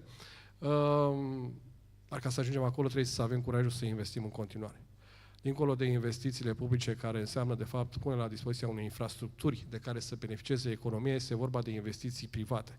Iar investițiile private trebuie ajutate atât cu capital intern, da? Dar și cu capital atras. Iar noi, ca guvernanți, trebuie doar să găsim acele elemente de parteneriat, acele instrumente prin care să finanțăm economia românească, nu la nivelul la care am finanțat-o până acum, ci mult mai sus decât atât. Eu vă mulțumesc, nu vreau să vorbesc mai mult decât trebuie, pot să vorbesc dacă mă lasă doamna Chiriac. Încă o dată felicit acest eveniment și vreau să avem cât mai multe evenimente legate de zona aceasta de capital și de investiții și vă asigur de prezența mea. Vă mulțumesc mult! Mulțumim mult! Thank you. But Romanian Venture Forum is not just about panels, opinions, talks. Even if they come from experts.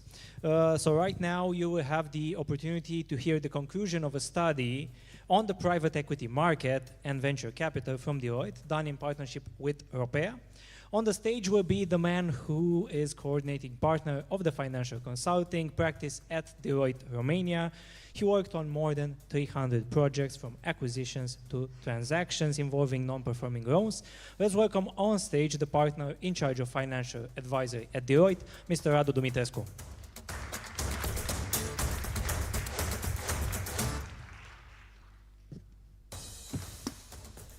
Hello. Hello, everybody. I hope you can hear me. Yes.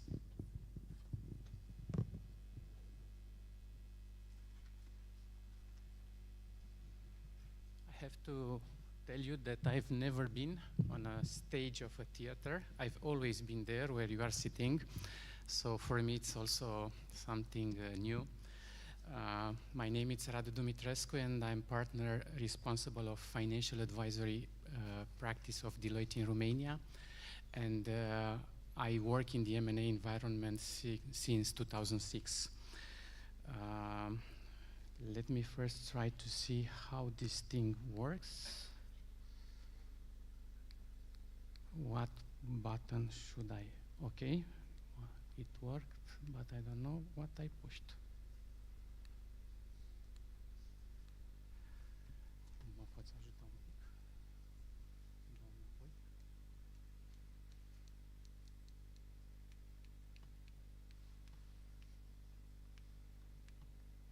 Okay, so the direction. În față pe stânga. Da. Okay, hope to be able to fix this thing quickly. So, what I will present you right now for the next around 15 minutes, there are some data which I extracted actually from two reports. One report is the one made together with Ropea, the Association of Private Equity in Romania, and this report actually represents an annual analysis of the activity of the private equities in our country. This collaboration with Ropea started in 2022, covering first year 2021, and now we are continuing with the year 2022. Indeed, we are maybe quite advanced in 2023, but for a lot of the data, we still need to wait and obtain them maybe a bit later in the year. And thank you, Ropea, for making us part of this study with you. The second study is related to the sentiment that the private equities are having, and we are organizing, and actually it's more like a questionnaire that we are sending to the private equities every 6 months. And in the summer and then in the winter, we see how is the sentiment of the private equities in the region at the sea level. And I somehow combined these two studies in my presentation. I guess, no, I'm not pushing anything. I guess I should stay this direction.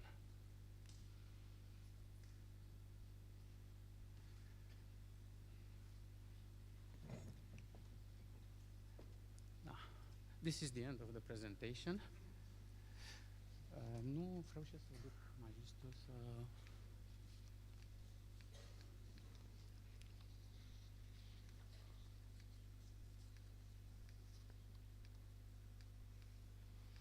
Unde e laptopul? E aici undeva? Sau...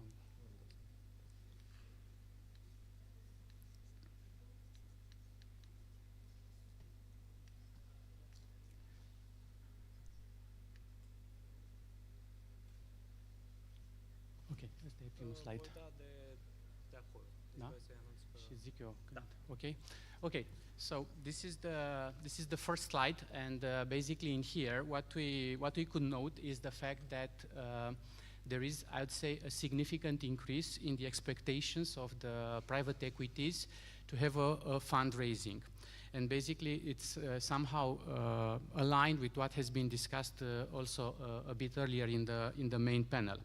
So basically, one of our conclusions in the report is the fact that we have a more optimistic sentiment of the private equity in the summer of 2023 compared with the winter of 2022. And this is extracted from the fact that there is a decrease in those expecting to focus on the portfolio management, which normally this happens when there are challenging periods and private equities are considering to focus on their current investments, trying to make sure that they don't lose money, that they have the possibility to pass on these challenging times. We have a decrease in this sentiment, which we believe it's an optimistic sign.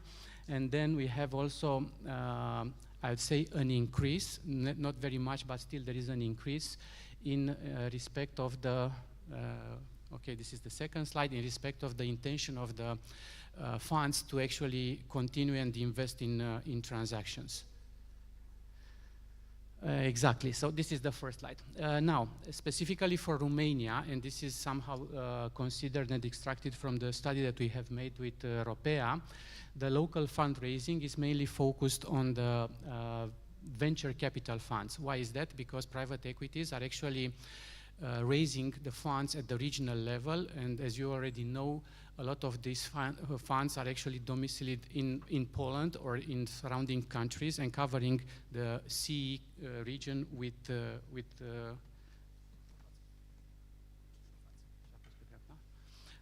their offices over there.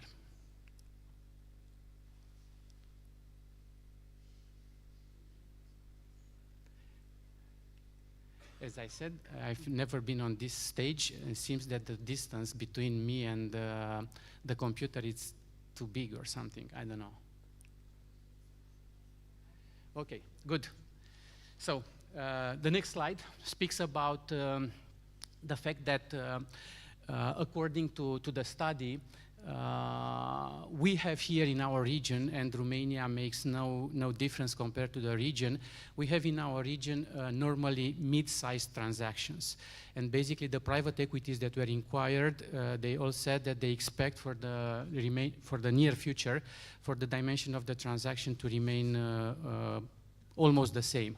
As Daniela was mentioning earlier, yes, we also see huge, significant ones happening from time to time, like Mid-Europa's recent exit, but most of our transactions actually in here are of, I would say, middle size, and the expectation of the funds is to remain at the same level. In terms of the venture capital investment, as you can see on the right down graphic, basically, what we notice is that in 2021, 2022, there is a significant increase in both transaction value and number of transactions, which is actually, I would say, a very good sign for our market. The data for 2022 is not yet final, so it's still in progress, and we have some estimations in here. But what I wanted to show is the fact that venture capital, it's actually growing, and we expect to grow even further in the future. Okay, on this slide, what we present is the intention of the investors to either buy or to sell or to actually have more or less an equal buy or sell element. Basically, the dark blue, it's the intention to buy. The light blue, it's equal. They will buy and sell. And the gray part, it's the intention to sell. What we can notice is the fact that the intention to sell tripled compared to winter of 2022, which from our perspective means that funds are seeing an opportunity to exit. Funds are seeing the fact that the gap between expectations for price or expectations for transactions has been reduced in the region. The fact that those who are, who intend to buy are a bit less than the previous period is not necessarily a negative element, because as we can see, still more than half of the investors are expecting to actually enter the market and do acquisitions.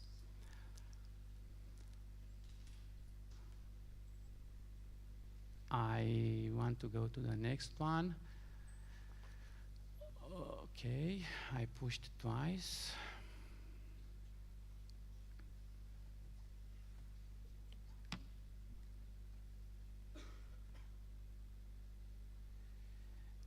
There is a delay in showing the graphs. Bear with me for a second. Okay, what we show in this graph, it's actually extracted again from the study that we are developing together with Ropea, is the fact that actually investments in Romania with respect to companies are not necessarily in the past period being significant. And here I'm not referring only to VC, I'm referring to both private equities and VCs. As we can see, the fundraising also shows a bit of sufferance in here. As earlier in the earlier panel, it was mentioned that it's not necessarily the best time for raising the funds. What we believe is that the period for raising the funds will actually be increased. In terms of investments, we see them as a bit decreasing compared to the GDP, but it's of course an element of adjustment. GDP also increased, maybe also investments decreased, maybe it was not necessarily the best period for the private equities in the last 2 years. As you see, 2017, 2019, the numbers were actually more significant. Also, part of the investments, as I was saying earlier, the private equities are raising the funds regionally, and part of these funds are also allocated to other countries in the region, like Poland, Czech Republic, Hungary. The expectation, though, for 2023, because we don't have yet the data, but the expectation that we have is for these numbers to actually increase, especially in relation to Romania. I'm telling you this because I see what is happening currently in the M&A market. Of course, it's a market with ups and downs, and today we have more requests for jobs in the M&A activity. Tomorrow maybe there are a bit less. But what I have noticed in the past couple of months is that the interest in the M&A activity is increasing. We have more and more requests for due diligences, for mandates to buy or to sell companies in here, and that is why I expect the numbers for the next year to increase. And this is the last slide which I have in this presentation. It's trying to show how the companies in which private equities or VCs are investing, how they are performing, let's say, compared not necessarily to the industry, but in a trend. Basically, what I present in here, it's on light blue, the investments that Ropea members are having, and in the dark blue, it's the total investments of private equity, so companies in which private equities have investments. If we look to the employees part, which is the upper chart on the slide, we will note that in 2019 and 2020, the number of employees increased. 2021, 2022, the number of employees decreased. This is most probably due to the effects of the pandemic on the companies and on the respective businesses. There is no comparison. I mean, I'm not looking for a comparison between Ropea members and all PEs. I'm just trying to show the trend, because at the end of the day, the Ropea members are part of the totals that are shown in there. Although the number of the employees seem to have decreased between 2021 and 2022, if we look to the additional net turnover generated and additional EBITDA generated by these companies, we notice an increase, sometimes more significant, sometimes a bit less significant. The reason for these increases is that actually the private equities are looking, when investing in their companies, to have them improved from an efficiency level, to have them improved from a profitability level, to sometimes take them on other markets, and basically it shows on the graphics that are on the bottom of the page the fact that even during this period the numbers actually are not looking bad, they are not decreasing, and private equities and venture capital investors are doing their job. I have listed also a couple of names on these slides. There are also a couple of names on some other slides. I'm sorry for these technical interruptions that we had. At the end of the day, also these studies are available, one on the Ropea site, two on our site.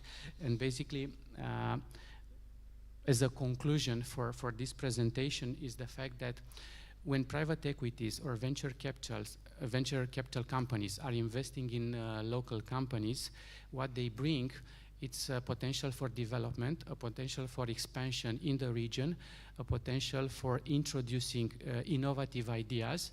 The local companies are actually benefiting of this partnership, are having most probably more and more own funds available to development and available for new acquisitions.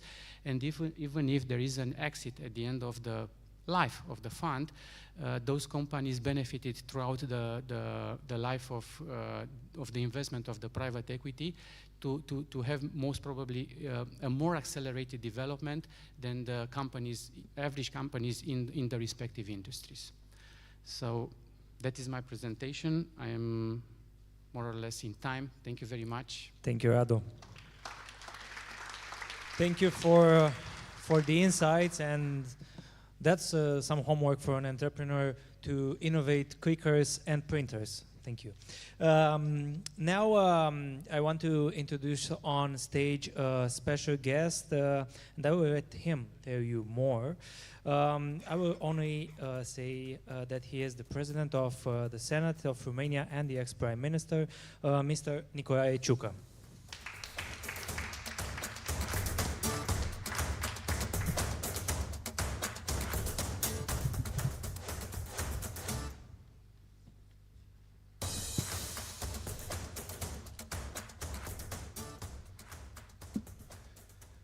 Bună ziua. Good afternoon. I understood I don't have to speak in English, so I will speak in Romanian. However, if necessary, I will do it. Doamnelor și domnilor, sunt foarte bucuros să particip la această activitate. Tocmai am încheiat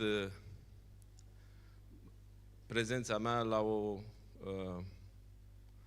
conferință similară organizată de către Forumul Investitorilor Străini și acolo am vorbit despre relevanța pe care investițiile străine o au în economia României și în dezvoltarea sectorului de business din țara noastră. Iar aici trebuie să vorbesc despre capitalul românesc și rolul antreprenoriatului, înțelegând că este vorba de a doua ediție a Forumului Capitalului și Antreprenoriatului Autohton. Acum nu știu dacă le-a spus într-o relație de competiție sau de complementaritate. Amândouă dintre ele sunt la fel de benefice pentru noi, pentru tot ceea ce încercăm să așezăm în procesul acesta de menținere a coerenței economiei din România și în mod deosebit a consolidării capitalului românesc.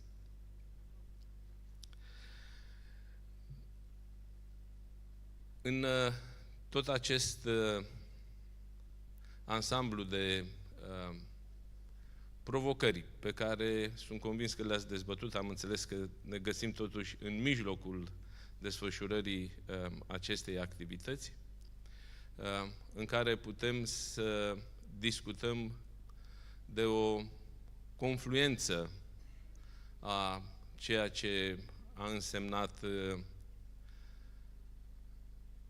efectul produs de pandemia, sau efectele, ceea ce a însemnat efectele produse de pandemia COVID-19, de criza energetică, de inflație, de acele întreruperi pe lanțurile logistice, de creșterea prețurilor la materiale și, practic, toate, așa cum spuneam, reunite într-un slot de timp foarte scurt, din 2020, iată, până astăzi, culminând cu războiul, cu invazia Federației Ruse în Ucraina și toate efectele pe care le-a produs în regiunea Mării Negre și în mod deosebit asupra țărilor de graniță, România fiind una dintre cele care are cea mai lungă graniță terestră cu Ucraina. Și spuneam că este vorba de o confluență, este o confluență a acestor factori, dar este și o confluență a ceea ce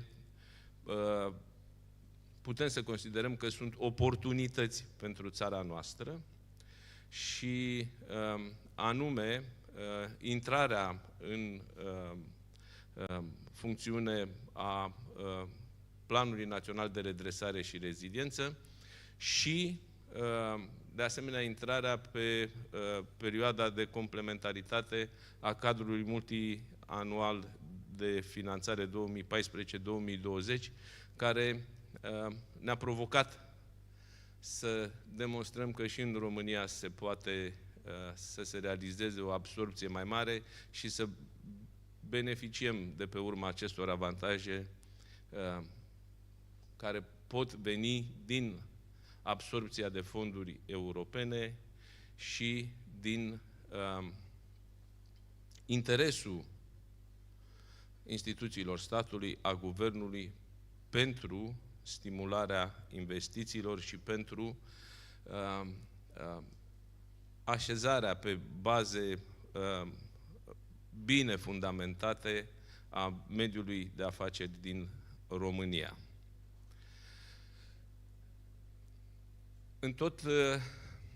În toată această descriere este important să vorbim despre acele elemente despre care am vorbit și la Forumul Investitorilor Străini, la conferința investitorilor străini, și anume, indiferent că e vorba de domeniul dumnealor, indiferent că este vorba de capitalul românesc, până la urmă trebuie să asigurăm aceleași elemente care generează creștere economică, ce are de asemenea un efect multiplicator în dezvoltarea mediului de afaceri din țara noastră. Și este vorba de încredere, credibilitate, deschidere la dialog și predictibilitate. Toate acestea am căutat să le punem într-o matrice a activității guvernamentale în relația cu mediul de afaceri. Și sunt convins că doamna Cristina Chiriac, aici de față, poate să vorbească mai mult și mai bine decât mine pe această temă a discuțiilor, întrebărilor și căutărilor pentru soluțiile care erau atât de necesare să putem să mergem mai departe și să avem curaj să ne angajăm în a aduce stabilitate și credibilitate mediului de afaceri, economiei și țării, că până la urmă sunt două chestiuni foarte importante, stabilitatea politică, stabilitatea economică. Doar că când vine vorba de stabilitate economică, aici trebuie să vedem nevoia de creștere economică. Și pentru asta, acest binom decident politic, mediul de afaceri, trebuie să aibă o legătură intrinsecă pentru a găsi cele mai bune soluții, să eliminăm ceea ce este redundant, ceea ce se constituie în obstacole pentru cei care au inițiativă, cei care inovează, cei care cu adevărat produc bani, bani care la rândul lor aduc bani, ceea ce înseamnă că economia produce, cetățenii văd o creștere a nivelului de prosperitate, iar la buget, la guvern, se colectează banii necesari ca să poată să fie distribuiți cât se poate de echitabil și de just în funcție de nevoile sociale. Ceea ce este important de subliniat este faptul că în această descriere de evenimente și de fapte și de provocări și de greutăți, am reușit totuși în anul 2023 să realizăm cea mai mare absorbție de fonduri europene, 11,3 miliarde, adică o cincime din cât a absorbit România din 2007 până în 2022. Din totalul de 54 de miliarde, 11,3 s-au absorbit într-un an. Am reușit de asemenea să determinăm investitorii străini să investească în țara noastră, atingând de asemenea un nivel record de 10,9 miliarde de euro investiții străine directe. Și am reușit ca la finalul anului, în valoarea nominală a produsului intern brut, să lăsăm pe masa guvernului 49 de miliarde de euro peste estimare. Acestea sunt cifrele cu care am încheiat un an de guvernare care s-a bazat pe dialog, care s-a bazat pe soluții identificate împreună cu mediul de afaceri, care s-a bazat pe stimularea capitalului românesc și am vorbit de mai multe ori despre cum vedem noi rolul și relevanța capitalului românesc. Și chiar am spus la investitorii străini să nu interpretați greșit când ne auziți, când mă auziți vorbind despre capitalul românesc, că ne dorim consolidarea capitalului românesc.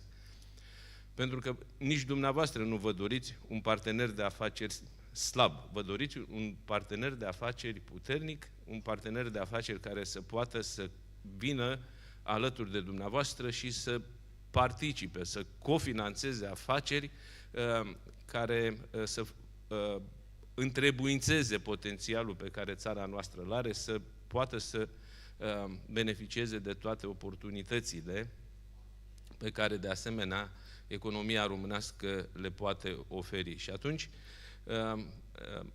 am spus și vă spun dumneavoastră că avem nevoie pentru dumneavoastră să ajungeți la acel nivel de dezvoltare care să ne dea siguranța că, indiferent de câte situații din acestea, de criză, de război, de pandemie, de mai știu eu ce, orice altă natură, le vom putea trece fără temeri prea mari, pentru că avem capital românesc solid. Capitalul românesc în situații de criză e așezat aici, nu pleacă. Și vine și pune umărul la orice soluție este solicitată din partea guvernului, din partea decidenților politici. În această situație intervine rolul și responsabilitatea decidentului politic și a guvernului pentru a crea fundația, pentru a asigura capitalului românesc structura necesară pe care să se consolideze, să debirocratizeze și să legifereze, să reglementeze în așa fel încât să poată să acceseze cât mai ușor posibil toate aceste oportunități de finanțare, să se deschidă către fondurile de investiții pentru a putea să prelucrăm materia primă de care țara noastră dispune și, slavă Domnului, avem resurse naturale și producem materie primă, doar că atunci când vine vorba de valoare adăugată, ne uităm pe cifre și realizăm cât de mult mai avem de lucrat. Și totodată trebuie să ținem seama de fiscalitate. La noi este o vorbă, să nu dai cu biciul doar în calul care trage. Ca atare, povara fiscalității nu trebuie să cadă doar pe umerii celor care produc bani. Motiv pentru care, din acest punct de vedere, am declarat și declar în continuare și susținem și avem discuții la nivelul guvernului pentru ca în perioada imediat următoare, în anul 2024, după cele ce s-au petrecut anul acesta, să nu se discute despre taxe noi, pentru că aceste taxe noi nu vor reuși să producă acele efecte pe care cineva gândește că poate să le obțină dacă împovărează și mai mult mediul de afaceri. Pentru că mediul de afaceri produce bani să poată să-i investească. Banii investiți aduc la rândul lor bani. Este singura modalitate prin care putem să acumulăm și de aici încolo să vedem ce facem cu banii, în ce fel îi putem distribui și în folosul celor care au nevoie de sprijinul nostru. Este absolut necesar să subliniem că, dincolo de toate aceste oportunități de finanțare, tot de la nivel guvernamental trebuie să vină acea mână de ajutor către mediul de afaceri prin investiții de la bugetul de stat. Bugetul de stat trebuie să se angajeze, așa cum spuneam, în asigurarea, în consolidarea acelui fundament pe care să crească mediul de afaceri privat, dar asta se face prin investiții. Ori, guvernul pe care l-am condus și în 2022 și în 2023 a asigurat pentru investiții un procent de 7% în 2022, din care în valoare nominală s-au cheltuit peste 70 de miliarde. Anul acesta avem 112 miliarde alocate, aproximativ 7,2%, și cu certitudine valoarea nominală a investițiilor va fi mai mare decât cea de anul trecut. Știu că una dintre teme, dincolo de toate aceste asumări ale noastre pe a asigura condițiile să ne înscriem ca țară pe tot ceea ce înseamnă economie verde, economie reciclabilă și toate celelalte elemente de asumare la nivel guvernamental și mediul de afaceri, din discuțiile pe care le-am avut, le-a identificat și le-a asumat foarte bine. Sunt o serie întreagă de programe care se desfășoară în acest sens. Eu cred că este absolut important să subliniem partea aceasta prin care de pe această scenă, de la nivel de lider politic, să vă încurajez să continuați tot ceea ce ține de propunerile noi care vin dinspre proiectele asumate la nivel european, dar în același timp să vedem și partea aceasta care ține de asumarea națională. Și știu că tot în această conferință discutați și despre inovare și aspectele care aparțin domeniului cercetării și dezvoltării. Și a start-up-urilor, dacă am reținut bine. Aici am avut o serie întreagă de proiecte, de angajamente asumate atât la nivelul Ministerului Cercetării, Digitalizării și Inovării, cât și în discuțiile pe care le-am avut cu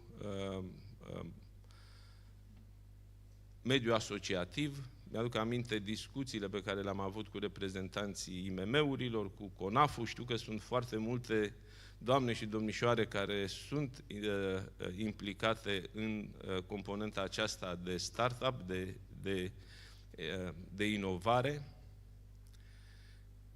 Sincer vorbind, potențialul este greu de cuantificat aici. Depinde de fiecare dintre noi. Rolul nostru este să îi încurajăm și să le oferim oportunități pentru a-și pune în valoare creativitatea și pasiunea pe care mulți dintre noi o au, să-i ajutăm să dezvolte și să facem în așa fel încât, întrebuințând toate aceste resurse de care dispunem, și naturale, și materiale, și umane, să reușim să producem valoare adăugată și să reușim să producem acea multiplicare atât de necesară a ceea ce agonisim și să ne gândim mai puțin la cum o distribuim, fără să luăm în calcul că tot ce distribui nu multiplică și nu produce nimic. Eu vă asigur de întreaga disponibilitate. Suntem atât la nivelul Senatului, cât și la nivelul Partidului Național Liberal deschiși în continuare pentru orice abordare de dialog și orice abordare de idee nouă. Trebuie să încurajăm pe tineri și să încurajăm domeniul acesta al cercetării, dezvoltării. De fiecare dată ne-am uitat să învățăm de la alții. Și am văzut că atunci când ne uităm la cei care au reușit în ceea ce înseamnă componenta aceasta unei dezvoltări rapide, o dinamică aparte față de noi, au reușit pentru că nu doar au sprijinit, au finanțat domeniul cercetării și dezvoltării. Orice element de tehnologie nouă aduce, multiplică profitul mult mai mult decât vânzarea de materii prime. Și spuneam că dincolo de a declara și a afirma că susținem și că realizăm un cadru propice pentru dezvoltarea creativității în domeniul cercetării și dezvoltării, aici trebuie să venim cu bani, să încurajăm pe tineri să vadă că există un spectru cât se poate de coerent pentru a-și pune în valoare ideile, munca, sacrificiu, că fiecare își sacrifică timpul, își sacrifică resurse și să beneficiem cu toții. Din punctul meu de vedere este singura cale către progres. Nu putem să vorbim de o societate care se dezvoltă, de un progres pe care îl ducem țintit către cetățenii României, fără să vorbim de cercetare, dezvoltare, care, tot la fel de deschis, trebuie să recunoaștem, a fost completamente neglijată în ultima perioadă de timp. Abia de 2-3 ani de zile am reușit să readucem în discuție acest subiect, să-l punem pe masă, să-l finanțăm, să vorbim cu tinerii, să chemăm Anul trecut, vă dați seama, a fost pentru prima dată când am chemat românii din diaspora și desfășoară activități în domeniul cercetării, dezvoltării, la o gală a premiilor și recunoașterii pentru ceea ce fac. Chestiunea aceasta trebuie să se întâmple, să se multiplice și în țară. Avem și în țară oameni care inovează, care cercetează, care inovează, care inventează și ei trebuie să fie aduși aici pe scenă în locul nostru și lor trebuie să le fie recunoscută munca și eforturile. Încrezător că veți avea o conferință cât se poate de benefică pentru scopul pe care vi l-ați propus. Eu închei aici, vă doresc succes și vă mulțumesc încă o dată pentru deschiderea, dialogul și disponibilitatea la soluții pe care ați avut-o. Vă mulțumesc! Mulțumim! Thank you, and thank you all for being here. Talking about recognition, I want to recognize our partners and organizers again.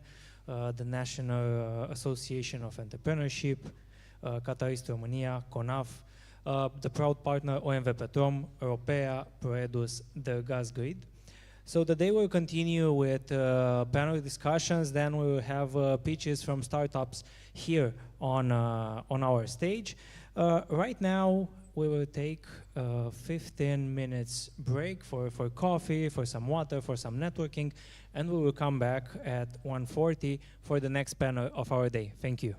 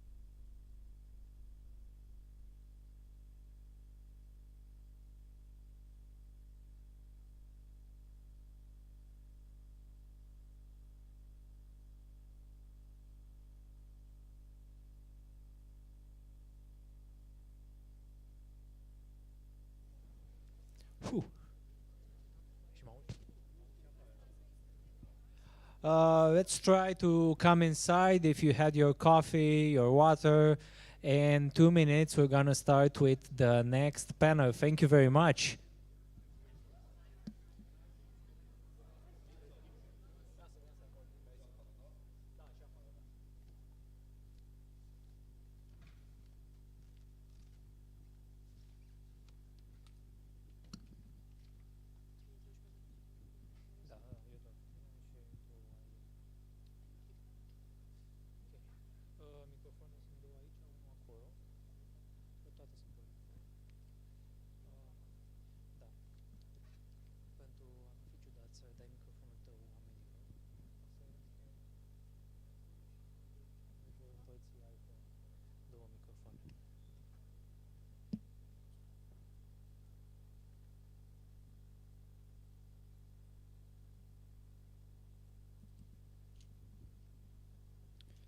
Let's try to come inside. Thank you very much.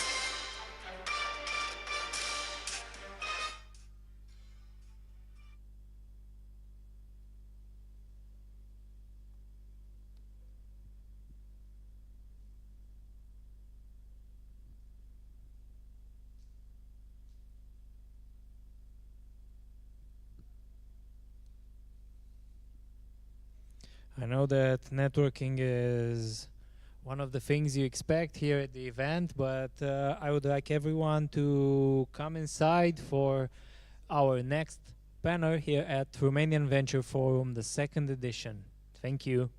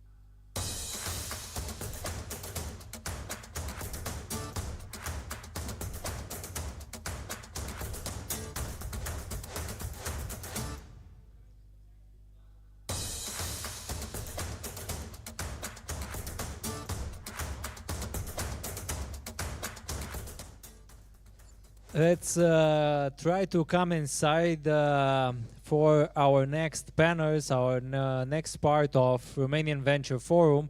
You will have the opportunity to talk later for another coffee, some lunch, some water. Let's come inside and find out more about this next panel. Thank you.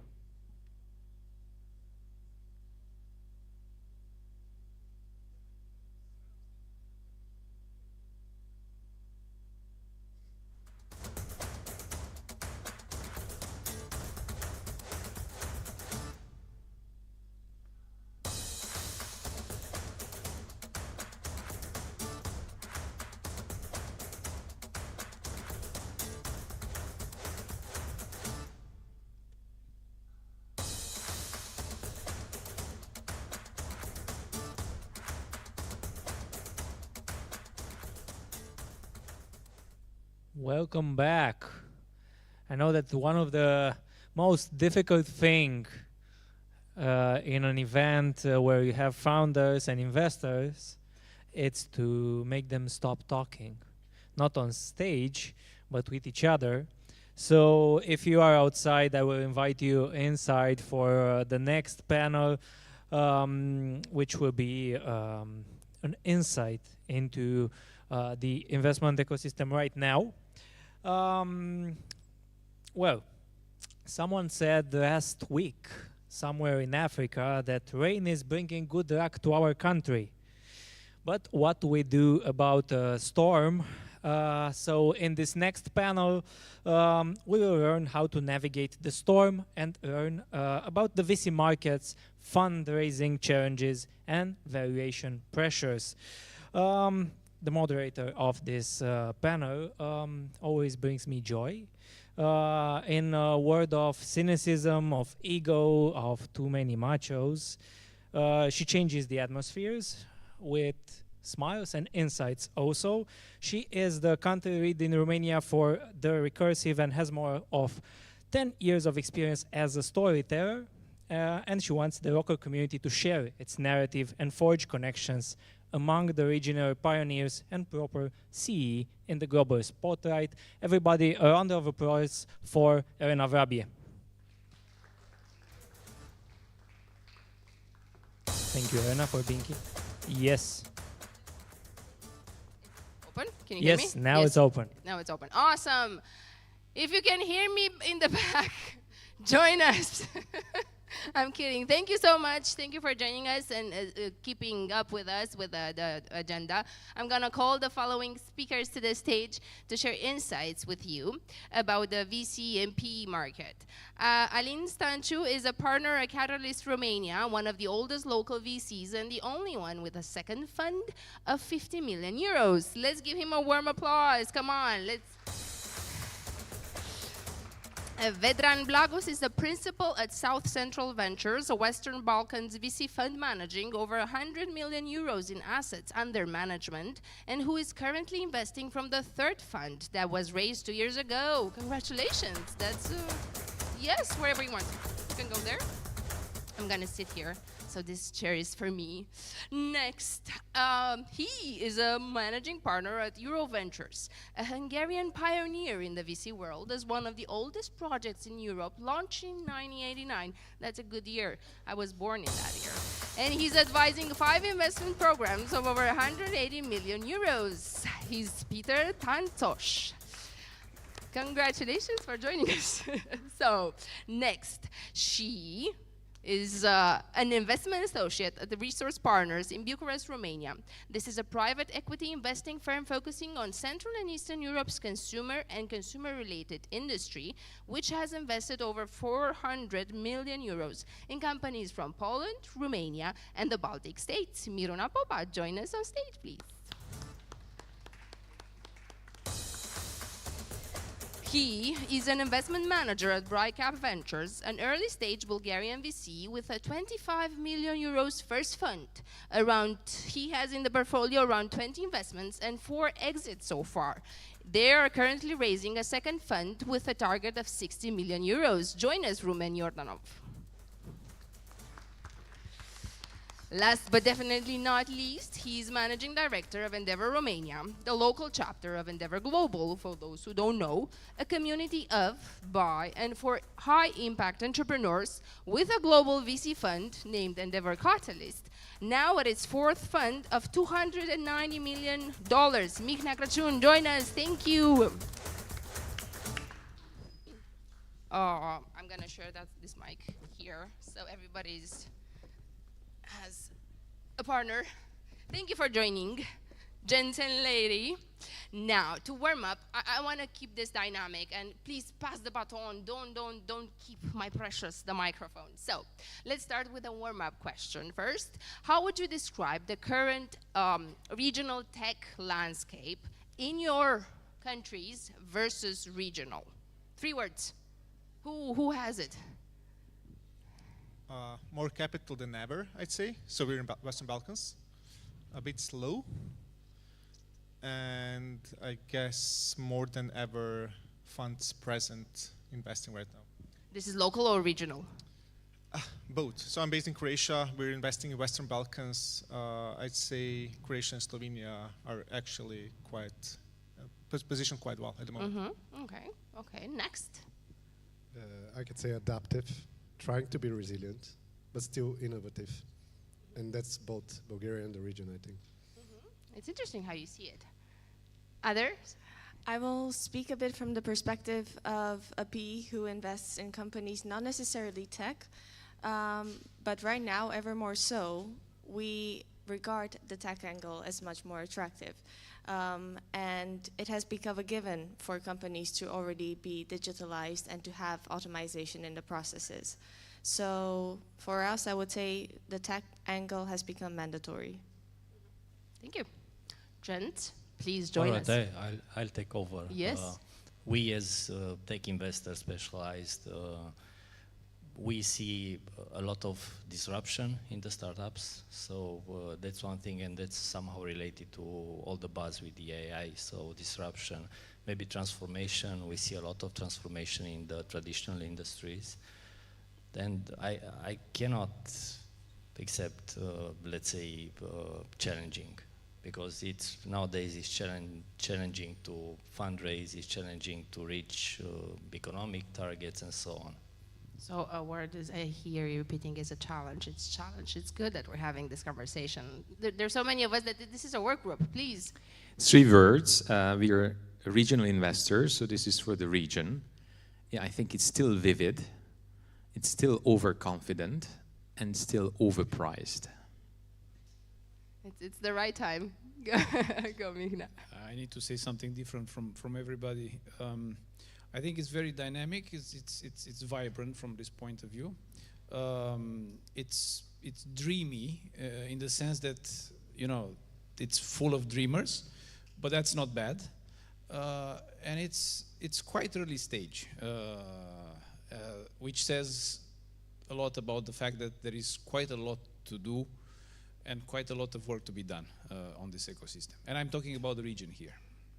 Yes, the idea is to talk what we have, what we see is successful maybe in our neighborhood, maybe solutions that we can bring here is to share your knowledge, your experience, your thought leadership, and see where we can collaborate. So, to get to know each other better, I want to focus a little bit on your investment thesis or about the process of your investment committees. To see how are you developing it now, and if there's a difference between how it was used to in the beginning, how you used to do it in the beginning, and now taking into consideration everything that's happening in the region. I'm happy to jump in Yes. because I just learned that you were born when I started this, so it's been 30x years. There has been a development in that, and I think our investment committee was much more remote in the process at the beginning. And now it is such that one of the investment committee members is there from the first day when we develop a relationship with a portfolio company. The investment committee first listens to the pitch of that investment committee member before we sign the term sheet. And the team of the portfolio company makes a direct presentation to the investment committee before the investment decision is made. So this is something which develops a partnership with not just one member of the investment committee, but the whole investment committee team. Thank you. Look, in our case in Catalyst, we have not changed dramatically the way we're assessing companies.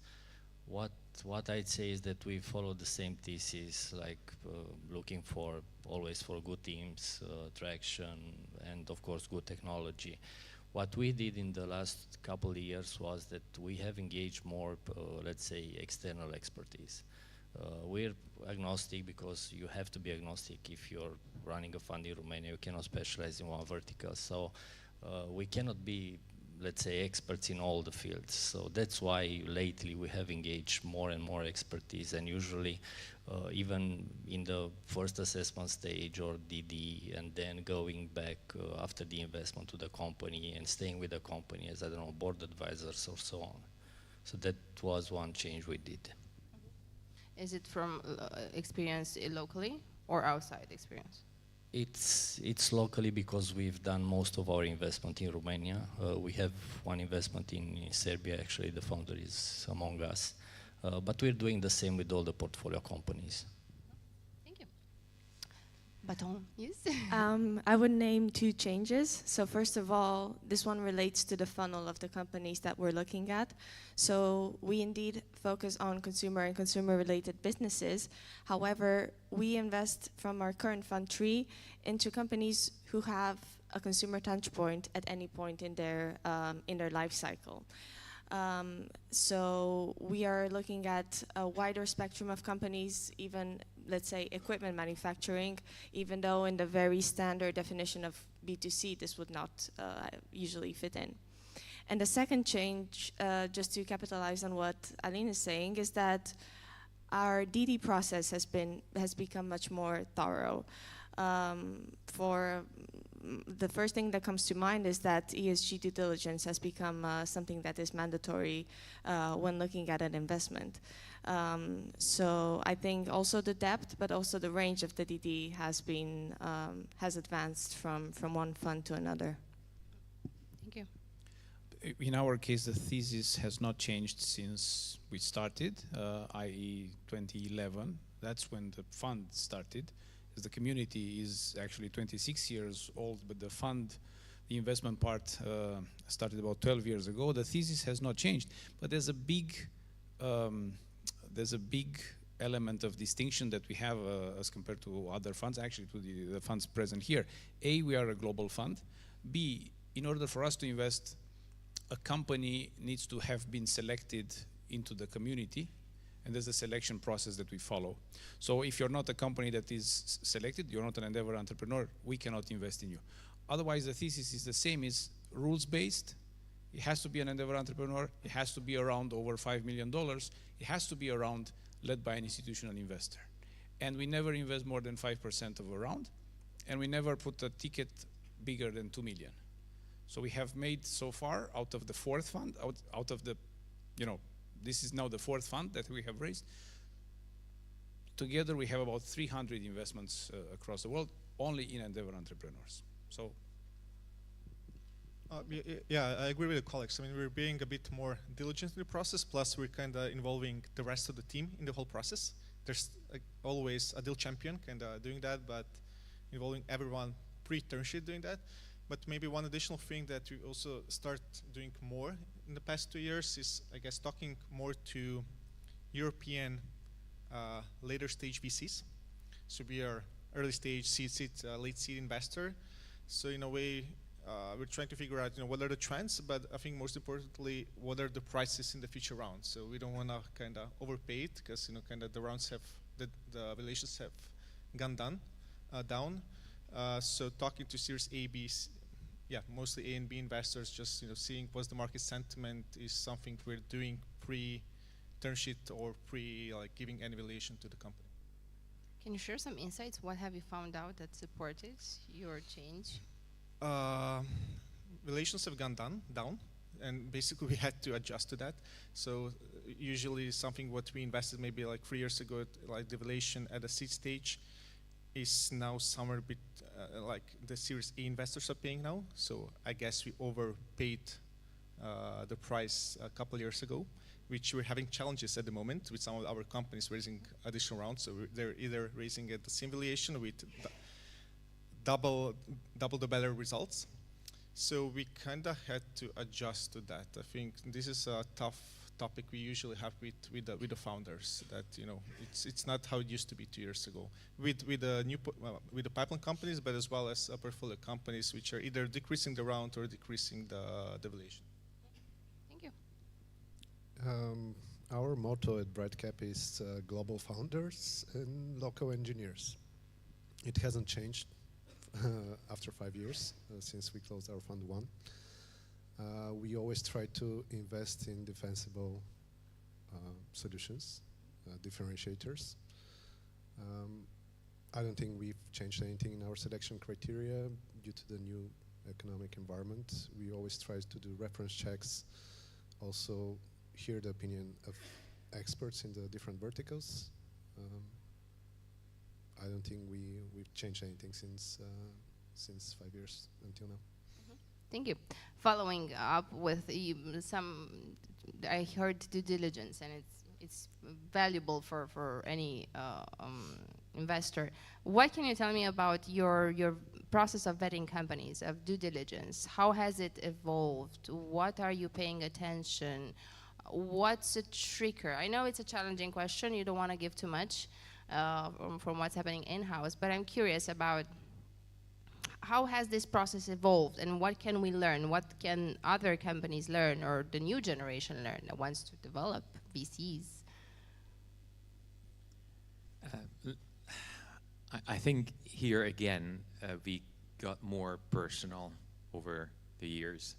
So now our due diligence necessarily involves reference calls to key customers, and actually going as far as listening to pitches to real customers, and if not existing customers, then finding people in our network who could be interested in the services or the product of the company, and then organize an actual real life situation where we see management in action, and hearing direct information from the people who are buying from the company. You can't have a more valuable source for due diligence. So this is what we've been doing for the last 10 years or so, and finding that this is particularly useful.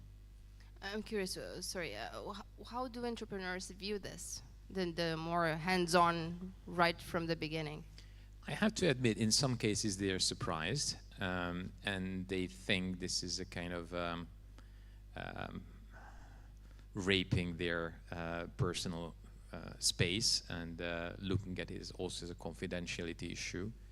But I think we have the confidence now to argue that look at the many companies we've worked with in the past, and I think that's the most important thing, that this reference thing and personal should work the other way as well. So even before we ask such a kind of really confidential thing, we tell them, talk to this, that, or the other person who worked with us for 5 years, 10 years, who did work how much, and ask them how was the relationship. Ask them if it caused any trouble with the customers. And then if you're happy what you hear, let's go ahead. If not, we're not the right partner. I mean, we don't have that big portfolio, but maybe like 25, 30 companies. But I'd say for each of the company pipeline that we go pre-term sheet, we engage at least 2 of the portfolio companies in the similar industry to give us a feedback, maybe some industry experts outside that. But next to that, I think in terms of due diligence, I'd say we're doing a much further process of the exit scenario, which is always very hard to kind of project how it's going to be in 5, 6, 8 years. But everyone's, we always ask the founders, who you're going to sell to, what price, and we do much for industry and market research and saying, are they actual buyers? Can they actually pay that price? And then, just doing our own, let's say, a value progression, and can we actually, get any money back from the investment? I would add on that because I think that our commercial DD has become. I mean, this is something that we focused on for the entire period since we are around. But right now we have extended it even to the period pre-MBO. So we will have expert calls from with people who are specialists in the industry that we want to invest in order to understand the competitive landscape, the key players, the risks and the headwinds of the vertical that we are looking at. And with the advisors, I think that our relationship with them has evolved as well. Probably advisors have also become much more sophisticated and more tailored in what Ps and VCs expect from such a commercial DD process. And we have also learned to tailor our scope of work to what we need. So let's say when we're looking at an industry, naturally we will look at the growth rate of that specific sector. And there were cases in which at the first draft of the commercial DD describes the trends, the sector, but fails to quantify a growth rate, which we would actually then use in our model. So starting our initial conversation with the advisors with that in mind makes it easier for both parts to collaborate. All right, it's obvious that each one of us or each one of our teams will put more scrutiny when analyzing a new opportunity. That's for sure, but I was thinking on what Vedran was saying, and we do this kind of, in a way it's funny, we do this kind of exercise with some potential new opportunities. Ask the founder, okay, where do you see your company in 3 years or 4 years from now? And he's always saying, okay, I see my company making 20 million and valued at 200 million. All right, then what's the growth rate you need to perform to get to the 20 million in 4 years' time, for example? And this is always a bit of reality check with the founders, and it's a great tool to somehow sweeten up the valuation, for example. The fund we have does not do any due diligence. It's a co-investment fund, so basically whatever terms have been agreed with the fund leading and the other investors, we just take them. But we don't basically jump without a parachute, because by saying that we only invest in companies that we have selected, we do a quite thorough due diligence process in selecting them. It takes between 3 to probably 12 months until we select companies, and we base our selection on a very rigorous process in which we mentor founders, we help founders, we try to understand them, and we triangulate at the end of this process a lot of views about what they do, about the industry, about their teams, about their ambitions, about capacity, and what we call the inflection point, which is the point from which we see their growth as being potentially exponential. So a lot of the due diligence is done before we actually invite them to join the Endeavor network. And then the fund obviously doesn't do more. Do you see yourself like a traffic light? Do you raise bulbs for founders, for projects when you go through the analysis process? Has it happened? The traffic light has 2 lights, green and red. I would not want to. We focus only on the green thing. No, but I think it's a gated way of actually making sure you have a funnel, which is on one hand vetted by a very thorough 26 years, as I say now, vetted selection process, and then you have the market, which is when we invest. So when the market is there and the market confirms the thesis, basically that's the sweet spot. I don't think I'll say anything different from what my colleagues had said previously, but what we always strive at is to know our founders. 15 out of our 20 investments are coming from our own network, and we've been founders in our past, so founders do trust founders usually. Of course, if there is already commercial traction, customer interviews are a great tool to understand the product better, to see where there are shortfalls. And also experts in the different verticals help a lot in this process. Thank you. So each period, each year, each season comes with challenges and opportunities.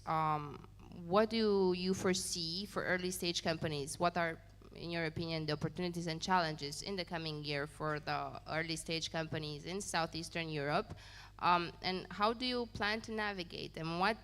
I want to dive a little bit more into your process of how are you helping companies grow, go over hurdles, and find out also why do they want to work with you to go in that direction. So it's a loaded question. It's long. Thinking, pending. Yeah, I mean, we've engaged with the newest fund. We have venture partners who are helping the founders kind of navigate the storm in the coming years.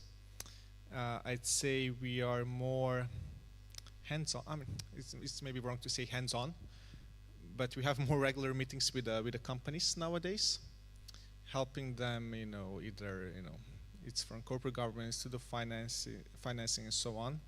Number 3, everyone's kind of having challenges raising additional round of financing in our portfolio, so we're more engaged on that part, talking to more funds than ever, interests, and kind of help them polish the pitch deck, the financials, the data room, and so on. And why they want to work, I'm not sure why. I mean, I guess we try to say we're the go-to investor in the Western Balkans. How we try to do this. I mean, we have 4 offices, so in 4 different countries. So, we want to be for them, when there's good and when there's bad. And even though we're covering 7-8 countries, we're there on a, kind of a drive away from them if there's anything needed. Thank you. 2 questions I think you had. What are the challenges? And opportunities. And why? Why us? Why face those challenges with us? I think unfortunately, a key challenge is geopolitical risk. Many investors don't consider South Central Europe as the place to be these months, these years. And then there is a long list which I don't want to repeat, which are usually there for these companies. And why with us? Actually, we asked this recently from close to 40 people we worked with in the past, why they thought was a good thing to work with us, if it was a good thing. And we were surprised to see that actually reliability is the key thing. Reliability in the sense that they know what drives us. So if you act upon your ambitions, that is something which helps a lot for an entrepreneur. If you know that you will act like this because you want to reach that, I think that makes you reliable. That makes you, in a certain sense, patient. But more importantly, in the life of an entrepreneur, there are so many parameters that are changing from day one to the other.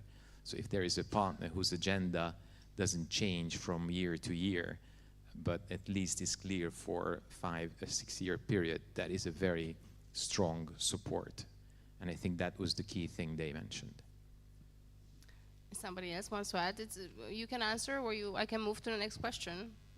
No, I think that panel 1 focused today a lot on the challenges. I just wanted to quote Winston Churchill saying that optimists see opportunity in every challenge, and I think we're in the optimist game here, betting on these promising startups.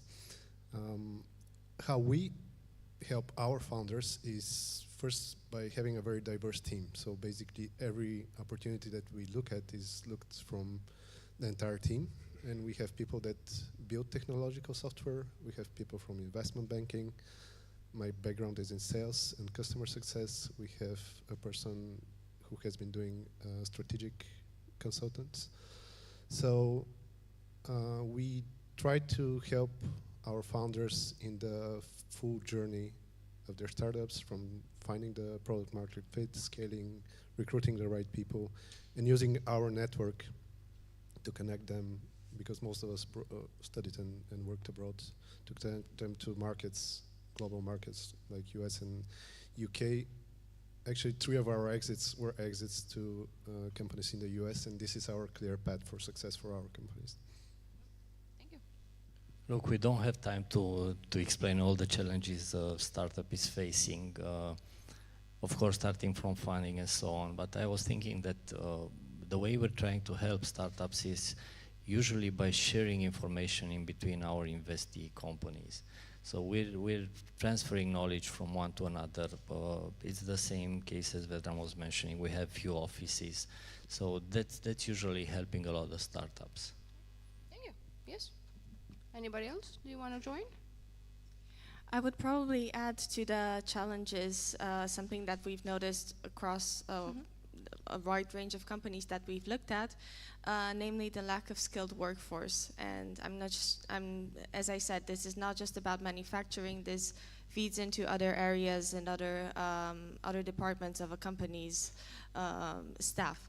So I think that this is something that generally the CE region struggles with, together with the migration and the brain drain phenomenon.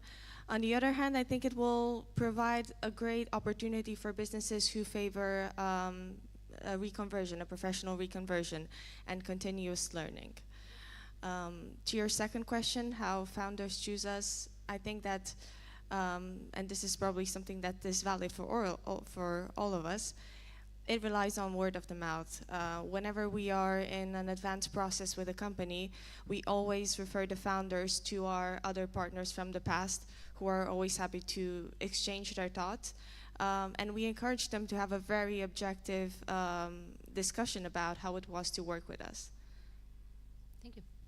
Just to add to what Miruna was saying, basically we see plenty of startups with very highly skilled people in technology, so engineers, but we really see missing the, let's say, the operator role. So if we're looking for a product marketing or, I don't know, product development manager or business development manager, that's a role that they could rarely find the right people on. Understood. Answering to the first question about the challenges, I think there are several dimensions that we see with all the businesses that we select, and most of them are somewhere between seed and Series A. This is the time, the sweet spot, and the right time for us to invest. And of course, at that stage, you have got a little bit of traction, you have got some sales, you have probably grasped a very good feeling of what the market needs, and you're basically trying to make a dent in that market. But where we see most of the challenges are in actually expanding what you're doing outside your home market or outside the market where you started. So we see a lot of potential, and this is where the network that we have becomes important, because being in 42 geographies, basically we can help these guys to find mentors, find partners, find investors, or potentially finding other entrepreneurs in the same areas or in the same field that they can learn from in other geographies. So learning from peers is probably the most important and underrated learning experience, and we try to stimulate that. And that's the reason why we're here. Why do founders choose to work with Endeavor? This is really interesting, and I think it's one of the answers that we hear most of the time is that we don't have an agenda. And when they say we don't have an agenda, is they try to say you don't necessarily have an investor hat, you don't have a pontificating posture, so to say. You're not telling us what to do. They want to work with us because we have a huge network of people who, like us, like to dream big and pay it forward. And they find here in this community really people that they can open up to, but also people that they can learn from. And this is the most important argument for which they want to work with us. Thank you. continuing to peel the layers of the onion, how I like to say, we touched upon personal keywords, we touched upon workflows, about due diligence and specific experience inside a team. There are many VCs in our neck of the woods, but globally struggling to raise funds. Others are closing funds altogether. What has been your experience so far, and what are your goals moving forward, especially for those raising current funds or that have raised recently? I can share it was painful. We raised our fund 2 years ago, the first closing. I think it took us 2 years, approximately, even more for the first closing. Then we had second closing last year, the final this year, actually. I actually think we got it in the last moment. Now when I'm speaking to the other funds that are raising, primarily from our region, Western Balkans, it's extremely difficult for them to raise to raise a fund. I mean, EIF is now stepping in. If I talk about, for example, Croatia, EIF is coming here in Slovenia as well, where they're investing 100+ million. So I guess institutions have to kind of get the market, back active. What do you think sealed the deal? What did you have? That you closed the fund? Oh, I guess we'd have to ask LPs, but it's our third fund. When we raised first fund, they were looking at the results from the first fund, how it ended, what were the results. Plus, they were looking at the results of the second fund. So when we had the first closing of the last fund, the previous fund was at year 6, 7. And when the proceeds to the investors are still not going there yet. I mean, we're still kind of investing, co-investing, maybe hopefully selling some companies.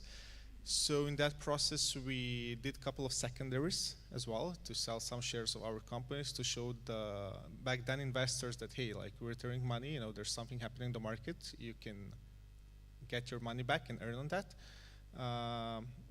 So I guess that's it. So primary KPI for the LPs was how much money have we returned to the investors. Thank you. Very relevant question for us. We are currently closing our second fund, first close. Target is 30 million for the first close, 60 million for the entire fund. Our first fund closed 5 years ago was 25, with EIF being the anchor investor. I think a familiar team in the region. I think what would help a lot is what was discussed in the first panel, pension funds, more money being available from family offices which are not present in the region, from other corporate investments. Funny enough, we have all the private money committed already, but we are still going through the full process with the public money, but we hope to close in the beginning of next year and start investing. Any struggles, any challenges, any lessons to pay it forward, to share the knowledge? I think we were lucky to have returned actual money to our investors in Fund 1, which was for them a bit of an easier decision to go in also in Fund 2.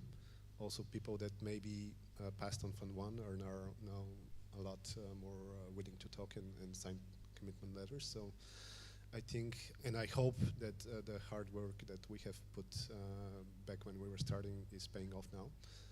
But of course, there will be challenges. We don't kid ourselves. Money is not easily available, so we'll have to work hard.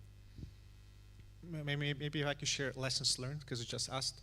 The first one, I mean, talking to the Western or US family offices was extremely difficult for us, because we were they do not know the region that well, so we were kind of selling the region, and I guess we weren't that successful in that. So they could either choose to invest in a fund in the US, a top tier fund, or us, and they chose them. That's number one. And number two, you also mentioned pension funds. For example, us in the Western Balkans, this was extremely difficult. They're not really keen in investing in VC funds, so trying to get money out of the pension funds was difficult as well. We unfortunately we did have them in the previous fund, but in this we unfortunately do not have. So I guess our lessons learned was we spoke to the private commitments we got was for the people like diaspora people, so people Romanian or Western Balkans people living in the US or any other countries who invested in our fund, and then talking to maybe some corporates who were willing to invest. And number three, I mean, our anchor investors are institutions, so EIF, EBRD, IFC. Just to add on that, I think this is one of our main concerns as well about the region, because I think everybody agrees that fundraising is difficult right now. We see that the DFIs are the ones who are keeping the PE scene in the CEE region alive. So basically EIF, EBRD, and IFC, like you said. So I think everybody is asking from the same pockets. And there is also a lack of new entrants on the market. American investors have been probably spooked out by the war and have become even more conservative with regards to the CE region. And even if they choose to invest, from our experience, they will go to large cap funds such as CVC, who have a very small allocation of 5 to 10% of their funds to this region via 1 or 2 companies. But for them, this satisfies their allocation criteria. Collaboration, and this is the final question. We have, I was announced we have 5 more minutes. Collaboration is key in the innovation ecosystem and in the investment ecosystem. So these days, even more than ever. Is there an example of cross-border collaboration, and that has been particularly successful both for the investment firm, but also for the companies that you're supporting? We are seeing it pretty much on a weekly basis, more or less. But to give a concrete example, we are seeing quite a lot of companies. Of course, everybody does.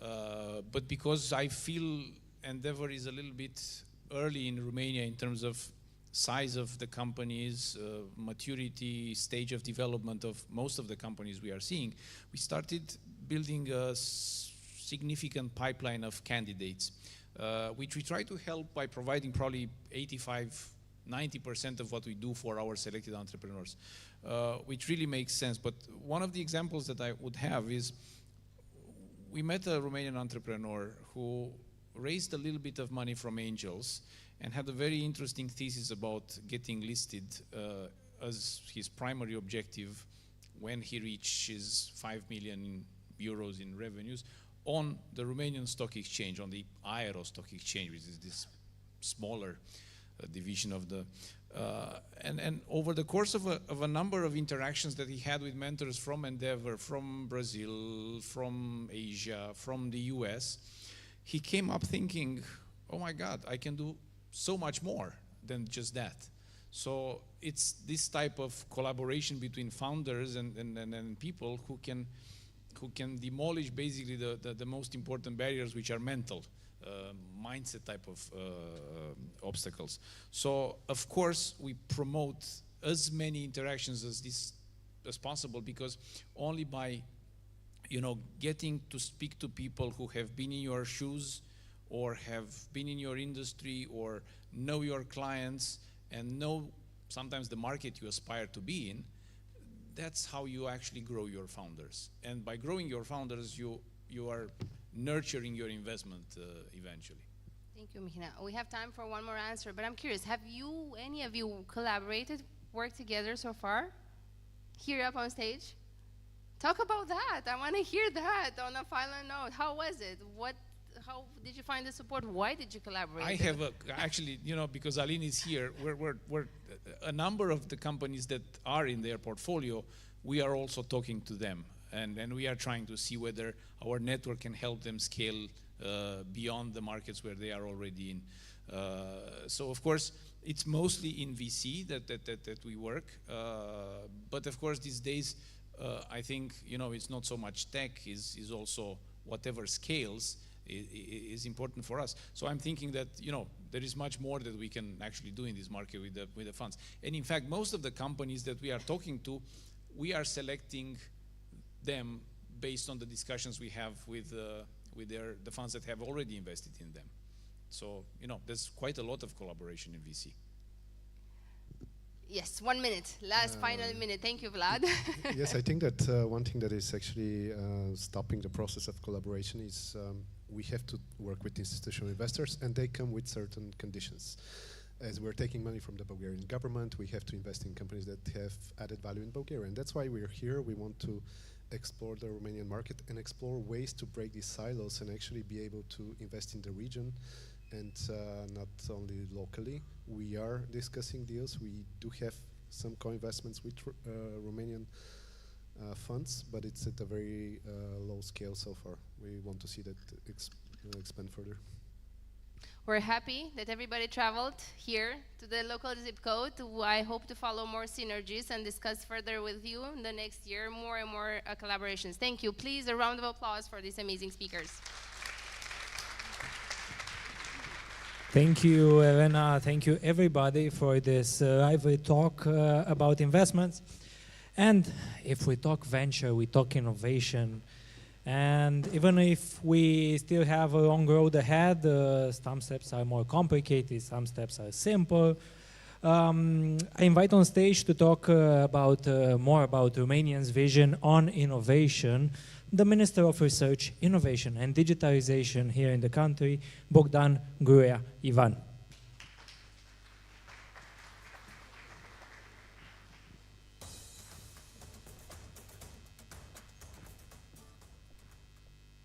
Sărut mâinile, bună ziua! Se aude? Așa.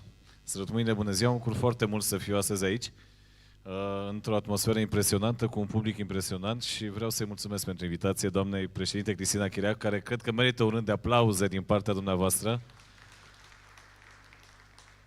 pentru lucrurile minunate pe care le face, nu doar astăzi aici, ci de-a lungul timpului în ultimii mulți ani, în ultimii foarte mulți ani. Nu vreau să intru să spun cât de importante sunt doamnele în business, în cercetare, în inovare. Dincolo de ideile unora sau ale altora, eu cred foarte mult că doar stând la aceeași masă putem să facem lucruri concrete. Așa că vorbim despre domni, ei sunt poate mai rigizi, cred că de fiecare dată creativitatea și viziunea mult mai clară și deschisă a unei doamne poate să aducă ceea ce noi de multe ori nu vedem. Știu că uneori este rolul miniștrilor de a vorbi despre ceea ce fac alții, pentru că sunt proiecte pe care le-am preluat și le-am dus mai departe, sunt proiecte pe care le-am început și o să vorbească alți miniștri despre ele, dar ce e important, ce rămâne în urmă.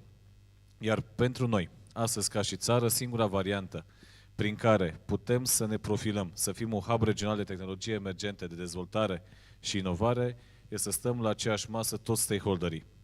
Guvern, prin Ministerul Cercetării, Inovării și Digitalizării pe care vremenic îl reprezint și îl conduc, mediul privat, ceea ce văd astăzi aici este extrem de important și de frumos, și în același timp societate civilă. Și când vorbesc despre societate civilă, mă refer inclusiv la mediul universitar, mă refer la tot ce înseamnă ecosistemul care este în jurul cercetării și inovării, pentru că, indiferent cât de mult am dorit să găsim noi produse, problema astăzi pe piață nu este legată de bani, ci este legată mai mult de manageri și de idei în care oamenii pot să-și investească banii și să-i înmulțească. E un raționament foarte simplu. România a reușit în ultimii 5 ani să crească de 2,5 ori cifra de afaceri globală pe cercetare, inovare, tehnologii, IT&C. Când vorbim despre asta, ne apropiem de 6,6 miliarde de euro ca și exporturi doar. Asta înseamnă că noi astăzi, cu o cifră de până în 300.000 de oameni, reușim să ne apropiem de 8-9% din PIB. Gândiți-vă câtă plus valoare se aduce aici. Așa că, din acest punct de vedere, viziunea mea este foarte clară și a Guvernului României. În perioada următoare, pe tot ce înseamnă programe cu finanțare europeană. Și aici vă invit chiar acum să accesați cel mai nou site pe care l-a făcut Guvernul României prin Ministerul Investițiilor și Proiectelor Europene, finanțări-ue.ro, prin care sute de apeluri care sunt deschise și sunt active astăzi pot să fie găsite acolo la un click distanță. știu de problema pe care o aveau toți antreprenorii din România atunci când voiau să caute o sursă de finanțare. Trebuia să o caute pe 20 de site-uri. Ei bine, de astăzi, atât zona de interacțiune cu un operator din partea Ministerului, atât o stratificare mai clară pe toate apelurile care sunt deschise astăzi, se găsesc pe acest site. Așa că vă rog să intrați să-l căutați, pentru că e un pas extraordinar prin care digitalizarea și instrumentele digitale aduc orice finanțare europeană mult mai aproape de noi. Cred foarte mult în capacitatea noastră ca și țară de a se profila pe niște domenii cheie. Și când spun asta, mă refer la tehnologiile emergente. De la Strategia Națională de Inteligență Artificială, care în urmă cu 2 sau 3 ani era așa, ceva foarte departe, SF, acum deja vedem că e parte din viețile noastre. De zi cu zi, de clipă de clipă. În acest punct de vedere, noi avem deja lansată strategia la care vă invit să contribuiți în forma ei finală, pentru că până la finalul anului îmi doresc să o adoptăm în guvern.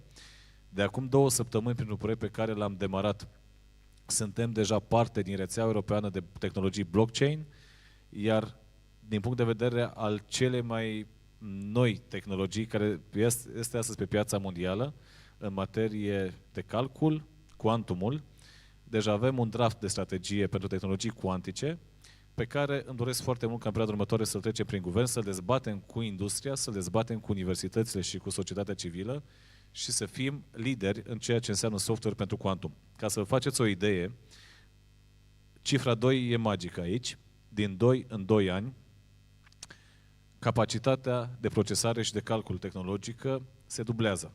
În același timp, costurile pentru ea se înjumătățesc. Gândiți-vă exponențial ce înseamnă asta în 10, 20, 30 de ani de astăzi înainte. În același timp, că vorbeam de tehnologia quantum, cel mai mare supercomputer de astăzi din lume, ceea ce poate să proceseze în 10.000 de zile, un calculator quantum poate să proceseze în doar 4 minute. Imaginați-vă ce schimbare de paradigmă avem aici. Și aici avem mina de aur. În mințile geniale pe care le are România, pentru că a doua limbă vorbită, de exemplu, în SUA, în Silicon Valley, este limba română. Și avem acești oameni care sunt geniali, avem niște antreprenori care acum au o șansă unică să-i găsească, să-i caute, să-i țină în România și în acest punct de vedere vă lansez o provocare. Pentru că nu e nici campanie electorală, eu m-am săturat de foarte mult de paradigma vom face, de acea expresie. Vom. Lucrăm practic la o verticală pe cercetare, inovare și digitalizare la parteneriatul public-privat. Dintre guvern, antreprenori, pentru că altă variantă să ne dezvoltăm nu avem. Nu cred că niciun ministru, cât de vizionar ar fi, va putea să se pună în papucii unui antreprenor care a trecut prin foarte multe etape de-a lungul vieții, prin foarte multe provocări, și atunci, ca să poată să profileze modul în care arată relația cu privatul. Și în acest punct de vedere, vă invit, la modul practic, să lucrăm pe acest draft pe care îl avem deja, pe parteneriatul public-privat, pe cercetare, dezvoltare, inovare, într-o formă transparentă, deschisă, în care și fondurile de investiții să poată să stea la masă și să fie atractivă România pentru ei, prin care proprietatea intelectuală poate să aibă un regim de taxare diferit de orice alt tip de business din România, și aici avem modelul altor state și nu vă ascund faptul că atunci când m-am inspirat în acest model, m-am uitat la ce fac cei din SUA, la ce fac cei din Polonia, la ce fac cei din Israel și în această formulă vom reuși, practic, împreună, să facem designul unei țări care e prietenoasă cu tot ce înseamnă investiții în cercetare, dezvoltare, inovare. Iar România, în această formulă, poate să fie, nu în foarte mult timp, un lider regional în aceste segmente, în tehnologie emergente, în securitate cibernetică pentru alte state din regiune și nu numai.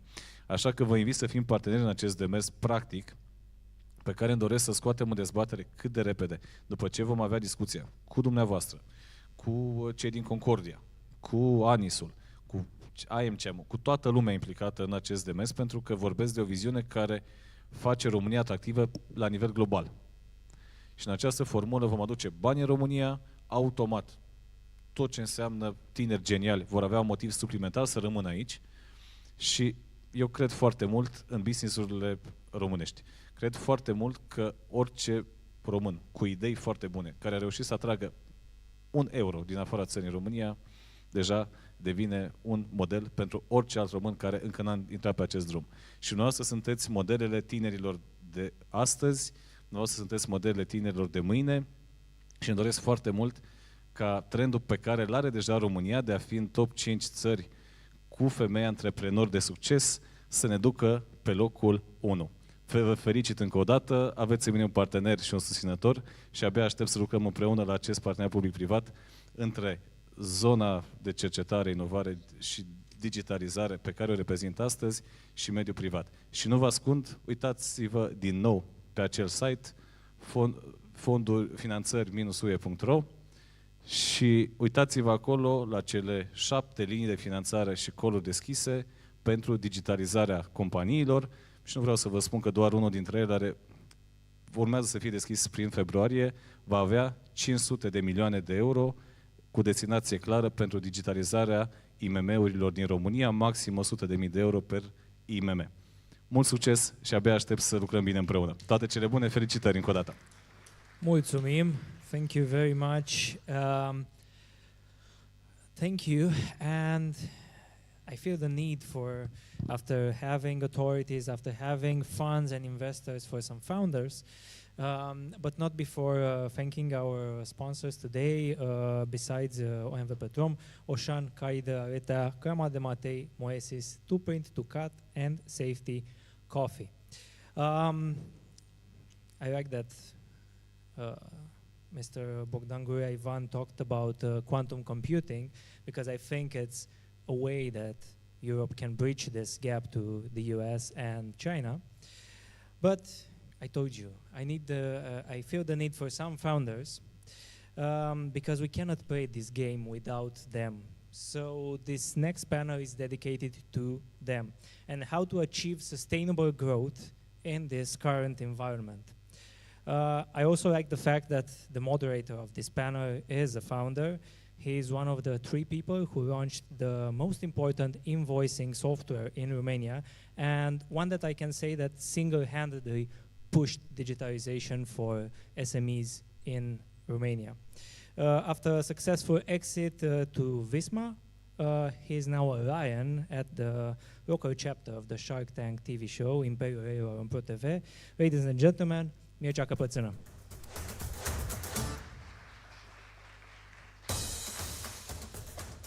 Vlad, what a great introduction.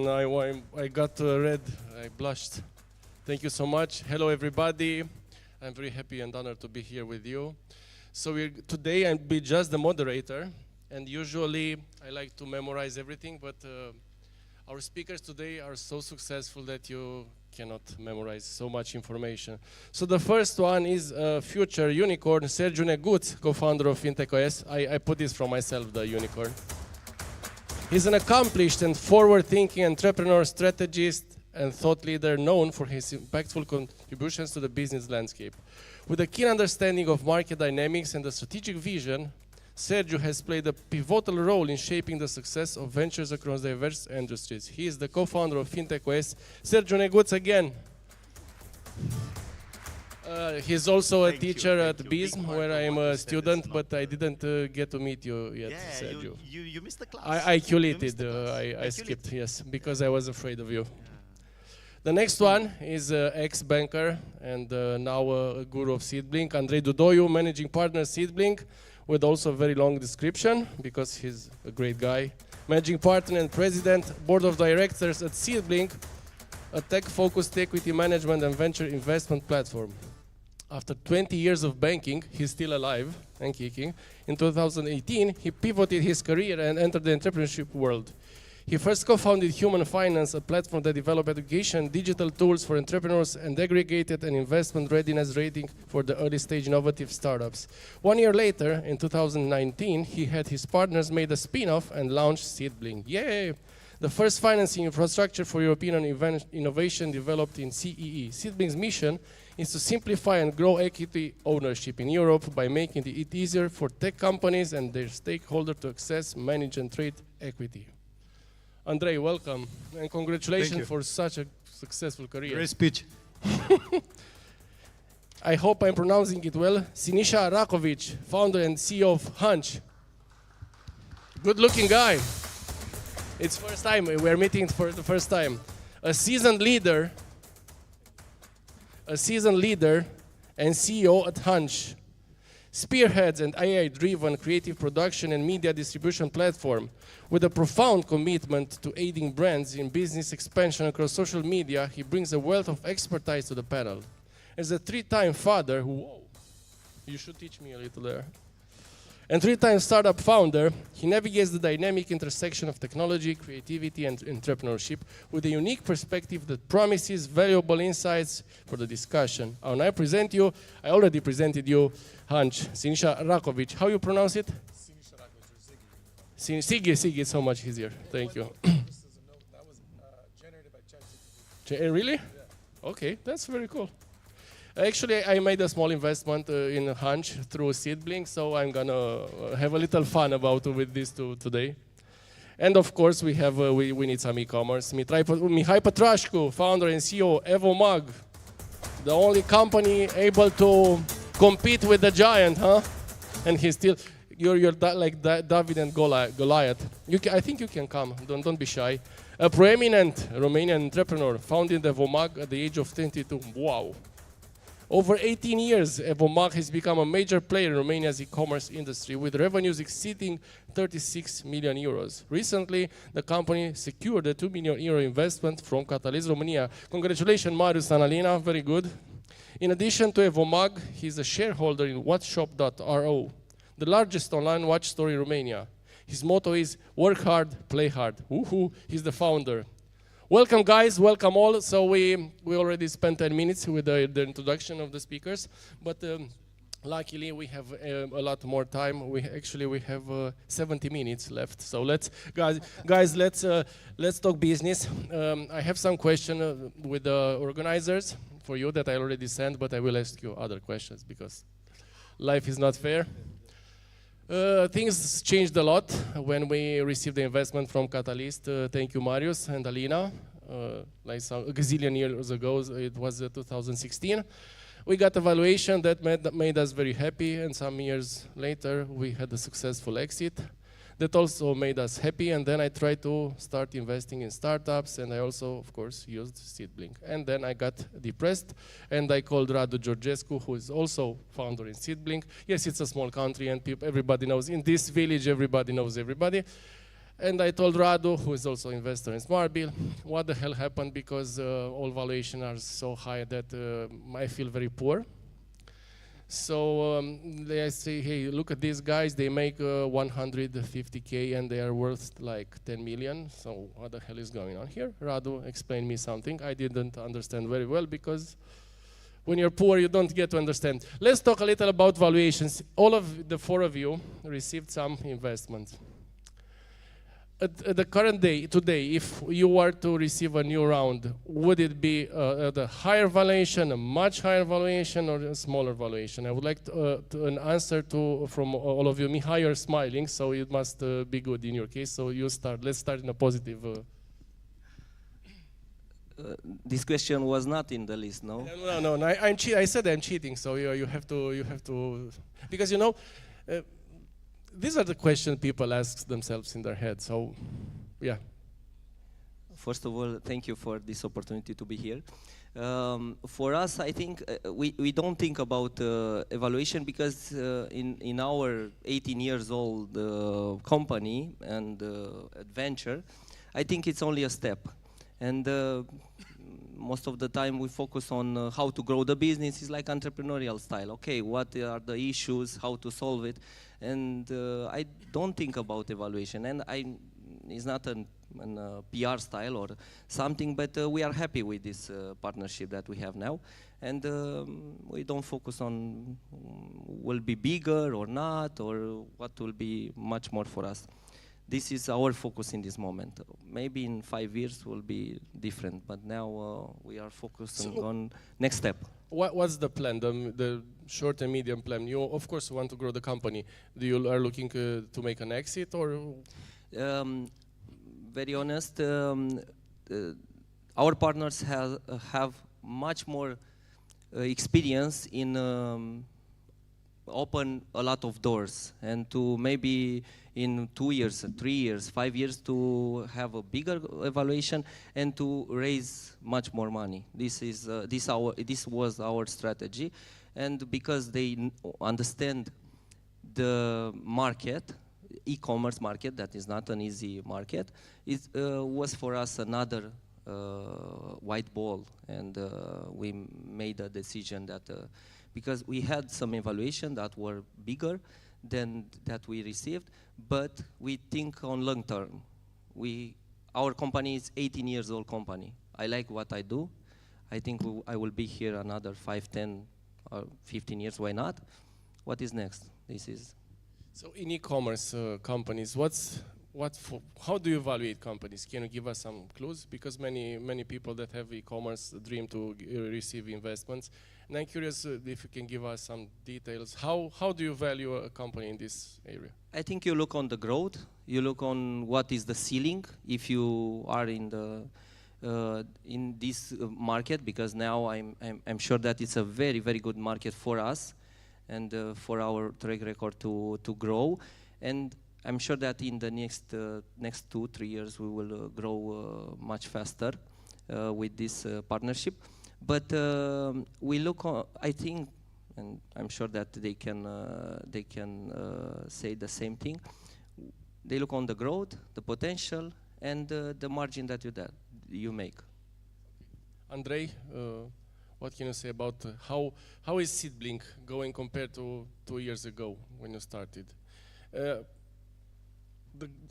Effectively how the company goes, and also how is the feeling in the market about Seedblink? And because you are how is Smart Bill for invoicing, it's how Seedblink is for investments.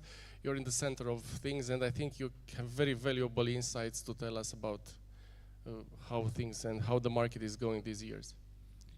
Yeah, so there are 2 questions, one about Seedblink and the other about the ecosystem and other startups. Seedblink is much more complex compared to 2 or 3 years ago, because we managed to develop the first product is the primaries, the companies that we are listing on a regular basis on the platform. The other, which is part of our license that we got 1 year ago, and we have been among the first 3 companies, first 3 platforms in Europe to get the license for the new regulation and the passport across Europe. We also have been able to open the secondary market for the companies listed on Seedblink. And the third, which is the newest one, is Nimity, which is part of our offering. Is for cap table and stock option plan management. This is a SaaS, so it's much more complex. The employees that we hire are a bit different as compared to 2 or 3 years ago. The management of the company is different, so it's a growth. It's more complexity. We are covering different markets.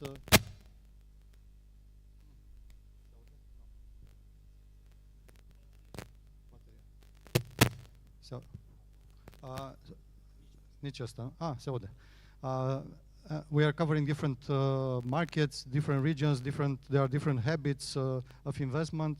Talking about investors now, it was a long debate also before, and for sure also the private investors are following the trends with the institutional investors. They are more cautious, they are more picky, so the valuation for the companies is different, for sure. It's a different market.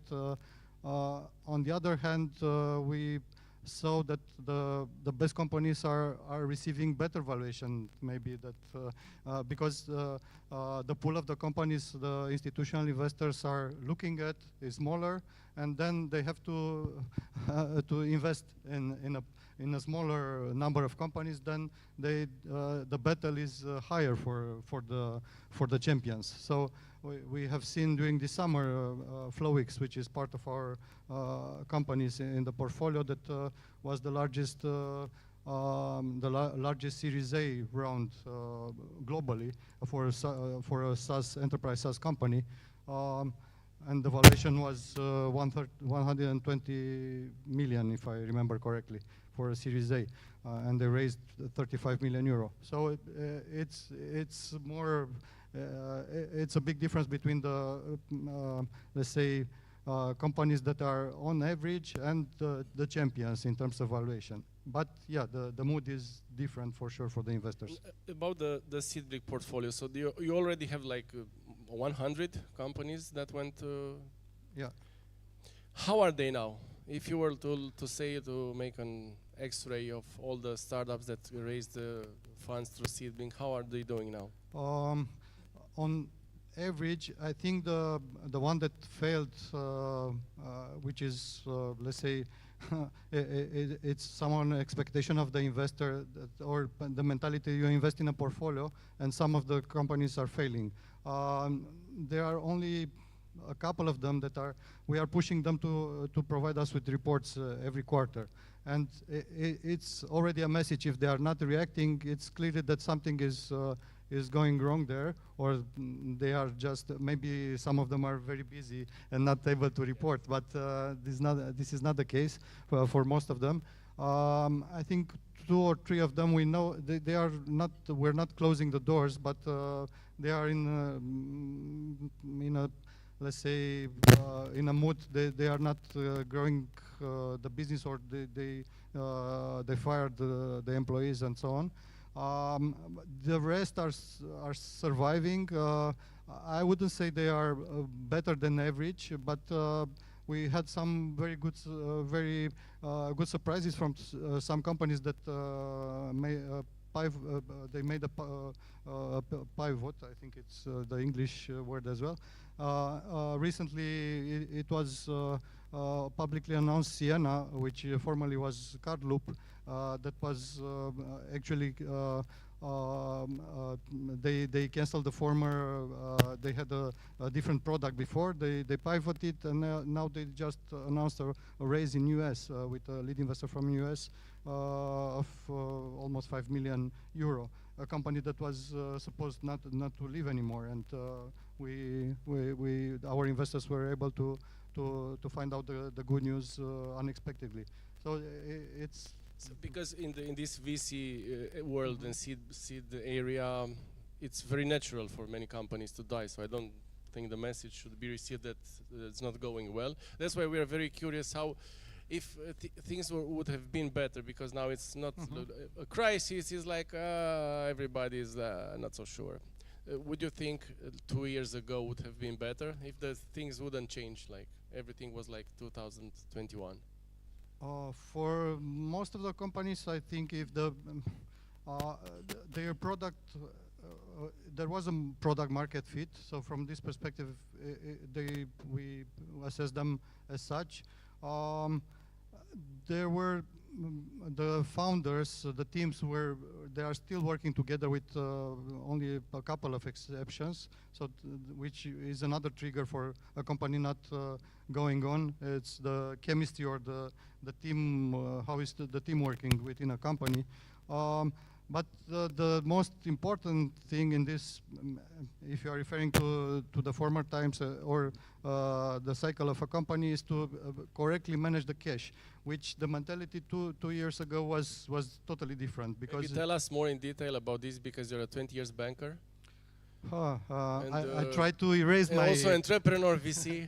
I tried to erase my banker mentality, because I was not able to finance any startup until I couldn't manage to erase my banker approach.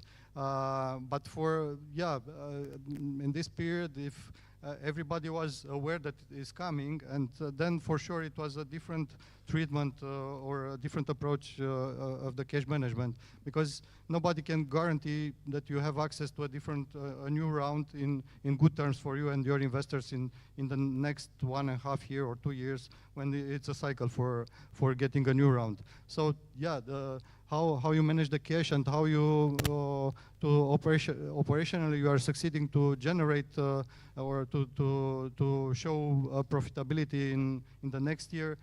Now it's a trend right now, but 2 years before it was a totally different mentality, and that mentality was induced also by the investors because they were very bullish about the markets and so on. So but being entrepreneur means adaptability and be bold and find solutions for whatever. The vision is not necessarily always seeing the obstacles, all the obstacles, but you have to adapt on the spot. I will also get back to all of you with this question because I'm curious about every one of you's opinion on how things should change and how they have changed. Now I want to jump to Hunch because it's Seedblink related.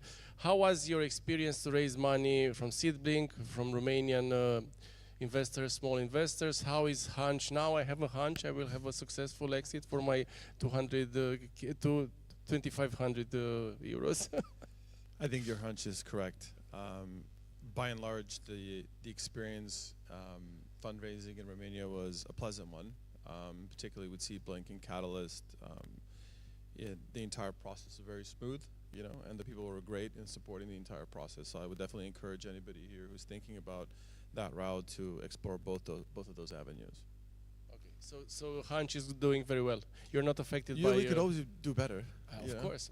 But yeah, I think you know, from our perspective, you know, we're, you know, let's say doing good things. Maybe you say in 2 words what Hunch is doing, so people who don't know about Hunch. Yeah, sure. We Hunch is a company, is a SaaS company, technology company that helps e-commerces, you know, large brands that spend a ton of advertising dollars on Facebook, Instagram, Snap, and help them sort of acquire and grow their business online, you know, through the acquisition of customers on those channels. And we do that through helping them scale production of images and videos across globally, and also distribute those images and videos across different sort of platforms, if you will.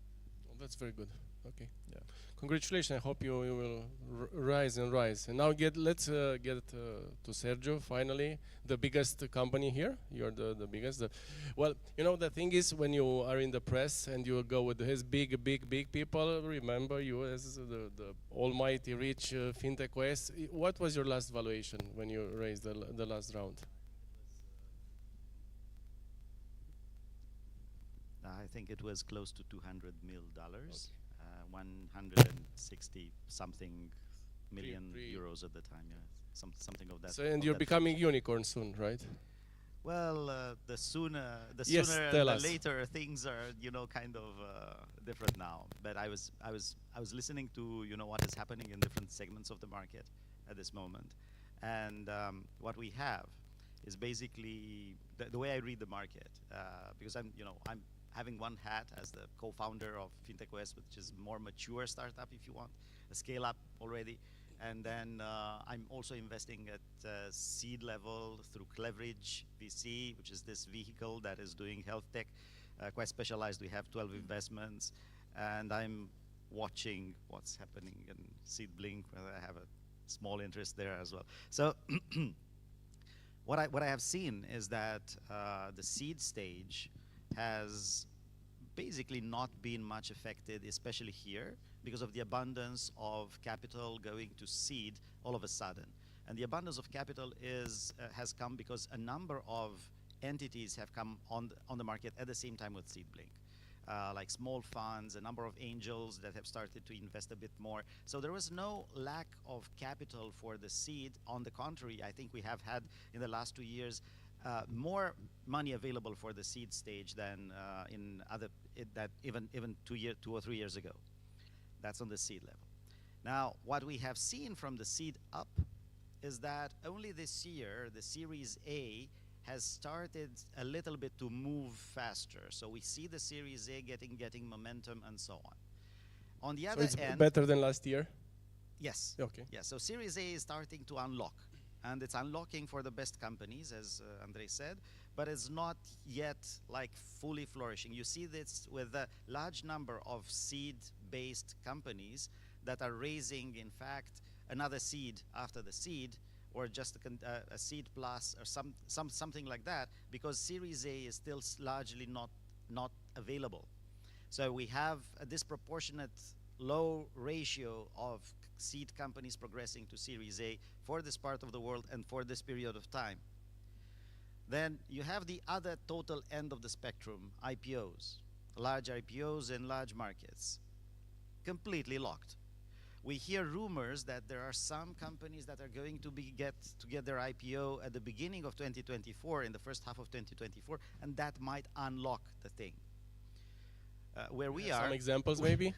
No, I don't really follow who is going to be listed, but there are some big names that everybody is talking about. But the issue there is that what you have with massively decreasing valuations in terms of multiples, especially for the larger companies, the Series B, C, D, whatever, the more mature stage, is that you don't have enough companies that are growing this fast in order to break from the range of, let's say, 200 mil valuation into the range of close to $1 billion valuation. And that is why all the funds that you see, the big names that can only deploy investments of 100 million and up, they are kind of stuck at this moment, and they don't make investments. They don't make investments because there aren't enough companies graduating from the kind of 200 million valuation into the kind of 1 billion valuation. And they are not, is not here, is not Europe, is everywhere, United States included. So that, I think, is the situation here. You have some unfreezing at the beginning of the spectrum with the seed and the Series A. You have some potential signs of unfreezing at the IPO stage, and still very much a kind of clogged market in between, because companies are not progressing fast enough in their valuations, starting from multiples that were 40, 50 times revenues in 2021, sometimes even more, get into 100 million times revenues. But nowadays everybody's like very concerned, and you're talking about a 6 to 8 times revenue, and that is also like very, very disciplined in their approach, and with a very, very strong push towards everybody in the ecosystem to converge to break even. When do you converge to break even? How do you look like under the rule of 40? This abstract construct where you add the growth rate of a company together with the EBITDA, and the arithmetic sum should exceed 40% for investable companies. So this is what is happening in the market right now. It's still quite bullish at seed. Everything else, let's see. I'm curious. Let's analyze more this in them. How do you feel that this is affecting the market overall? What do you think are the effects of this in the next 5 years? Because it seems like there is something cooking there, and we're curious how we should look upon this.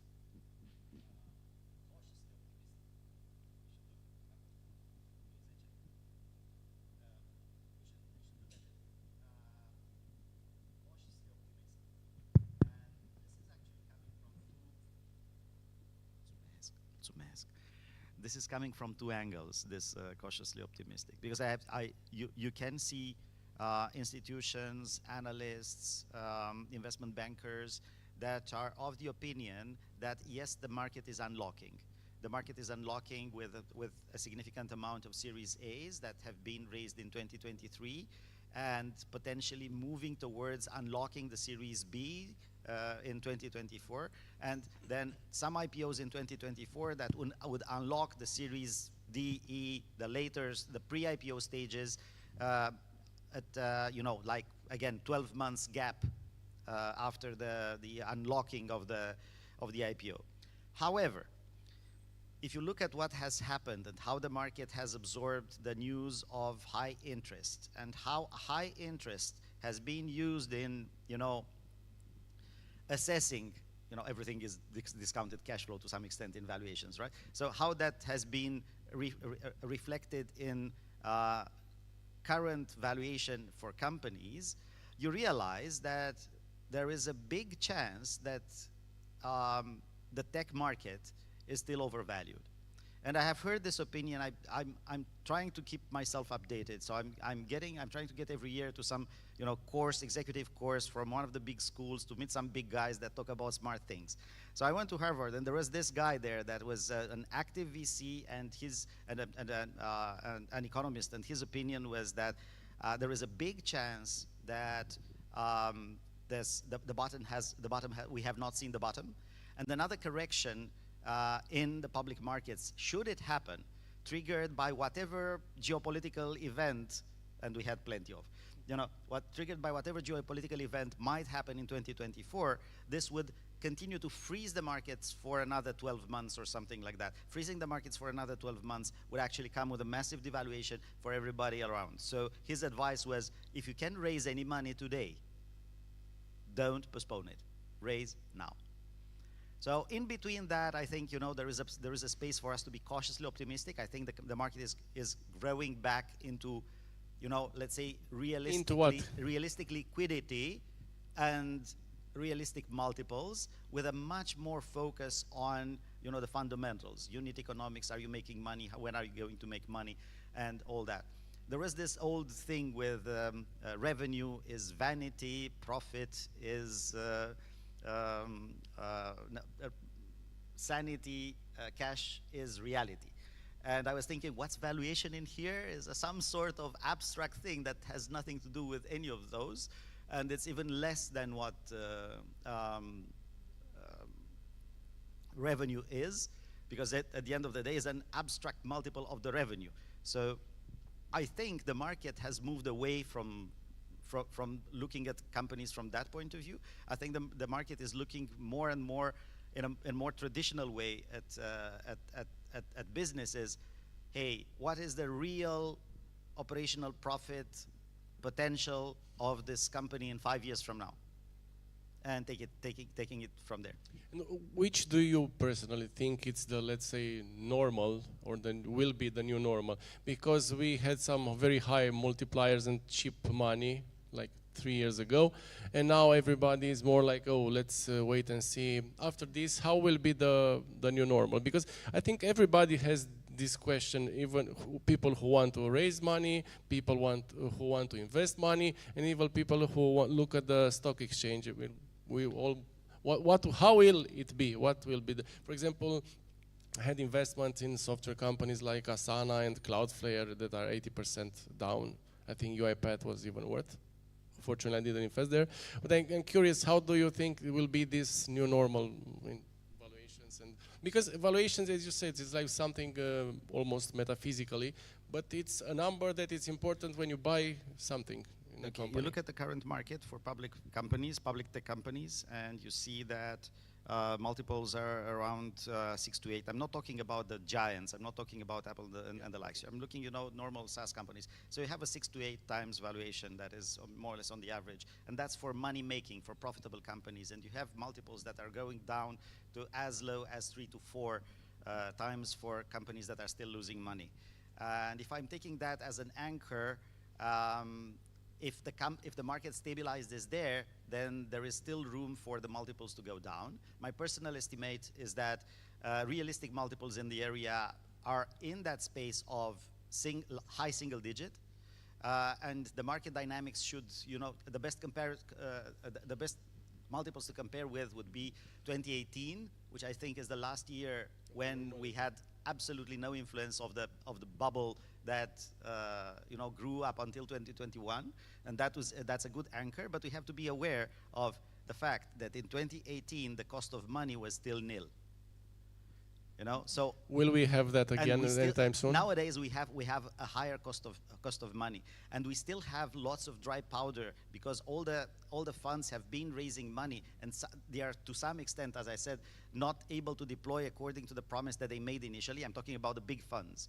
So at the same time, with a higher cost of money, you see that the larger LPs behind the big pension funds in the States and so on, they have other ways of placing their money with significant interest and fixed income products, no risk. So it doesn't make sense for them to allocate such a large proportion of their capital into speculative VC-like investments as they were forced to at a time of zero inflation, zero cost of money. So I'm looking at the fact that if it takes more time and the market stabilizes in the traditional 3-4% cost of money, 4-5%, 3-4-5% inflation, which may be one of the scenarios, we still don't have that priced into the current markets, because the current markets are still kind of converging towards the 2018 multiples at a time when the cost of money was lower. So and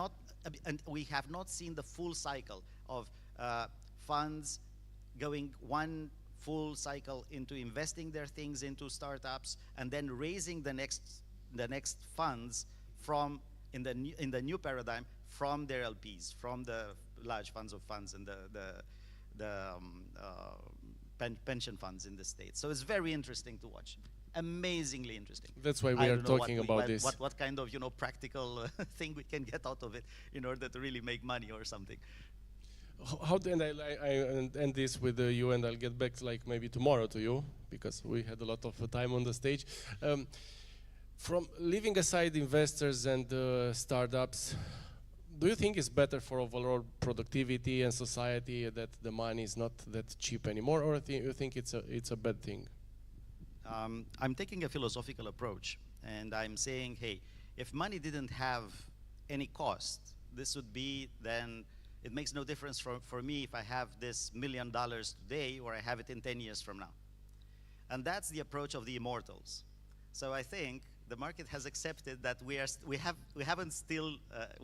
not yet solved for mortality, and longevity and whatever is still has a very long way to run in order to get to some extent.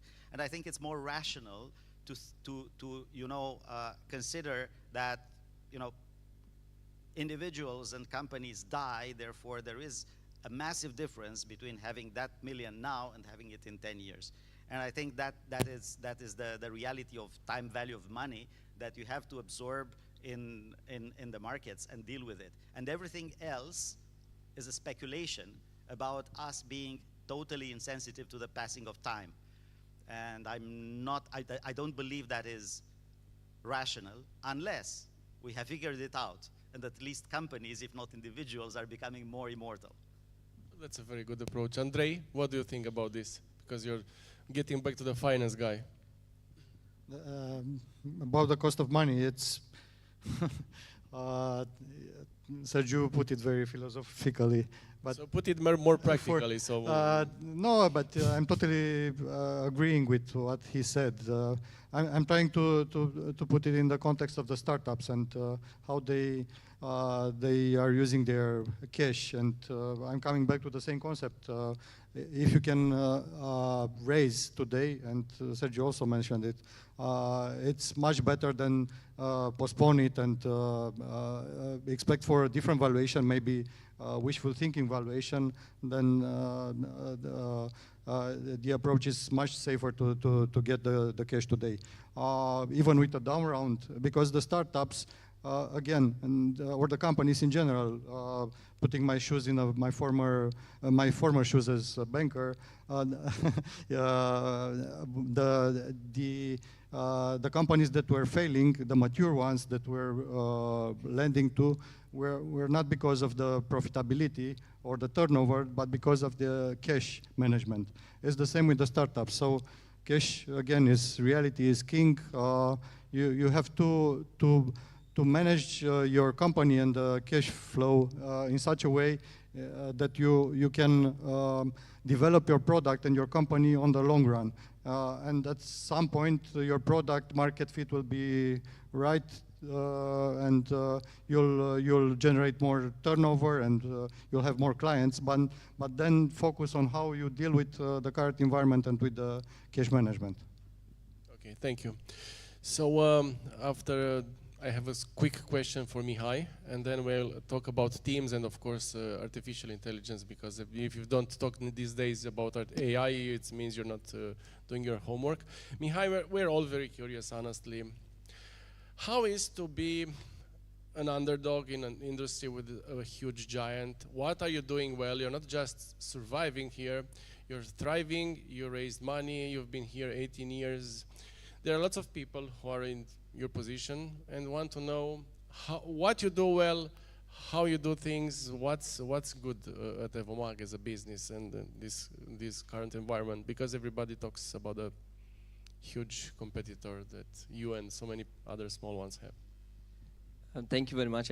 First of all, I'm very not happy, but I'm glad that we are in this position, because what we see is that in the next years the gap will be bigger, and then we try to build a second player, let's say, or to grow faster, because our ceiling is very high, and that means we have a lot of room to grow as a business. But if I remember, my focus always was to grow the business. I don't I look on the competition, I have to know everything from the market, what the market does, where I can grow, what is the strategy of my competitor, mostly of the biggest one in the market. And but the focus in our last 3 to 4 years was like structure and culture. And I think, I was fortunate enough to grow the business until this level, but now how can I grow the business without the decision to take all the decisions, or to be involved in any decision on the business? And 3-4 years ago, we implement another management system in the company, or a management system, professional management system in the company, and we try to put in the hand of every manager, because 50%. How big is the team?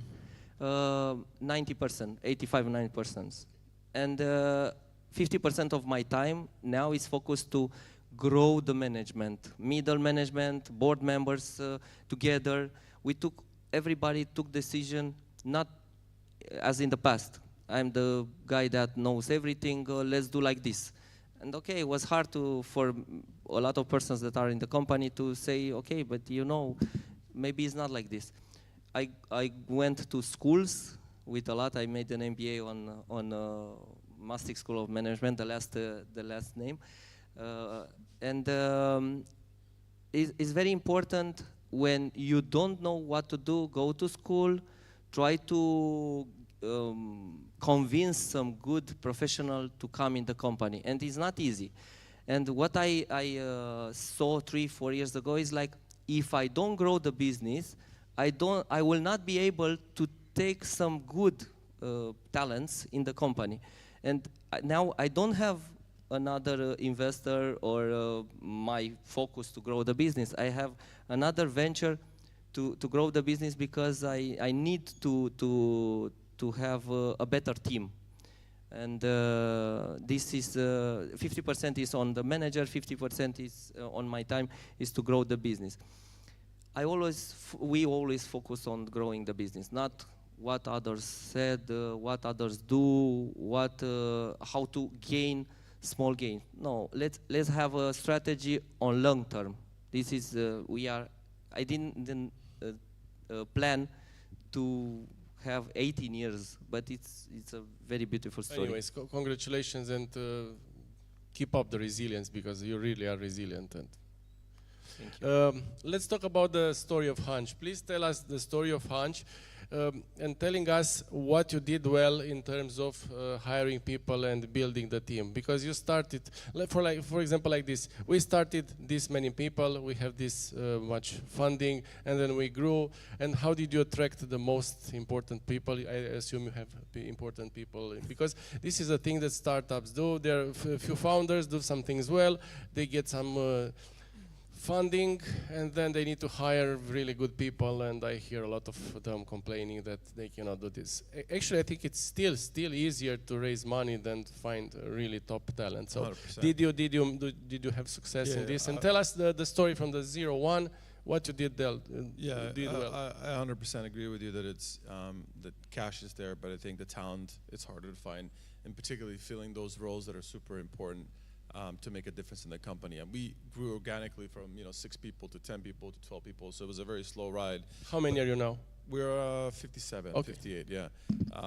And then we had a little bit of optimizations in the summer to, to the point of sort of, looking at the market. I think, to make that point where, where cash is tight, and have to be sort of, very frugal and thinking of, less cash makes you be more creative, right? You can't solve by just hiring more people. And so that goes to the point of, if there's no cash, then you have to really be thinking about what you should be investing in and who you should be hiring. I think in our perspective, we didn't do a massive sort of hiring. We organically a little bit grew, but I think we still have some roles to fill that are super important for us to grow for the next stage. In this particular stage, we filled those roles. Well, in terms of VP engineering, on the engineering side, on the marketing side. How did you pitch them? How do you convince them come with us? Yeah, I think I would say that was that's I think a side product of having a down market. Because when you have a down market, in terms of let's say outsourcing companies having less projects, essentially what that happens, maybe those companies have less funds to invest in new projects, and thereby outsourcing companies might not have as many projects, and thereby they have to reconsider, or maybe there is a little bit of tension within those companies. So we were fortunate enough to, pitch to a VP in engineering that grew a company from 0 to 200. There was in the fintech space, and we pitched basically, what a startup is all about. Essentially having that vision and mission and changing something and bridging the gap between this part of the world and sort of the, the Western world. So it's relatively easy. It wasn't as hard. So to that point, I think there is a larger talent pool now than it was maybe a couple of years ago. People that are looking to do things that are interesting. So but for us, growing, I don't think growth at all costs means growing teams at all costs. I think if you sprinkle on top a little bit of AI, and if you sort of extrapolate that over the next few years, I'll play devil's advocate to your point, and having more cash is better. I think being more frugal and being more innovative or creative with today's technologies, you might do more with less. You're using artificial intelligence. Let's have a quick absolutely. round about this. Everybody talks about this, but how do you actually do it? What do you really do? I'll tell you two sides to the story. One, we of course are a company that's sort of pushing the boundaries of artificial intelligence in the space that we operate in between creative. So creative. It's something built by yourself, or you're using your own top? No, we all build our own technologies. And these are essentially, if you think of creative AI, so like the Midjourneys of the world, you're producing lots of different creatives. So we're in that space, and we can see the fact that creative production and the creative generation or scale of that will, at some point in the next few years, all of us will be able to create a video fairly easily from just our thoughts, if you think of it, right? So that essentially means that the production or the creative itself will be commoditized to a certain extent. It won't be as expensive to make. How does this affect you? So it actually affects us positively, because from day one we not only had a vision of creating an AI-driven sort of creative production or manufacturing unit, but also a distribution unit. So we actually just recently learned this because other companies came to us that are farther down the road who wanted to acquire this piece of technology that we have, which is like, now that you have thousands of videos that easily can be created, well, what do you do with those videos now? Right? Now you've just sort of taken that problem and given it to the other people that have to do something with those videos. So we built a distribution system that sends that creative out to the right person, to the right channel, and so forth. So it's the mix of old and new. Something that I thought was perhaps just the piping in terms of the distribution to channels. I thought that was a non-sexy part of the business. Actually ends up being super important, because it actually leverages your position to take that creative and make it work. So for us, that's an external view of how we're using or developing AI to further sort of help the creatives and the media people get more sleep. But internally, we're definitely bullish on using AI, and that's in terms of both content creation, its briefing, its summarizations. I'm speaking from non-engineering perspective. I don't know what the engineering guys are doing in terms of AI, but from a sales and marketing perspective and CS perspective, all of our teams utilize AI to some degree. Even in management decisions? Not yet. I would say, well, actually, I would say you might be surprised in terms of summarization of key sort of reports, certain things like that, but not in terms of management decisions. We haven't outsourced that yet. Not yet. Okay, and what's next for Hunch? So we are. How will you be in the next 3 years? What are your main targets? So with every company, it's like Sever to TS or TTS says, you build different sort of cylinders to the engine, right? So we started with an inbound engine, and we started to grow a little bit of outbound. But right now we see, and this is a point for other startups out there, the best way to grow at this stage in this market today is through partnerships. It's basically sort of leveraging the brand or existing relationships from existing customers or existing partners to get into that. So for us, that's naturally Meta, Snap, TikTok. And so we're heavily vested in building those relationships with Snap, Meta and TikTok to sort of unlock a new cylinder of growth for us, which is essentially building out, they have maybe 500 mid-market brands that they can introduce you to and so forth. Today, just to the point in terms of go-to-market for those startups that are, at the stage of, early, outbound or that's part is really sort of slowing down for a lot of companies for various reasons. From a technical perspective or tactical perspective, Google and everybody else is limiting the amount of emails that you can send unsolicited or like cold. So that's being really hampered down. So startups today have to be super creative in finding their market and actually going after the market, which for us, that's partnerships. For somebody else, it might be something else. So you're a SaaS that is becoming successful. Tell us, what is your main number one KPI and other two that are super important for your companies? When you say hunch and it's becoming successful, what is that number one KPI? So the number one KPI, obviously, is growth, efficient growth, I would say, externally looking. I think internally looking is, making sure that we are aligned as a company. As you grow, there's so many things that happen, so many things that go wrong. And I'm sure all of us here on stage could probably write a book about all the bad decisions that we've made, or all the sort of mistakes that happen, and the learnings from that, whether it's hiring, right, or whether it's go-to-market, or whether it's product, whatever. So our number one goal at Hunch today is essentially aligning the company towards growth, in terms of revenue, but in that process, figuring out a way that all of the people that are at Hunch are making an impact towards that North Star. So figuring out a way for them to align with that growth, so it doesn't just come and somebody else is not connected to it. Okay, thank you. Let's get back to Sergio. We have to hurry. It's like in Moromeții, timp avea răbdare cu oamenii. Now we are in a hurry, out of a sudden, so life is not fair. Tell us very shortly, Sergio, how do you use artificial intelligence, and also about how you hire talent, and maybe if you can give us some details about your current situation with the layoffs and people are talking in the market. So, okay. Let me start with the last one, with the elephant in the room. Well, the company is doing great. The company has increased the growth compared to last year by, I don't know, 40%, something like that. And it has reduced burn to half of what last year was. It has reduced burn this year. Second half is half of the burn of the first half. But this whole process of transformation needs to be accelerated to be the company that the markets want. I was telling you earlier, the markets expect companies of our size to break even, and we have to do that. And we have to do that, and while keeping a solid growth in the markets that we address. And that obviously comes with the imperative of adjusting the resources in a way that is best fit in order to achieve that. And it's choosing certain markets, choosing certain product verticals, and so on. So that is the thing. I think, in a funny way, that the access to talent is getting easier as you grow the company, because you build a name for yourself. It's the brand. And there is you build a brand. And the thing is, people want to work for the big brands because it looks good on their CV. And everybody would kind of feel that if they are like a very senior professional, having worked for big brands and so on, they would feel it, okay, it's a risky move. What if this doesn't become as big as they promise? So a big number of them would never try to work for a startup. And an even larger number would never work for a very early stage startup. And in our case, we were lucky that we were known as entrepreneurs in Romania, so people joined FinTech early in the game just because they trusted us as managers, as humans from the past, not necessarily because there was necessarily a trust at that time in the brand. So that is one thing. Coming back to the subject of the year, which is the AI.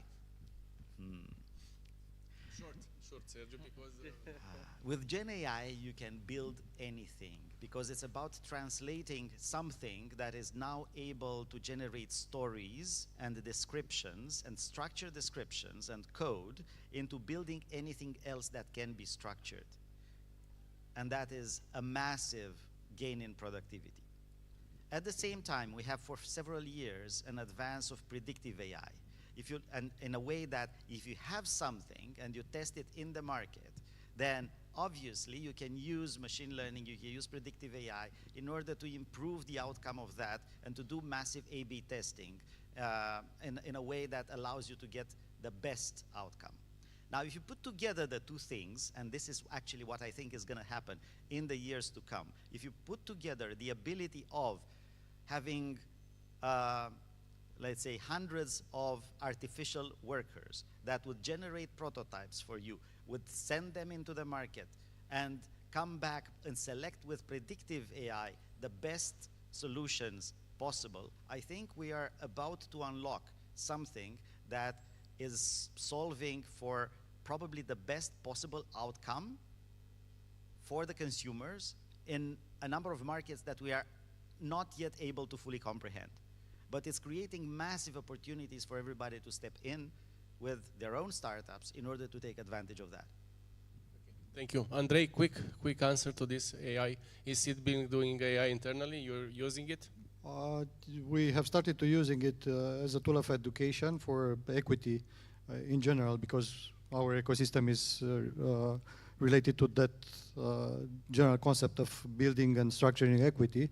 Now we are trying to figure out how we can use AI in the relation with my portfolio technology that the investors have with us, as well as in how to build theses, investment theses, and how to link it with any other open sources. But and also we figured out that we possess a lot of data as a company, and how to link the AI with data building and so on. Well, it's still very early. I'm not a tech guy, but it's for sure one of the priorities for each company that should use the technology further on at the next level. Okay, thank you. Mihai, give us a final thought on the e-commerce market, and what advices would you give? I will talk about what, because in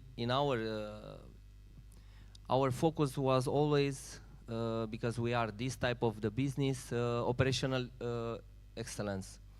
Because this is the type of business, how to deliver more, much faster, much cheaper, with not a lot of team. And now we use AI, okay, a small part of ChatGPT for documentation of the product. And it's very simple, because, okay, you from the March to now, you always heard about AI there, okay, show me something, because I want tomorrow to use it. And we use it for some products that are in our stock, and it's very easy because it's e-commerce. Everything is very clear and easy to see.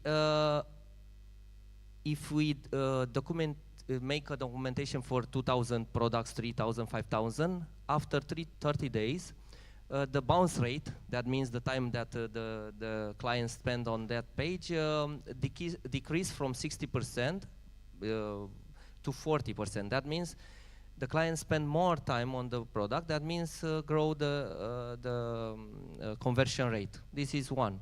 Another pilot that we have is that let's have procedures. It's very easy, but a company has a lot of procedure for everything to be very good.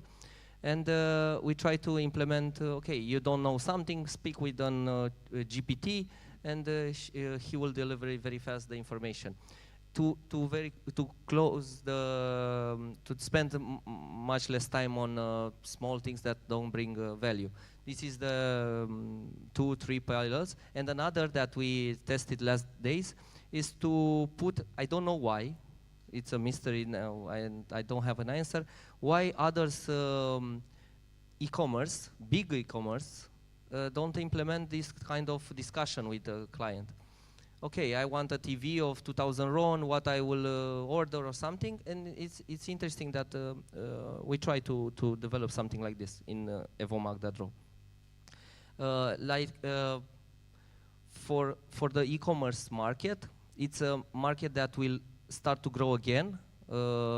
This year and the last year was a stagnant growth, let's say, because I heard something interesting, negative growth. What is negative growth? Is it growth or not? But I'm sure that the next two negative profit. I'm sure that the next year will grow, because if we look on UK, we have 50% of the market it's in online, and another 40-50% of the market it's in offline. Now we have close to 7-8%. So it's a lot of room to grow. Exactly, a lot. I like to tell this story, and we end here. I was in a hypermarket, wanted to buy stuff, and I was like, geez, I cannot do this. So I opened the app, and I ordered online from the app inside the big market, and I went home. I said, life is too short for this. So yeah, things are definitely changing. And they develop, they unlock because easy boxes or something. It's common sense that this will be growing. Unfortunately, we have to clear the dance floor because another party is coming here. A lot of value from these guys, so ask them questions. We don't have time for Q&A. Just run after them and ask them everything, because they're all super wise and super cool. Thank you all guys for such great advices. Best wishes, everybody. Thank you. Bye.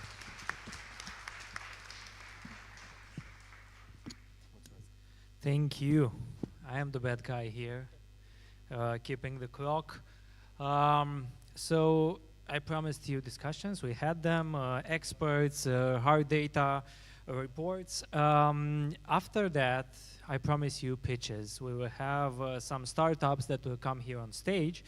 But before this short break, I will not say coffee break anymore, it's a water break, just 10 minutes.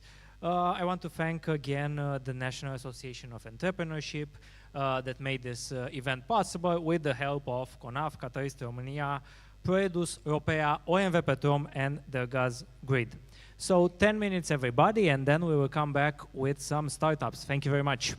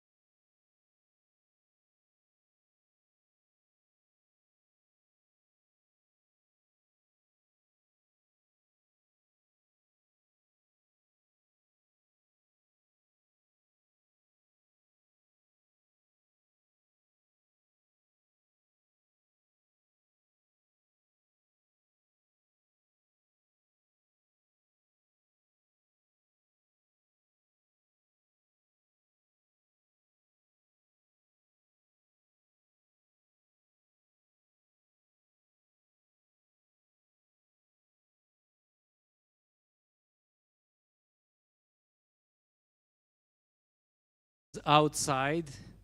Interestingly, I can see you, so you can come inside.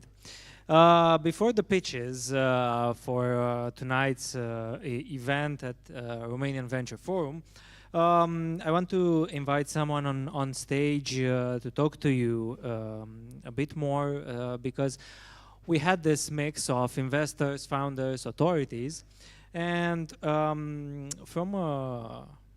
will say it in Romanian because actually I don't know how to say it. We will have Mihai Cărin Precup from, which is președinte al Autorității de Monitorizare a Performanței Întreprinderilor Publice. Ar fi o chestie foarte complicată să o spun în engleză, dar el va transmite un mesaj publicului de aici. Mihai Cărin Precup, îl invit pe scenă în aplauzele voastre. Mulțumesc mult!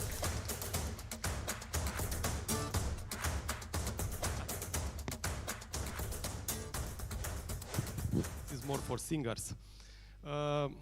Good evening, good afternoon. Yes, indeed, myself, I have to think twice how to call it in English.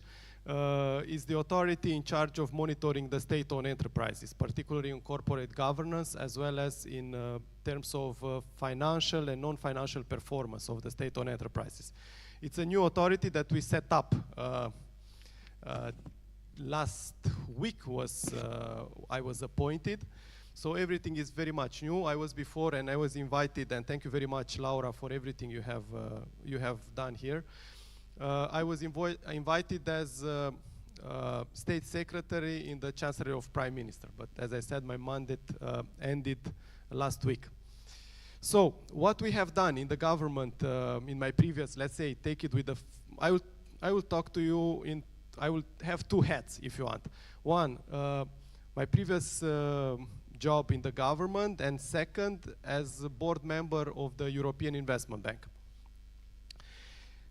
What we have done last year, and I'm very happy to see the interest around the venture capital interest here, we have put forward 400 million euros for investments in the private equity industry. I think it's a game changer for Romania.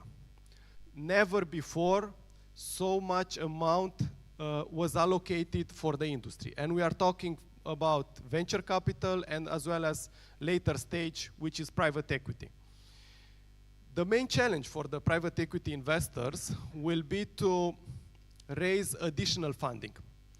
So basically what the government has done, has set aside this amount, which is managed by the European Investment Fund, targeting the private equity funds and venture capital funds in Romania. But the venture capital funds has to raise additional funds. So for instance, if they get 20 million from the government, they have to raise additional 20 million, which is a lot, I would say, for the Romanian industry. We should ask, do we have enough high net worth individuals? Do we have so much appetite from the pension funds? Because at the end of the day, you have to raise in the next 3-4 years additional 400 million for the industry in Romania. So it's quite a challenge. Another challenge is to find good companies to invest. And I'm looking forward for the panel to see what kind of candidates are coming forward with their business plan and their ideas. It's very important for Romania because it's also your job as VC actors, if you want, to identify the next champions. It's the idea also of the funding, of the fund of funds that we put together, but it's also your job to identify the next unicorn or big companies who could play an important role for Romanian economy. As you very well know, we cannot talk about a sustainable economy if we don't invest in innovation and in startups. I think that European Union now, if you ask me, is focused very much on green, on digital, but we should think more also about industry and about startups in the industry who could play an important role. As well as, if I will say something with the head of my former job, in the National Resilience Plan, there are 30 million euros allocated for the IPOs. So it's a big help also for the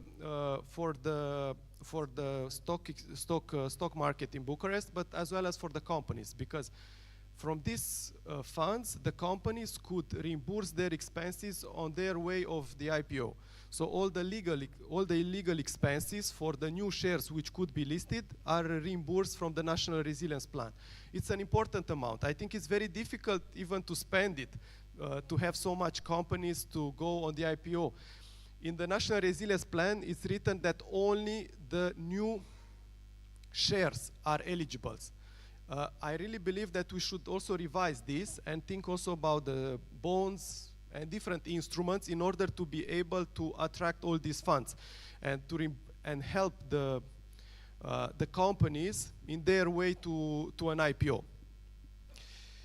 Last year we have also looked to the company like if you want like the whole balance sheet of the company. I was saying about the equity, and we have big challenge in terms of equity at the national level. Probably you know very well, there are many companies with negative equity. You have 268,000 companies out of 870 companies which have negative equity. In total, we talk about almost 30 billion euros missing from the equity at the national level. So I said that we were looking to the whole balance sheet of a company. In terms of guarantees, we have set aside 6 billion lei in terms of guarantees, which are mainly managed by the guarantee funds owned by the state.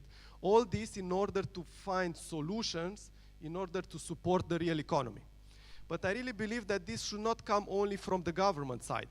You as venture actors, innovators, startups, you should also, if you ask me, come with ideas towards us in order to improve our financial instruments, to identify new financial instruments which will bring additional flexibility to the companies. Because I really believe that today in Romania, the main challenge is not the funding. The main challenge is the technical expertise, the financial instruments, and I really believe that only each of you, if we work together, we could identify the best solutions for the startups. Thank you very much. Thank you very much. I will take the microphone right now. Thank you for your words, and right now we will go to the pitches. Let's explain the process. We will have 6 startups here on stage. They will have 10 minutes each, including the Q&A, and I will invite the jury to sit here. There will be a jury of 5 VCs and investment professionals. I will have the timer, and I will keep the 10 minutes. First, with 20 years of experience in the digital and innovation field, he is the CEO and GP of RocaX VC, hunting for promising startups. Alexandru Bogdan. Next, an experienced entrepreneur with more than 20 years of experience ranging from management to business development. He has grown a few businesses. He is now the CEO of iFactor and the board member and VP of Tech Angels Romania Community, Cosmin Coitică-Pean. The next member of the jury, before joining the investment world, he was the logistics country manager at DSV Solutions. He is now a founding partner in Sparking Capital, Cristian Neguțiu.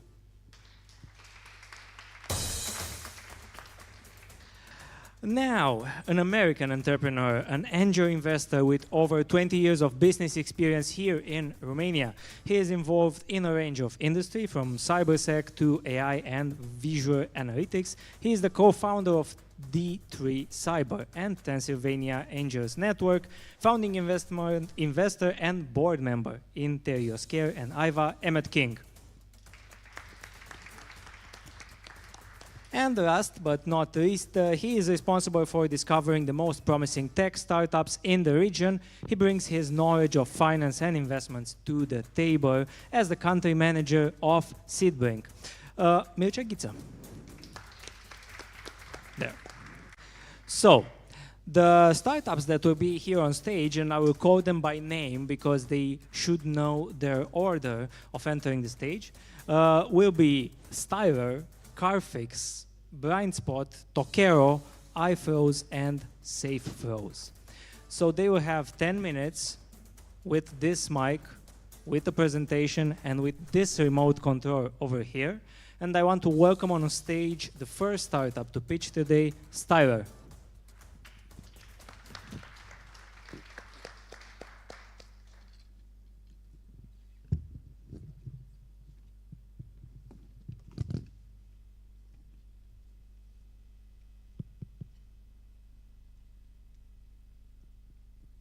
Hi everyone, I am Bogdan Klipic, co-founder of Styler, a market network dedicated to bridging the gap between beauty professionals and clients. Today I'm excited to share with you an innovative platform, an infrastructure provider, B2B2C, that not only transforms the beauty industry, but also offers a lucrative investment opportunity.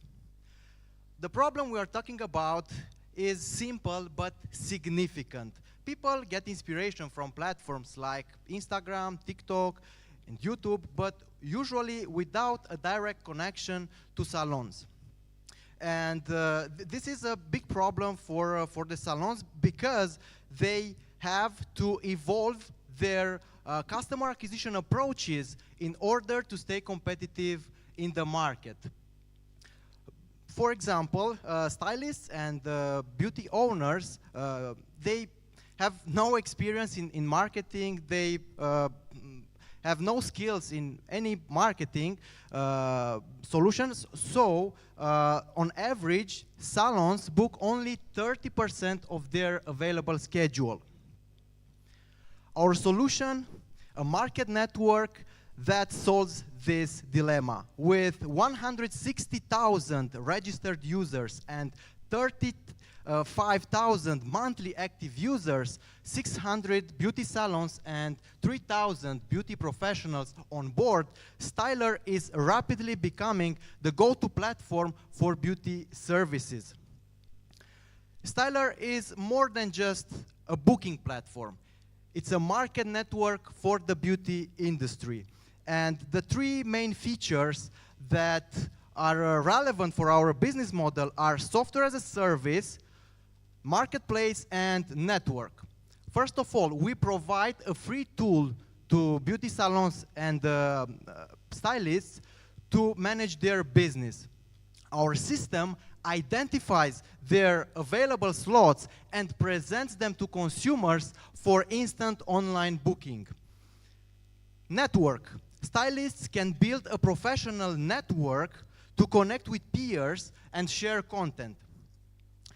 Each service provider has a bookable profile with a portfolio showcasing their work and attracting more customers. And marketplace, clients can easily find and book verified professionals and salons who meet their criteria. Our revenue streams are robust.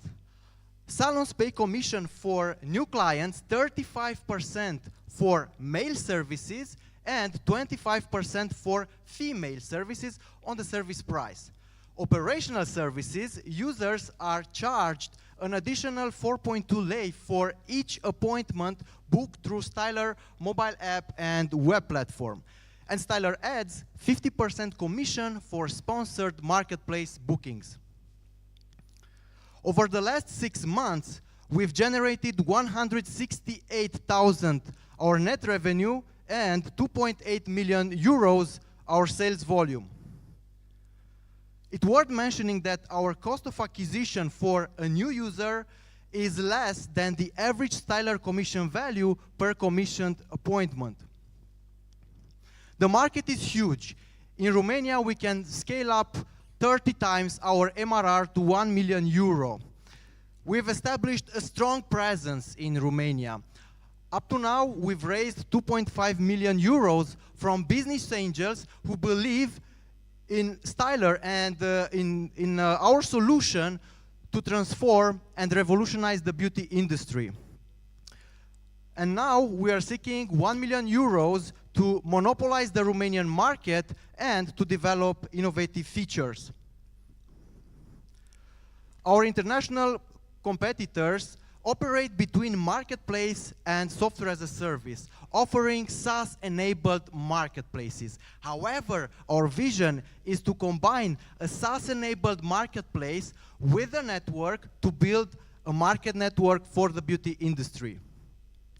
Our leadership team brings together extensive experience in entrepreneurship, marketing, technology, artificial intelligence, and sales. Thank you for being part of our story. Thank you. And now questions from the jury or feedback. Who has the mic? Who wants to? I have the mic, so I have to start. Congratulations for the traction. We met, I think, several years ago when we were young, in terms of 3 years ago. Yeah, in terms of startup.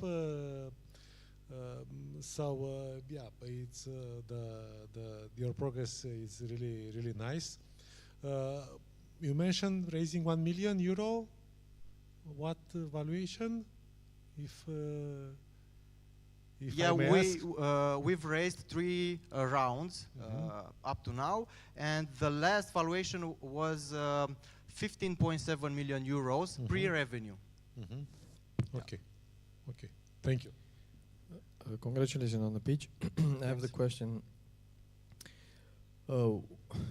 What is the innovation, and how do you manage to create any kind of barriers for the competition to copy or do similar stuff? That's a great question, thank you. Our salons, our partners, depend on us in terms of making money. There are over 100 salons which are not sustainable without Styler. With Styler, they make money. And this is a big differentiator, and I think it's very difficult for any international competitor to penetrate the Romanian market and take salons from us. May I? You're mentioning that your target is to get the monopoly of Romanian salons. What brings that to your business? What new opportunities, or what is the target of? The target is to increase our MRR, and what is interesting here in our business model, when we increase our MRR, we have more and more money to spend on marketing. And there is like a marketing machine, right, to deliver more clients to our partners, to invest in new innovative features, and I think that's the game we play. So on the valuation, you're raising 1 million at a valuation of 15.7? Yeah. Okay. And what was the valuation when you raised the 2.5 million, and how long ago was that? First, our pre-seed valuation was 5 million euros, the second 10 million euros, and the third 15.7 million euros. Okay. And the other question I have, I always have this question about marketplaces. How do you assure that after you've connected those two entities that they continuously go through you and you'll continue to get revenue in the future? Yeah, our revenue for new clients is based on 2 segments of users. New users that enter our marketplace and migrated users. But my question is after you've made the connection between the salon and the client, how do you assure that you're going to get money going forward? Oh, okay. First, when a new client visits a salon, we want to users need to have wonderful experience using our platform, and I think this is very important for them. And second, I think when salons pay for a new client, they need to persuade the client, and they need to focus on the retention for that client, because for the second time and third time when that client visit him or visit the salon, they won't pay for the further visits. It's a cost of acquisition for them, for beauty salons. One last quick question from Mircea. Okay, thank you for the presentation. Just wanted to ask, how do you cope with competition in such a fragmented market? Because there's many such apps. How do you convince salons to keep using you instead of others? How do you yeah, there are a lot of small startups also here in Romania, but their business model is not scalable, because they are focused on the number of salons. They charged a monthly subscription, and our solution is free. It's a free tool for them, for salons, and in addition, we deliver, we provide them new clients, and they make money with us. And it's very, very difficult for them. Thank you very much. Yeah. Thank you to Styler for the presentation and for answering the question. Thank you very much. Please leave the remote here and the mic, and I want to invite the next startup here on stage, which is called Carfix. A round of applause for Carfix. He's here on stage.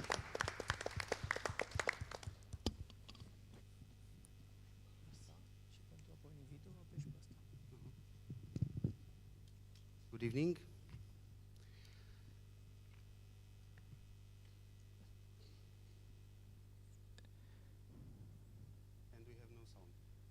And we have no sound, he tells me. We have no sound.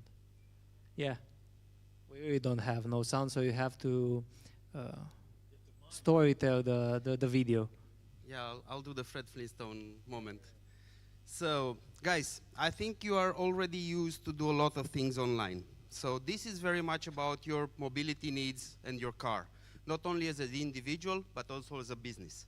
So even if we have no sound, we can cover everything which is connected to what has 4 wheels and a steering wheel.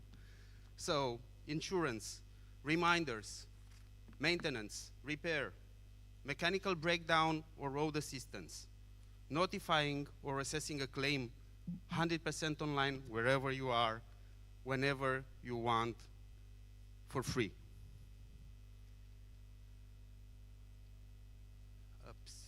So, again, hello everyone, I'm Sorin, and together with this awesome team, I am here to bring you Carfix. Currently, whatever is connected to the car or the mobility, it has either fixed location, either fixed hours, 9 to 5, either paperwork or not connecting databases, and you have to face traffic through this magnificent rain, taking, instead of 20 minutes, maybe 1 hour to reach point A to point B. All of these are leading to frustration and, of course, loss of revenue for the companies. We are not talking only about the money that you are losing when you are not producing anything, but when actually imagine that your driver, which has to do distribution or deliveries, is not capable to do this because he has to go for an accident, to declare the accident or stuff like this, or for a mechanical breakdown, and do 2 or 3 roads to the garage.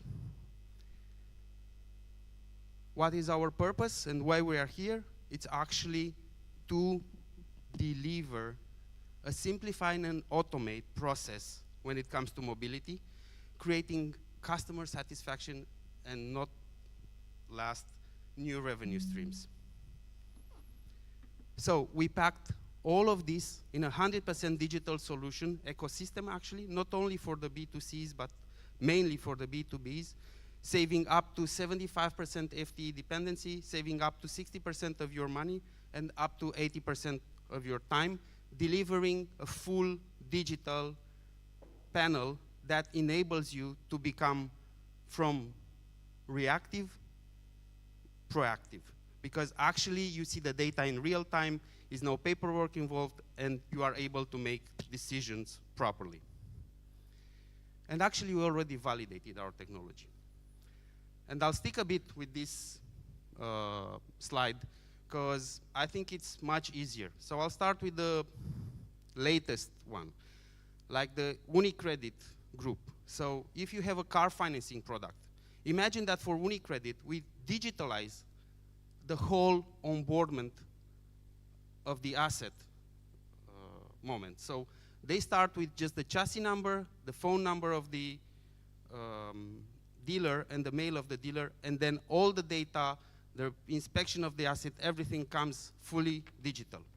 If we are talking about Dacia and Renault, we digitalize and made a one-stop shop, including the connection with the used car portals, their used car business. So whatever they are doing in their 33 outlets, they are doing through our platform. We have integrated all the relevant players in the parts distribution, creating a marketplace not only for the garages, but also for the insurance, for the leasing companies. And in the same time, aggregating the capability to get your code for your next maintenance at 3:49 a.m. straight from your bed. Last but not least, I'm happy to announce that we signed a partnership with the largest parts distributor in the world, with LKQ, being not only the worldwide leader, but also the regional leader. And through this partnership, by mid of Q1, we'll have our app present, and also the B2B in the whole region, from Slovakia to Poland and to Bulgaria. And we do have revenues. So our business will be software as a service for the B2B, and freemium plus a marketplace or a software as a service business enabled for the B2C. But it's actually a circular ecosystem. Whatever we generate in the B2C, we actually monetize at least once more in the B2B. And we help in the same time the B2B open new channels. So I'll give you my favorite example. The car financing model. They are only selling two things. They are selling money and they are selling insurance. We help them sell maintenance, tires, road assistance, and do much more, or they come from zero to hero in terms of after sales. They are doing zero in after sales. And when I said we have revenues, we actually had a growth of 75% of compared to last year. So we'll close the year with almost 0.7 million euros with an EBITDA, a positive EBITDA of 33%. We have 40,000 B2C users also, out of which 28,000 has a car already in. And what is very important, I think, nowadays, considering also Fit for 55, because earlier the state representative mentioned the green initiative that the EU has, only on Romania level, we can help the society save 11,000 tons of CO2 emissions. Help us to gain speed, to go from 60 kilometers per hour to 120 kilometers per hour, to accelerate our growth. So we are already on the third round. We had the initial angel seeding from Autonom Group in 2016. We had the first round in 2021, and now we are raising a third round for 2 million on a 12 million valuation, just to anticipate your question.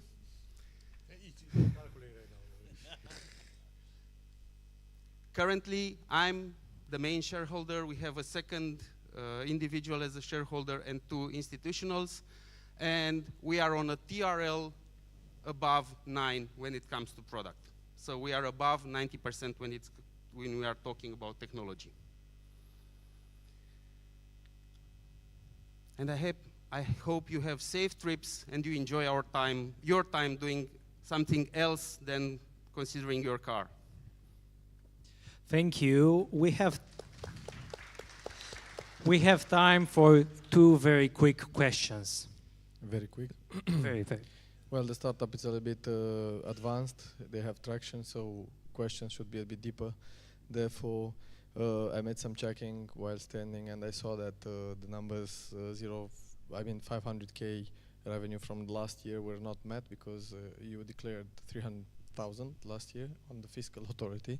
So that was. But the question is, are those logos that you showed there as a customers, are they paying customers, all of them, at this point? That was one question. I will put like 2 or 3 so that. But no, let's quit questions. Okay, so just this one. Thank you. So it's called deferred revenue, and we had revenues of 500,000 last year, but then we had also 100K revenue in advance.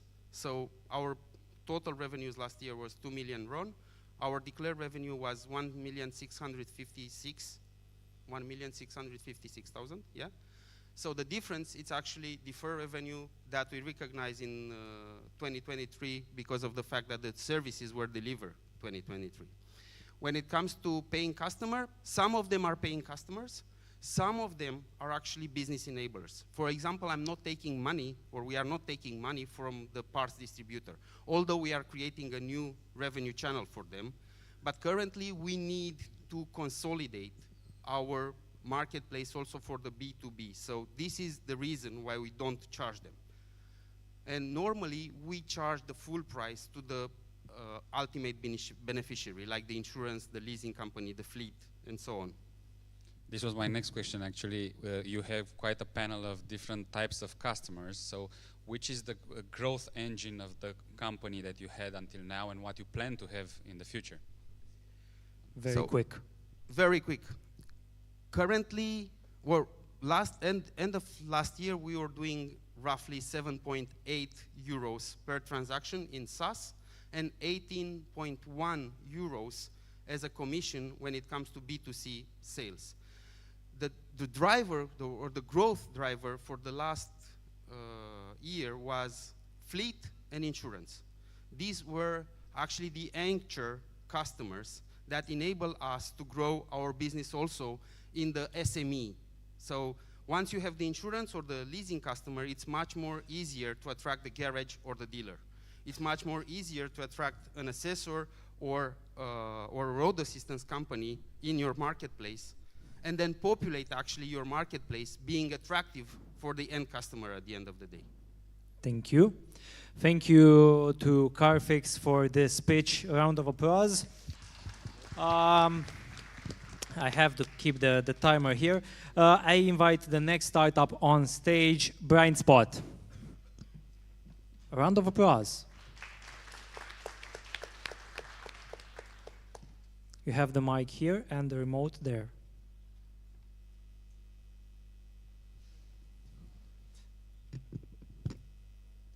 Hey everybody. Let me see, do I need to start this somehow? It's gonna start. Eventually. If not, I can just do it without. It's fine. We have the presentation. We have the presentation. Well, until it's fixed, I'm Bogdan, I'm CEO and co-founder of BlindSpot, and BlindSpot is a digital marketplace for digital billboards. Basically what we do is we connect screens of all shapes and sizes all over the world, and they're available on a self-served open platform for anybody to book. Is it possible that we have the slide?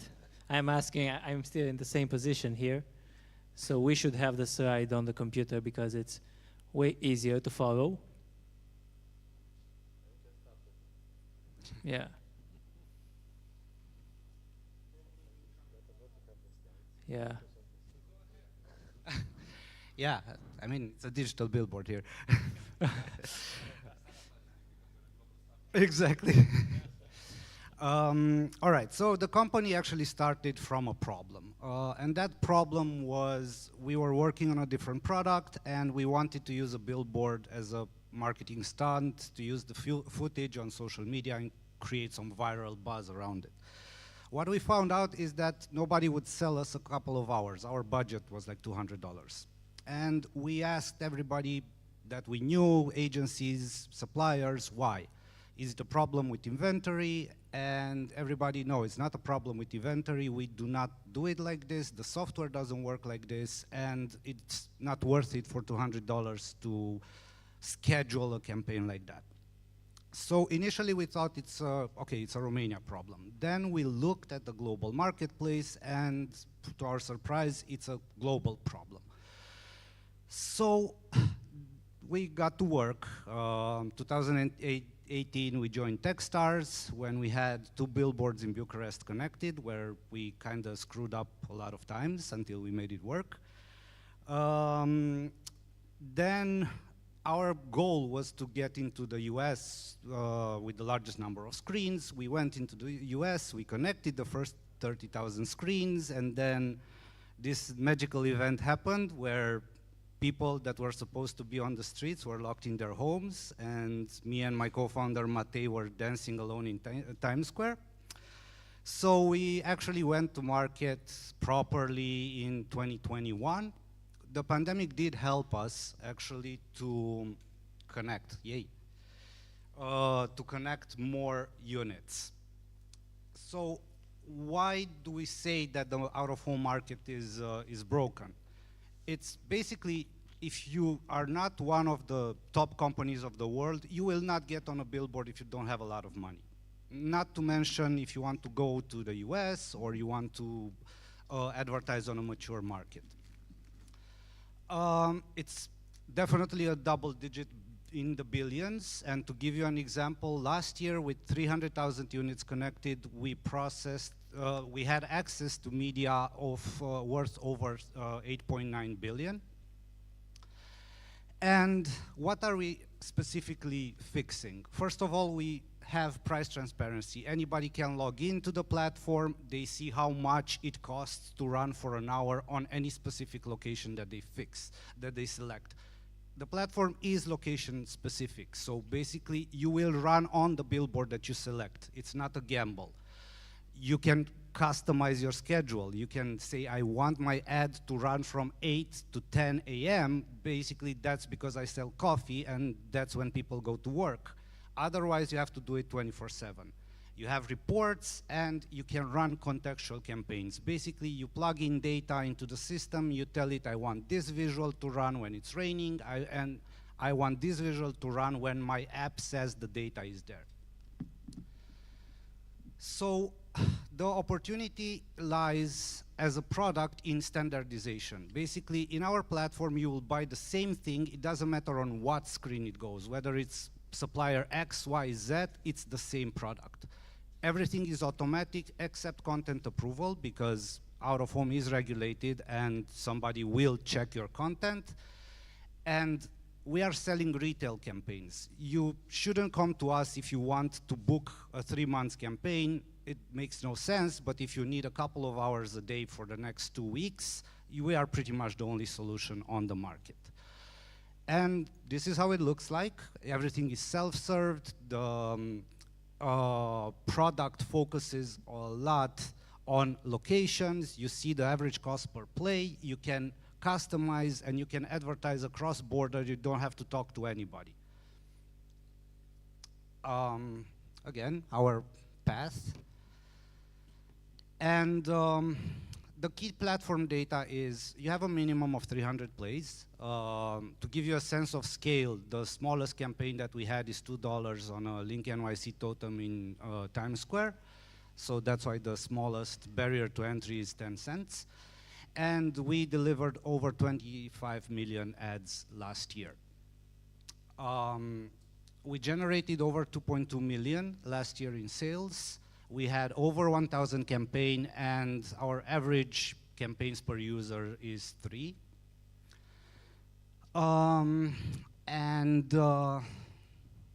Okay. We work with, right now it's over 11,000 advertisers, anything from Uber Eats or Airbnb to the presidency of Turkey or the government of Italy, to hundreds of startups, venture funds, coffee shops, and small and medium businesses. And we also use the technology for ourselves. So basically, if you go to Reddit, the #1 most upvoted post of all time is our billboard that we did for $18 in Times Square when it was the GME saga. And sorry, in terms of the round, we did raise 1.5 million in angel round up until this point. We are raising a seed round right now, that's $3 million. The round is actually oversubscribed right now. We have an exclusive offer for SeedBlink that's past the 3 million, and our lead investor is Day One Capital.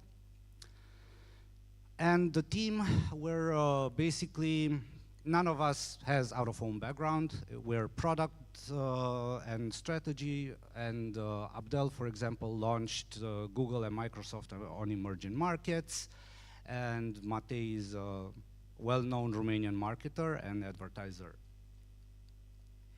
Our target for next year is to go over the 10 million. Everything that we made in terms of cash is inbound. We have no sales team. We are going to get sales team from this round. And basically, our marketing budget last year was €50,000. Thank you. Thank you. 2 questions? The part that I like. Sorry. So, the pitch was nice, especially without the slides. The question is the following. You have mentioned that you try to democratize the access to these billboards. That's the value prop that I get. And then that actually refers to the fact that smaller companies, they could have access to this kind of display, right? Correct. And then there is another thing that the market usually, being able to access this, it takes a while. And actually, without sustaining campaigns, you don't have a good effect. So my question now is, because I saw there are a lot of big companies and not on the logos. So my question now is, how is the recurrency of the customers, of the small customers in that matter? So how recurrent they are coming to you? And on average, we have 1.7, so the recurrency is 72%, basically. So it's 1.7 average campaigns per running advertiser per year. Small segment. Yes. Another question? Just one question about the business model. Who is actually paying, the customers, or you charge also a commission from the advertiser? It's a very good question, and the answer is a bit more complex. The billboard owner doesn't pay us anything. So we do not charge them. They only give us access, or our systems access to the inventory, which we see in real time and we place in real time. The customer pays us and pays our commission and the media. Why I'm saying it's a bit of a complex is because we're generating new capital, and the product in itself doesn't exist outside of our platform. So that's why the landlord doesn't pay us, but the client does. But then again, it's not a comparable product. Thank you very much.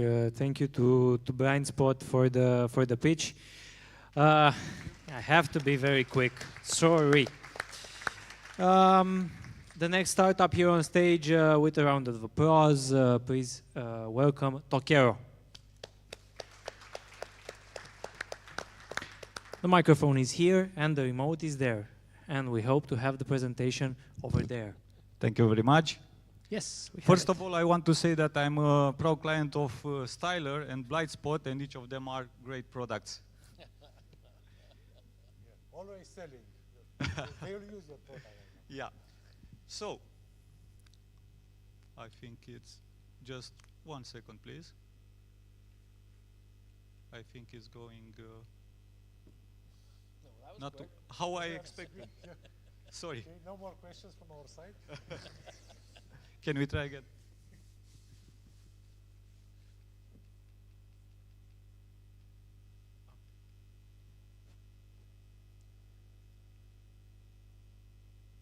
Okay, so we are Tokero, the next generation crypto exchange ecosystem optimized for accelerated adoption. what is the crypto market situation right now? A high number of crypto platforms, large amount of information available online, interest and adoption increasing. Still, we have a lot of problems. Current platforms are overly complex. Good advice is lost in a sea of misinformation, oversaturation of crypto gurus' personalities. Almost all new platforms and projects turn out to be scams. But adoption is still very early. And the customer support doesn't exist or is very weak. And obviously, we have a great solution for that, the Tokero ecosystem. So, first of all, we developed few products. The first product is the crypto exchange, a ramp-on, ramp-off solution. Is very easy to come with fiat and buy crypto, and come with crypto and exchange it for fiat, and after that, withdraw it to your bank account. A very easy solution, let's say similar with Revolut, which is a revolutionary product in terms of GUI and UX. Our second product is the Launchpad, similar with Seedblink, a Seedblink for crypto, I can say it. And we had quite very successful listings on our Launchpad. For example, we raised 2 times 1 million USDT in 1.5 and 2 days for two projects on our Launchpad. After that, we have Crypto Spots, which is a brick and mortar solution. It's similar to Western Union solution. They are working with physical house exchanges. Is the same with Tokero. We bring our platform to the physical exchange houses to help them to exchange very fast cash with crypto and vice versa. Also, Tokero token, which is our utility token, is not yet launched, but we launch it in a few months, and this will be the core of our ecosystem. Also, we have the Tokero Academy because we want to keep all our clients and partners updated with everything that's on the market, and here we help them to be educated in terms of cryptocurrencies, and also Tokero Shop because it's a marketing funnel for our exchange. Tokero highlights till now, over 150 millions in volumes traded. We are proud to say that we are the first in Romania. In 2020, we listed Elrond, Multiverse 6 now, a worldwide project. In 2021, which is was our best year, we had 2.5 million in revenue. Last year, 1.7 million. And this year, unfortunately, the bear market hits a little bit, but we are very optimistic for the next year. As I said, we had over 2 million USDT raised in pre-sales on our Launchpad. We have 43,000 clients, both individuals but also corporate accounts, a team of 20 members, and last year we are proud to say that we invested more than 1 million in the scalability of the platform. In terms of competition, this is, we call it how to use it axis. And you can see that Tokero is placed like as a very easy product. In the other area, we feel that all our, let's say, competitors are doing everything more and more complex every day. And I think this complexity, at the end of the day, it's slowing the adoption. But why competitors and not partners? Right now, Tokero is integrating 5 centralized exchanges. So we are connected with APIs, with corporate accounts, and we are doing business together. Those 5 centralized exchanges are Binance, one of the best, the biggest, Binance, Kraken, Ascendex, Gate.io, and KuCoin. The level 2 of integration is integrating, that it's in progress right now, integrating decentralized exchanges, because if right now on the centralized exchanges is, let's say, almost easy to come into the ecosystem, on the decentralized exchanges it's very hard, because on each decentralized exchange you need to have the native token of that decentralized exchanges. And with this integration we can offer pairs with euro, with fiat directly, and it is very fast. Our level 3 integration, it's our technology, as I said, in brick and mortar location. The final goal is one platform, every possible trading needed, from decentralized exchanges to corner shops, crypto for all. These are our partners, liquidity providers, Binance, Kraken, Ascendex, Gate.io, and KuCoin. KYC and ML providers, because obviously compliance is very important. We have Chainalysis on Dato with liveness check. It's very easy to open an account in just 2-3 minutes. Cavalry for solving fraud, and also banking partners. Unfortunately, none of them from Romania, because the policy of the Romanian banks are against crypto. We have NextPay from Lithuania and Clear Junction from UK. Our target clients and differentiators. On the exchange, first of all, I said that's a very easy platform, so we are targeting beginners, but also we are targeting high net worth individuals and corporate accounts, small and medium enterprises. On the launchpad, we are targeting crypto startups, because we have a large community of investors with huge appetite, I can say, for crypto products. And on crypto sports, we are targeting physical exchange houses, because we can offer them an alternative revenue solution. In terms of traction, as I said, 2021 it was our best year with 2.5 million in revenue. 2022, 1.7 million. We started quite optimistic 2023, but we adjusted a little bit on the way. But next year, we are again optimistic, because we will have the halving. It's a very important event in the crypto world. It happens every 4 years, and usually at the halving, the market is starting to be hyped again, and this, I think, this already is happening. So, in terms of clients, we are very happy to have small and medium enterprises as clients. We have staking agencies, token issuers projects, IT companies. One of them well known in Romania, like Q4, like Mini-Pre.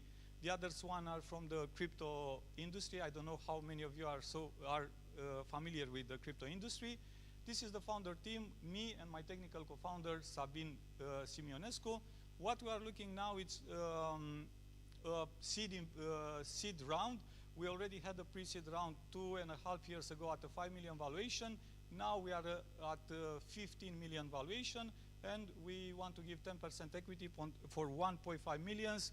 The goal is to expand in France, Spain, and Italy, with focus on partnership, corporate accounts, and community, because we have a very, very strong bond with our community. Thank you very much.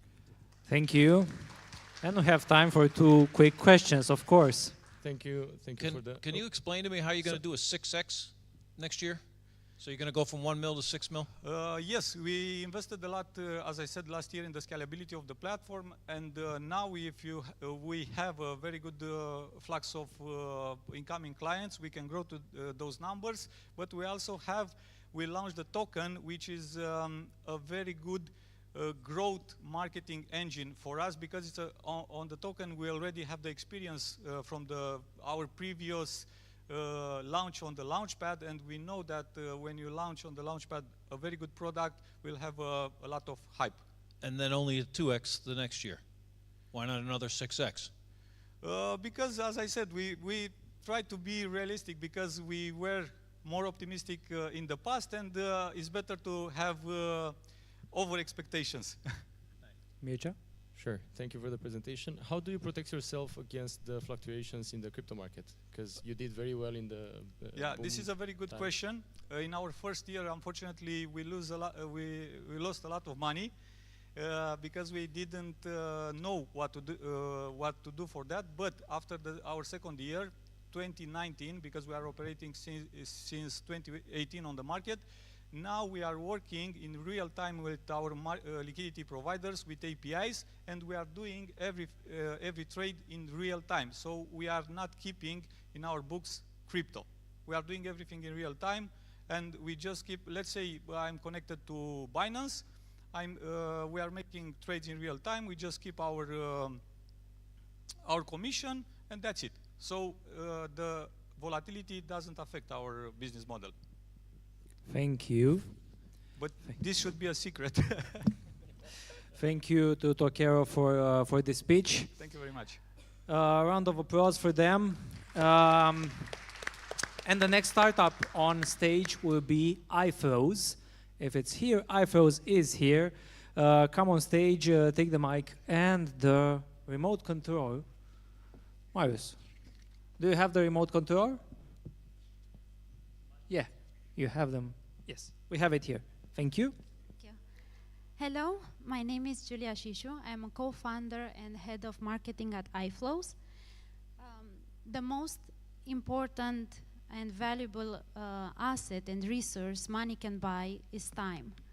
iFlows gives you that time to focus on what brings the most value to you and your business. Our mission is to free managers and founders from the operational tasks, allowing them to focus on growing their businesses. We pose a simple yet profound question to our clients, and we ask if they weren't in the company for, let's say, 1 month, would it still work without them? And most important, would it still grow without them? So if the answer is no, iFlows is a great tool you can use. Our team is composed of 4 partners. Me, Julia, which I follow a PhD in digital transformation, Andrei Ionuț and Anton Pelser, which all of them had a lot of experience in the entrepreneurship.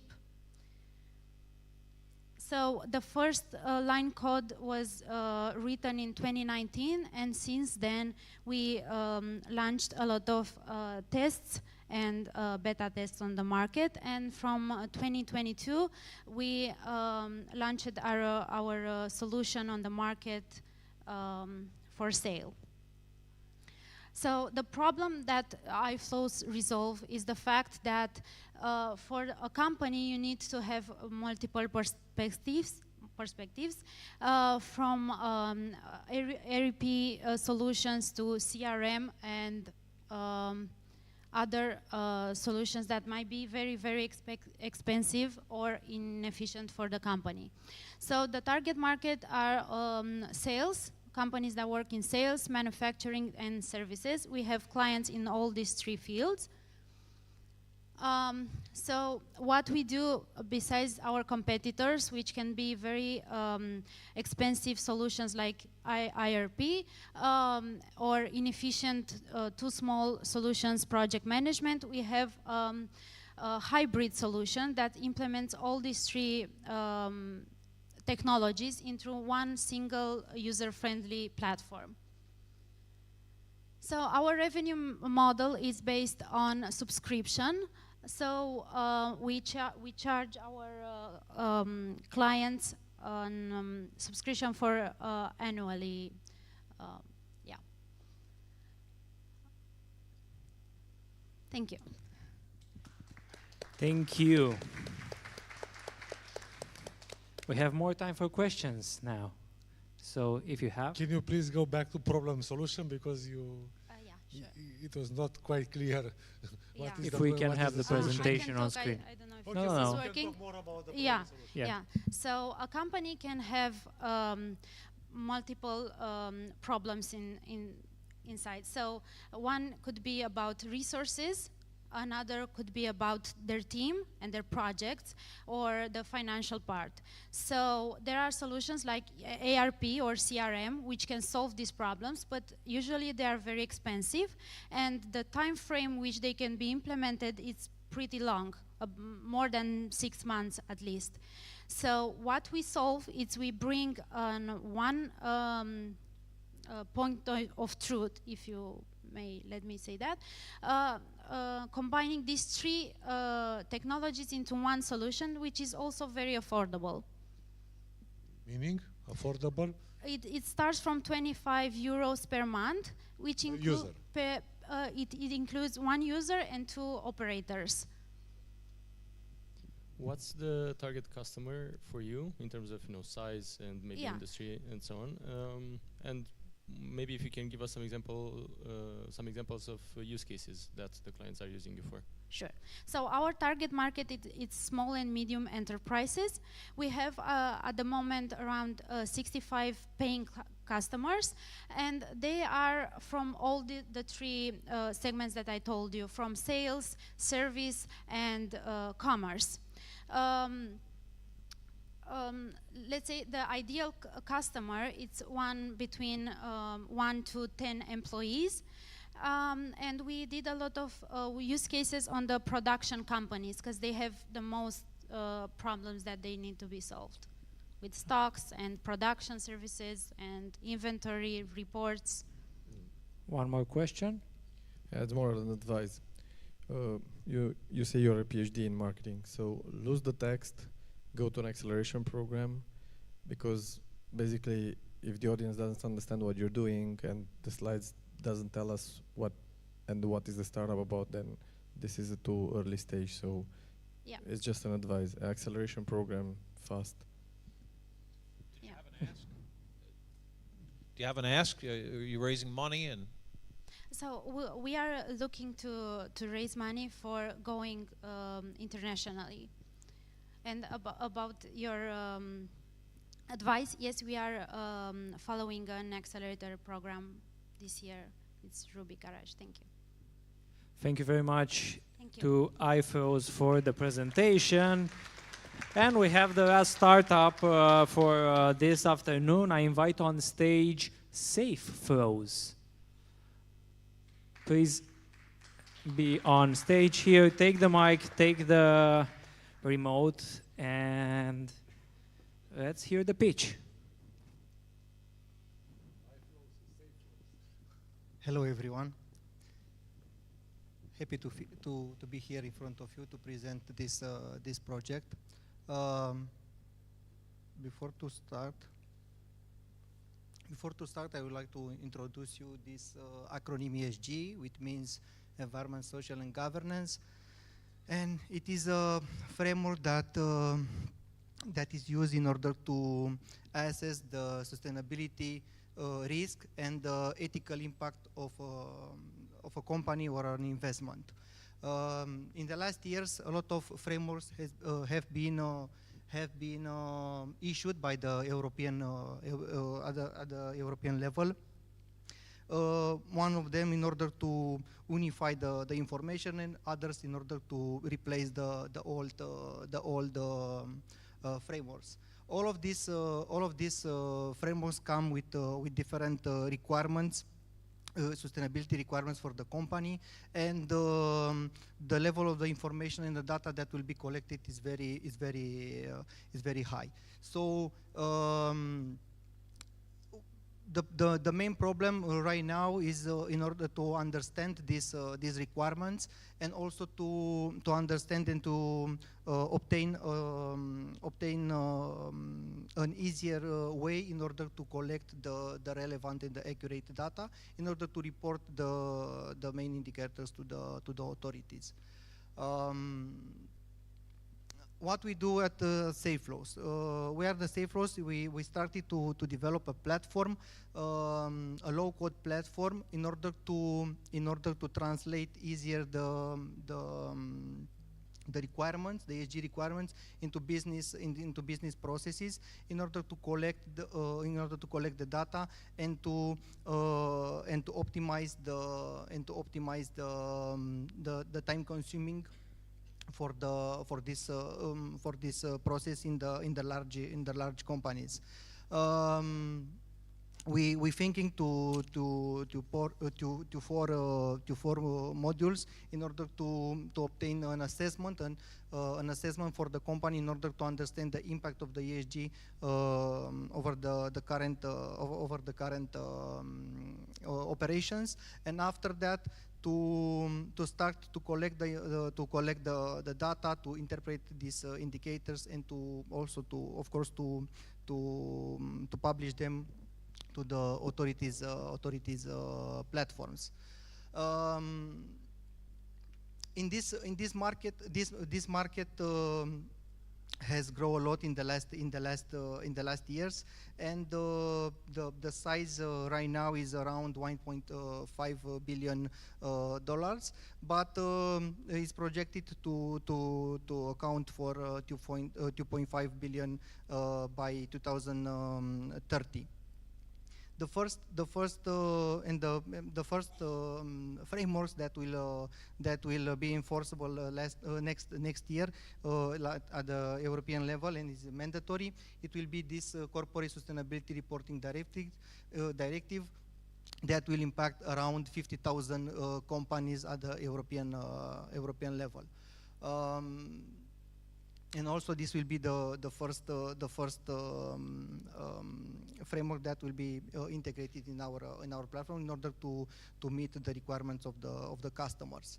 Of course, that exist other competitors in the market. I have selected three of them. One from these competitors is focused for the US market, because there the legislation is more advanced, and but none of them technologically demonstrate that they can maintain an immutable audit history for the business processes and for the data that they collected. And this is one of the main reasons that the European legislation is required in the European legislation. Like a business model, we thinking to use a freemium business model for the software as a service solution that we prepare for our customers. We're thinking to offer them a free trial in order for a limited period of time with limited functionalities in order to use the application and to see the benefits for them. And after that, we want that they to be our customers with a premium subscription and with and unlock of course the advanced functionalities for them. We prepare three plans for them, plans with different level of the functionalities, as I said. This is our team. Me, Christian, with experience in business and operations, Dragoș with experience in technological, and Simona with business and legal experience with many years accumulated experience for all of us.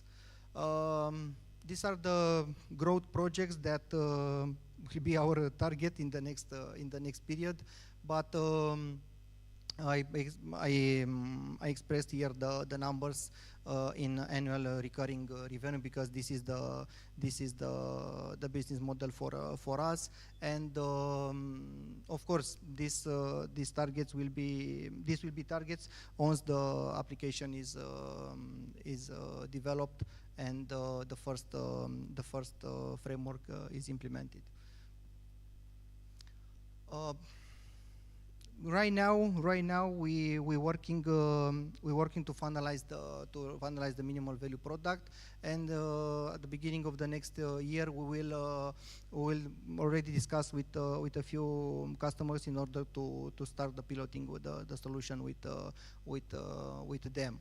And right now we have a soft commitment from one of the VC from Romania, but we still need funds in order to finalize the development of the platform. Thank you. Questions? Yeah, can you explain to me how you're going to go from 100,000 to 900,000 in 1 year, and then the next year only 2x? Yes, it's a important growth there, but it's explained because the next year it will be the most important for this first corporate sustainability directive, because in the next year almost 15,000 companies need to prepare the internal solution, the internal business processes, and at the beginning of 2025 they need to report. So in the next year will be the big, let's say, boost in this area, and the solution is developed and prepared in order to serve their needs. And for this, in order to achieve these targets, we will have in back a strong partnership program with consultancy companies that will need to use a solution like that in order to serve quickly to their portfolio of customers. And also this solution has developed some modules with artificial intelligence and other modules from Microsoft Azure, and we will want to develop also this sales channel with Microsoft in order to be one of the solution for from their marketplace that will be sold by their sales team. One more question. It's a very crowded space. There are lots of companies doing this activity. What's your actual differentiator to win the market and get that 9x growth? From what we see right now in the market, indeed, we have also other competitors, but none of them provide a complete end-to-end solution for the customers. They provide to them only few a solution to measure only few indicators. Yeah, and they didn't help the companies in order to collect and to understand the indicators and how to calculate the indicators, how to collect this information, and how to put all of this in one report. Indeed, we have we have other competitors, but with small part from the entire One quick question. I will not expect answers to these questions. Do you have any sales guy in your team, co-founder? Right now, no. Why don't you face the audience? You have a screen there. Are you passionate about what you're doing? Because your energy is so low that it's very difficult to follow. So all this stuff, acceleration program, fast. Okay, thank you. Thank you very much.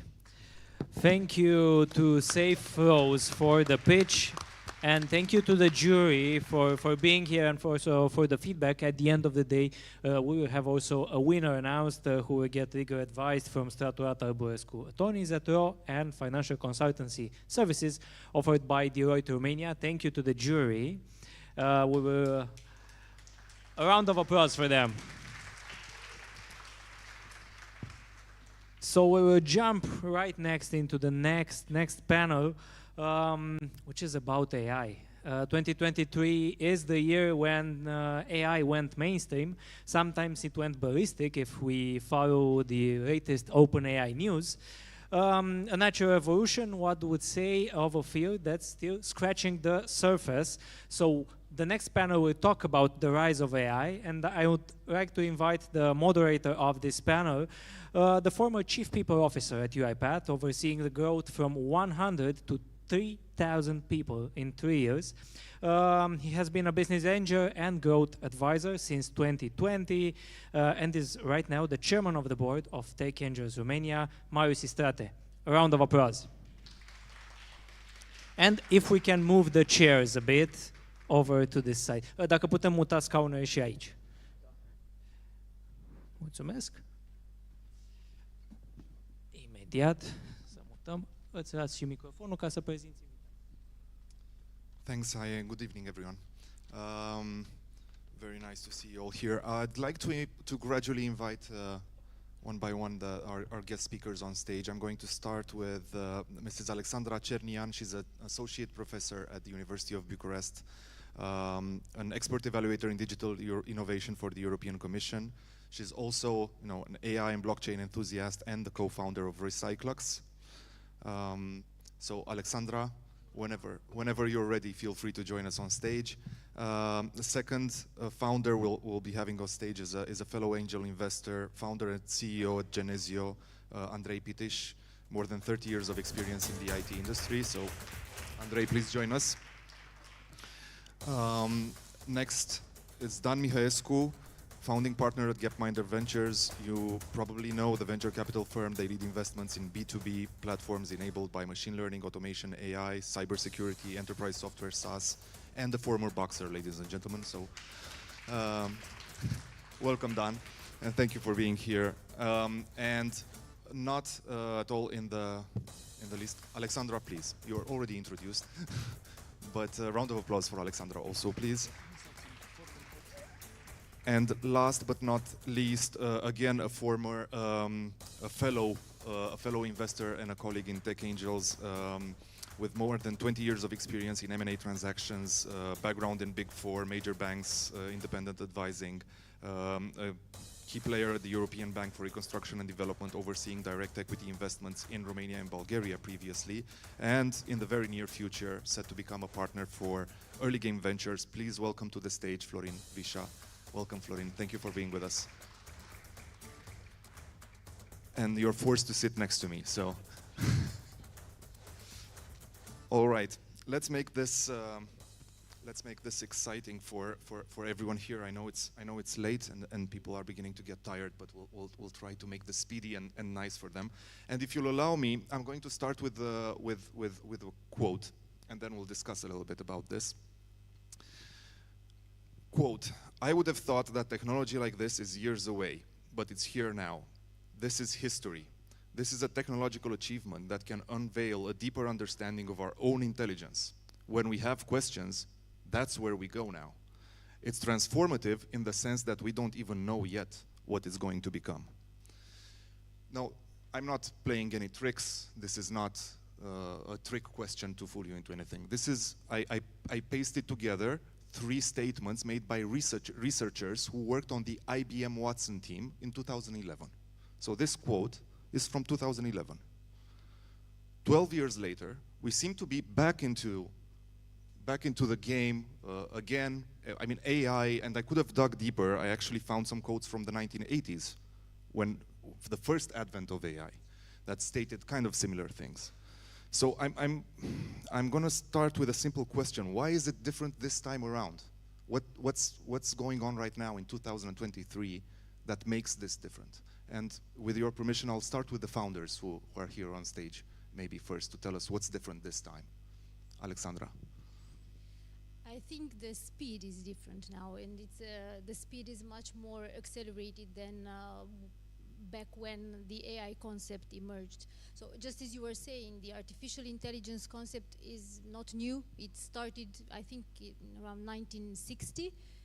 The only issue was then we didn't have the right technology and the right computational power to support the vision of AI. But the meaning of what we now understand through artificial intelligence was formulated even back then. Then we took smaller steps in each decade, switching between rule-based artificial intelligence and neural networks, which are now much more powerful, and they have demonstrated that they can provide very significant progress in different domains. But this cycle will probably continue. Probably 10 years from now, we will be facing a completely new AI revolution, much more innovative and much more accelerated than the one that we are facing now.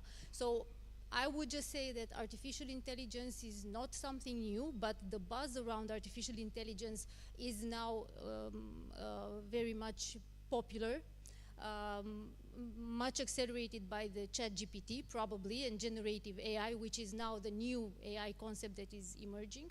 And in my perspective, at least, I think we will continue to see innovations emerging from the artificial intelligence domain. We can't blame in the 2010s the lack of marketing. If you think about it, again, it's with IBM Watson, but they were sort of spearheading the effort. In the 2014 and 2015, they were promising we're solving cancer, we're curing all of these diseases using this system. I'm not joking. This is what the promise was, at least marketing-wise. So again, so speed, computational power, and access to data. Access to large volumes of data. And if you stop to think about, for example, AI in healthcare, there were a lot of innovations that solved a lot of problems. So they accelerated probably the way that we can have access to personalized medicine. We already have it, and we've had for quite a few years now different AI-based systems that are able to detect cancer with a higher accuracy than the medical experts, but the difference was that they were all very niched. I mean, we were training a system to detect, let's say, lung cancer or skin cancer.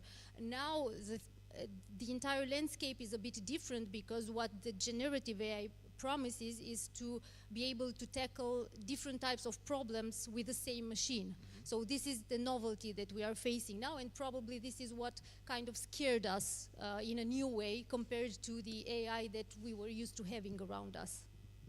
Andrei, care to add to that? De ce vorbim în engleză? E cineva în sală care nu vorbește limba română. Anyone here who doesn't speak Romanian? Yes, that's why. I'll translate after.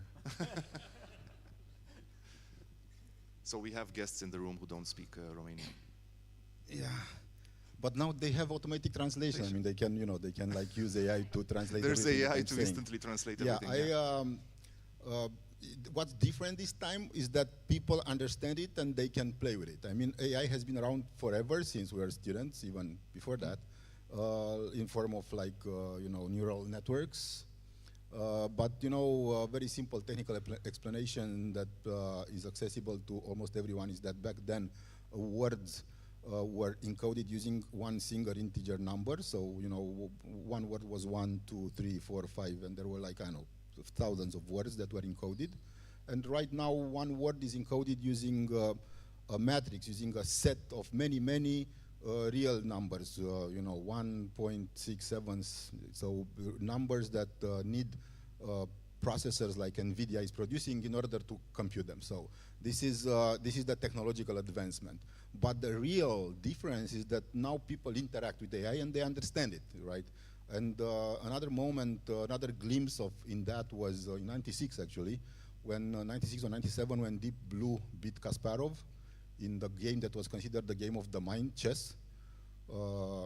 And it's chilling in a way, right? I mean, I had the pleasure of meeting Kasparov face to face, and I asked him, "Why did you stop playing chess?" And he said, "The computer beat me." And that was the end of chess, essentially, for that generation. I mean, now chess is taking a reprise, I think. But for that generation, and that example was something that caught the glimpse of the public, because the public, watched chess games and they understood that a computer beat him, and it wasn't even a movie.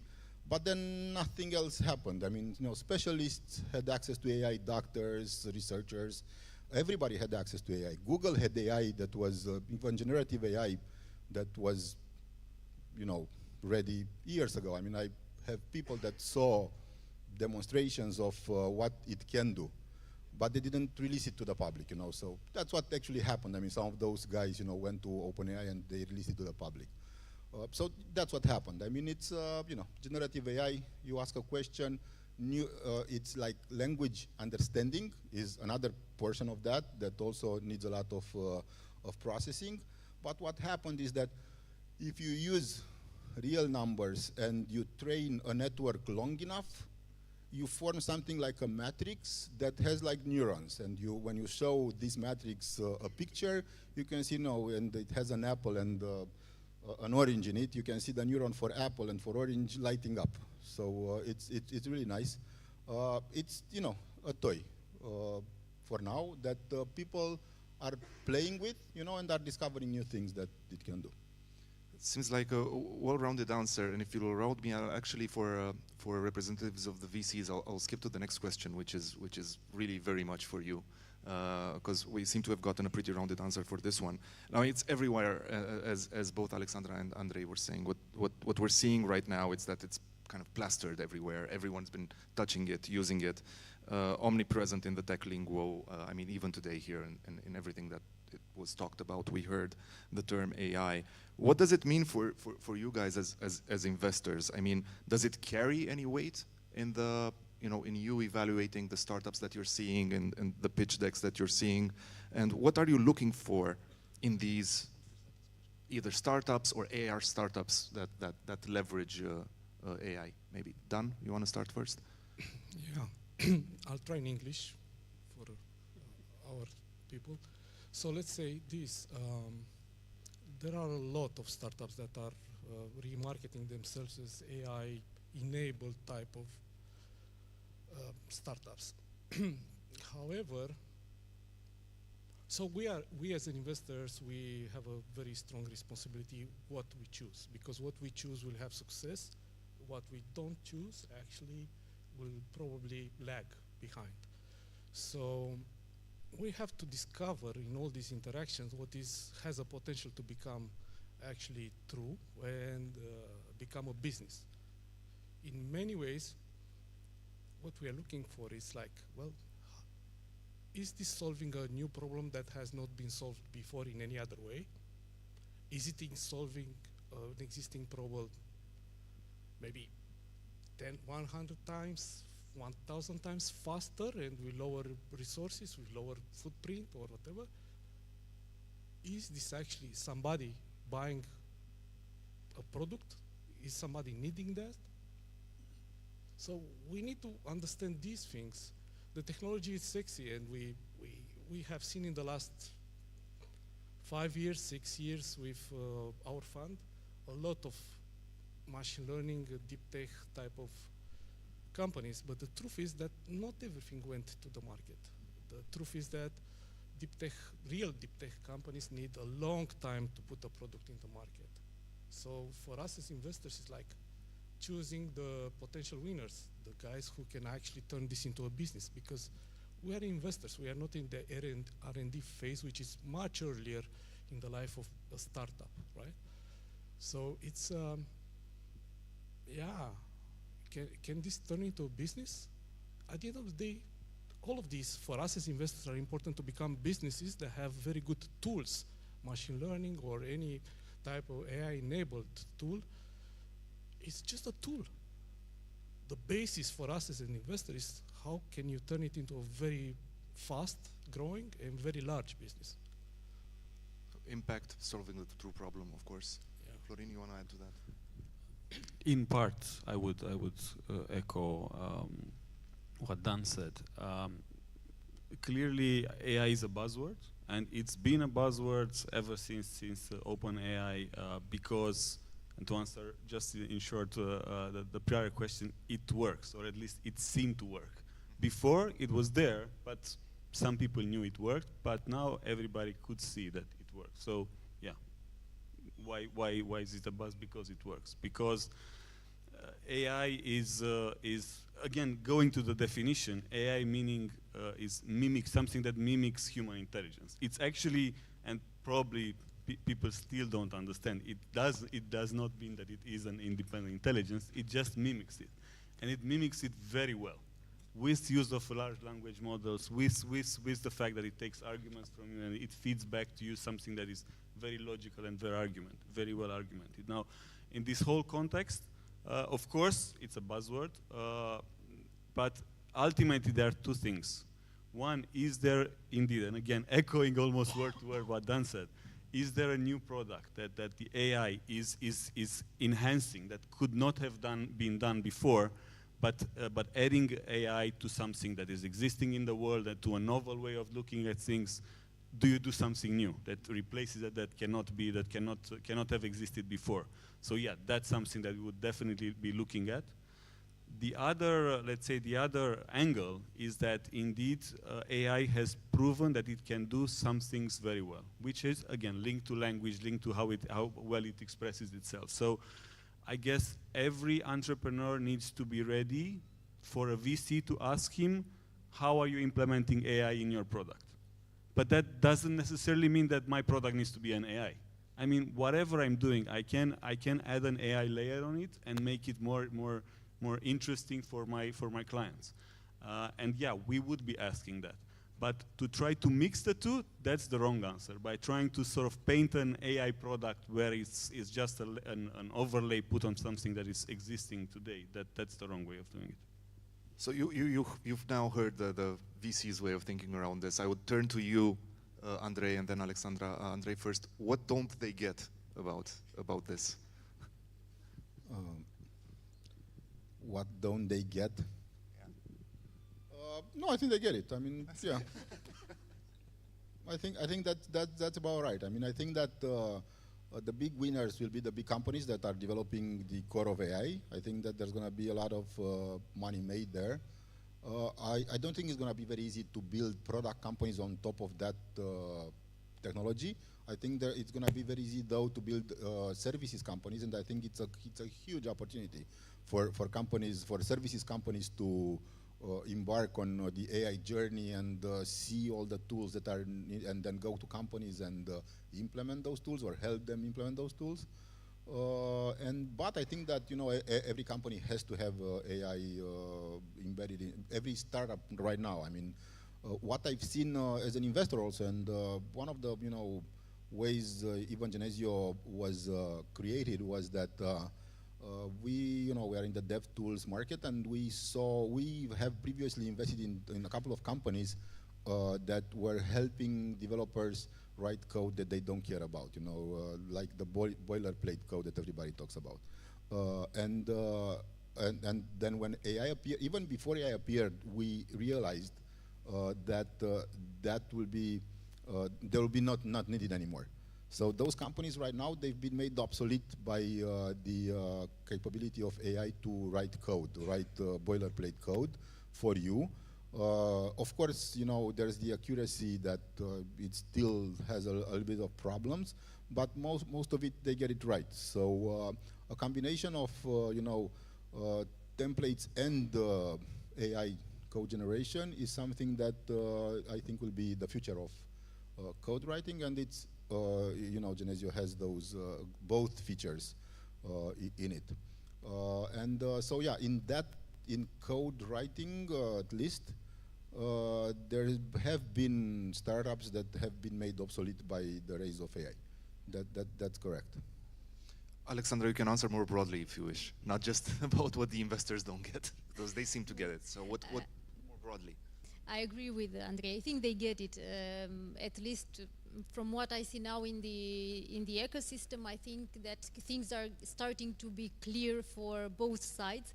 I have to say, probably, I'm also working as a consultant with startups, not only from Romania, but from all over Europe, in order to help them get funded through EIC programs, the European Innovation Council programs.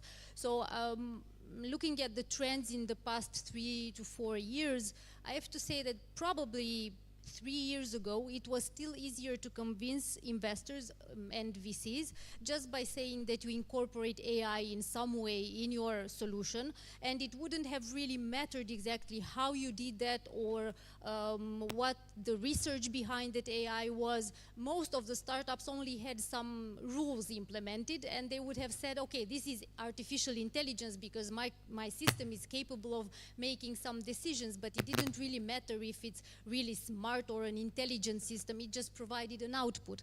And somehow I think at that moment investors were still quite easy to be convinced by this type of narrative.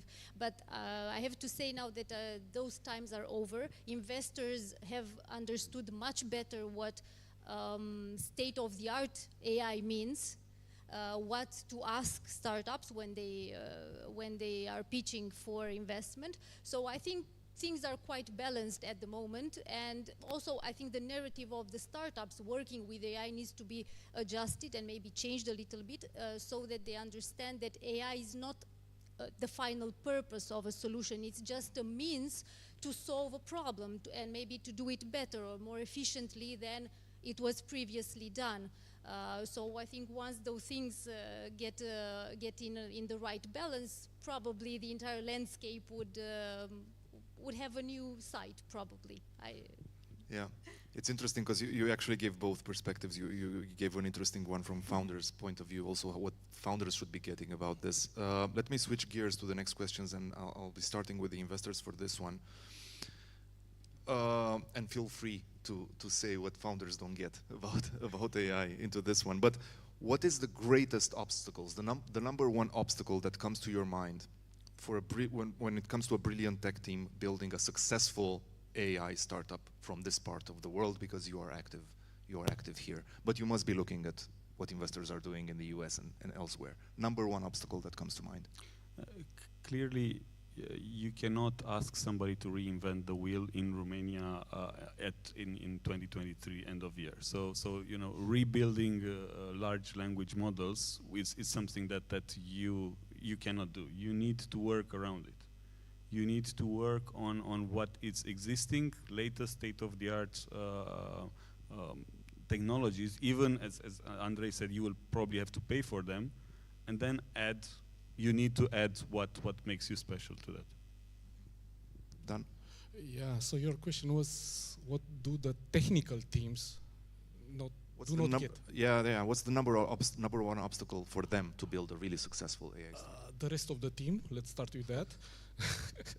Because, you know, the deep tech startups, and we have quite a few in our portfolio, start with very deep technical knowledge, technical entrepreneurs as profiles. Not all of them know how to sell. Most of them don't know. Most of them don't know how to put a product in the market, but they think they can learn. There is one single resource for any startup in this world that is more valuable than money, and that is time, really. So you need to compress time. That's why you raise money, compress time, you basically enlarge your team, and you get the help needed to put a product in the market, validate it, get first customers, scale it, maybe you get partner channel ecosystem, you get all those things. And the technical CEO, it's typically doesn't know how to do that. So what he needs is actually to understand very fast that, great, you have a high IQ team for developing this product, it's great. But you need those crazy guys that are not technical to actually help you to do this and put it into the market. Because at the end of the day, this is basics. How can you turn something like a project into a business? The basics are still there.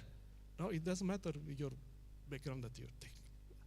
You need that part of the team. So I would say that's the largest failure point in most of the startups that are starting from a technical perspective, including those with machine learning, AI enabled and all that.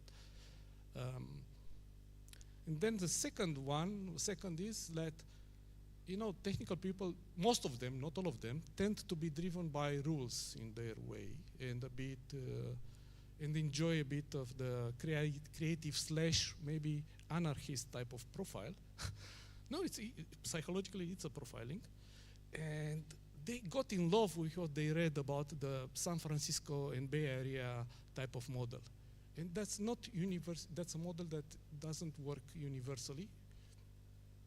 VCs, by the way, in terms of performance, in Europe, top quartile of VCs in Europe and the top quartile of VCs in the States are having very similar type of returns, which means basically that their choices of startups, the way that they help the companies to grow and everything else is not that far, right? But the way they behave and accelerate in the very early stages is actually very different. So my point here is, like, you should not believe everything you read. You should adapt, and you should get the people around you that can help you to adapt. That's very important for technical profile of founders. Okay, thank you, Dan. Alexandra and Andrei, maybe quick. Number one obstacle for, you're both founders of AI startups right now. What do you feel is the number one thing blocking you from going super fast right now, Alexandra? Well, if I have to answer related to my startup, that would be the funding issue. But at a more general level, I think the startups in Romania are generally facing a lack of global vision when it comes to identifying a problem and coming up with a solution. At least from my personal experience, what I see a lot around me is the fact that they are kind of stuck in the landscape around them. So they look at the Romanian market, they notice, okay, so this is a problem in Romania, or we don't have this kind of solution in Romania, but they don't expand to see what about Europe or what about globally? Does something similar exist? So they just come up with a solution which might be an innovation for Romania, but then it will have difficulties scaling up at European or global level. Then it's probably also a resource type of problem that they are facing, also in terms of expertise, because we don't have enough specialists in deep tech on the market, not at the level of other European countries or we still have the highest density per 100,000 people of trained engineers, at least in Central and Eastern Europe, except Estonia probably. But I'm going to have a follow-up question for what you just said. But please, Andrei, number one obstacle. I mean, I agree with what Dan said, that some of the top VCs look similar, although European VCs invest more in like enterprise type of companies. And if you don't have an enterprise story, I mean, if you have like a deep tech but not enterprise story, it's very hard to get past them. And US funds don't invest pre-seed in Europe, because why would they? Pre-seed, because pre-seed is like is like a prize. It's like something like you are encouraging somebody, and you believe in them. But why should they believe in a company that's in Europe, right? And that, I think, is the biggest hurdle. Also, I think that some of the funds had some negative experiences in Romania, and now they're afraid to bet on earlier stage startups. Yeah, I think it's like, I love living in Europe. I think Europe is great. My whole professional career was practical in California, so I'm somehow like a strange creature in a way, like a hybrid. Yeah, I mean, that's the biggest hurdle. And to solve, and I also want to, because Dan inspired me. He said that technical founders don't know how to do go-to-market. Most of them, and no, it's true. But now they can use ChatGPT, and they can ask, give me a go-to-market strategy for this kind of product, and they put it in the deck. And I mean, I saw that. So use like Zero GPT or something to look for ChatGPT generated go-to-market strategies, because there are gonna be more and more of them, and they're not bad.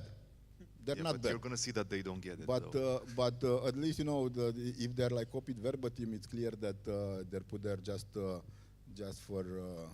But just to be clear, we see that. Yeah. It's very visible. It's like, I would imagine. I mean, let's put it this way: AI at this level is very far from the human intelligence level. Right now, it's like Pac-Man or Minecraft. Very nice colors, interface. It's multi-user, and it needs an adult supervision, basically, not to go. That's what it is right now, and we still see situations where there are debates about ethics. Even now, these days, maybe it's too trivial to talk about it. But this last weekend was something amazing, which shows systemically there is a problem in the way you establish any supervision over an AI project, right? Big AI project, right? It looks like the NGO model is not good enough or strong enough to do any supervision of a development of a big AI project. Yeah. It needs something different.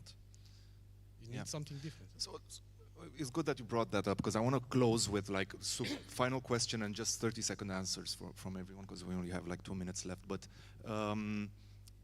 think global and build global solutions. I agree, but we cannot abstract. We cannot ignore where we're living. We're in Romania. We're on the border of a war zone.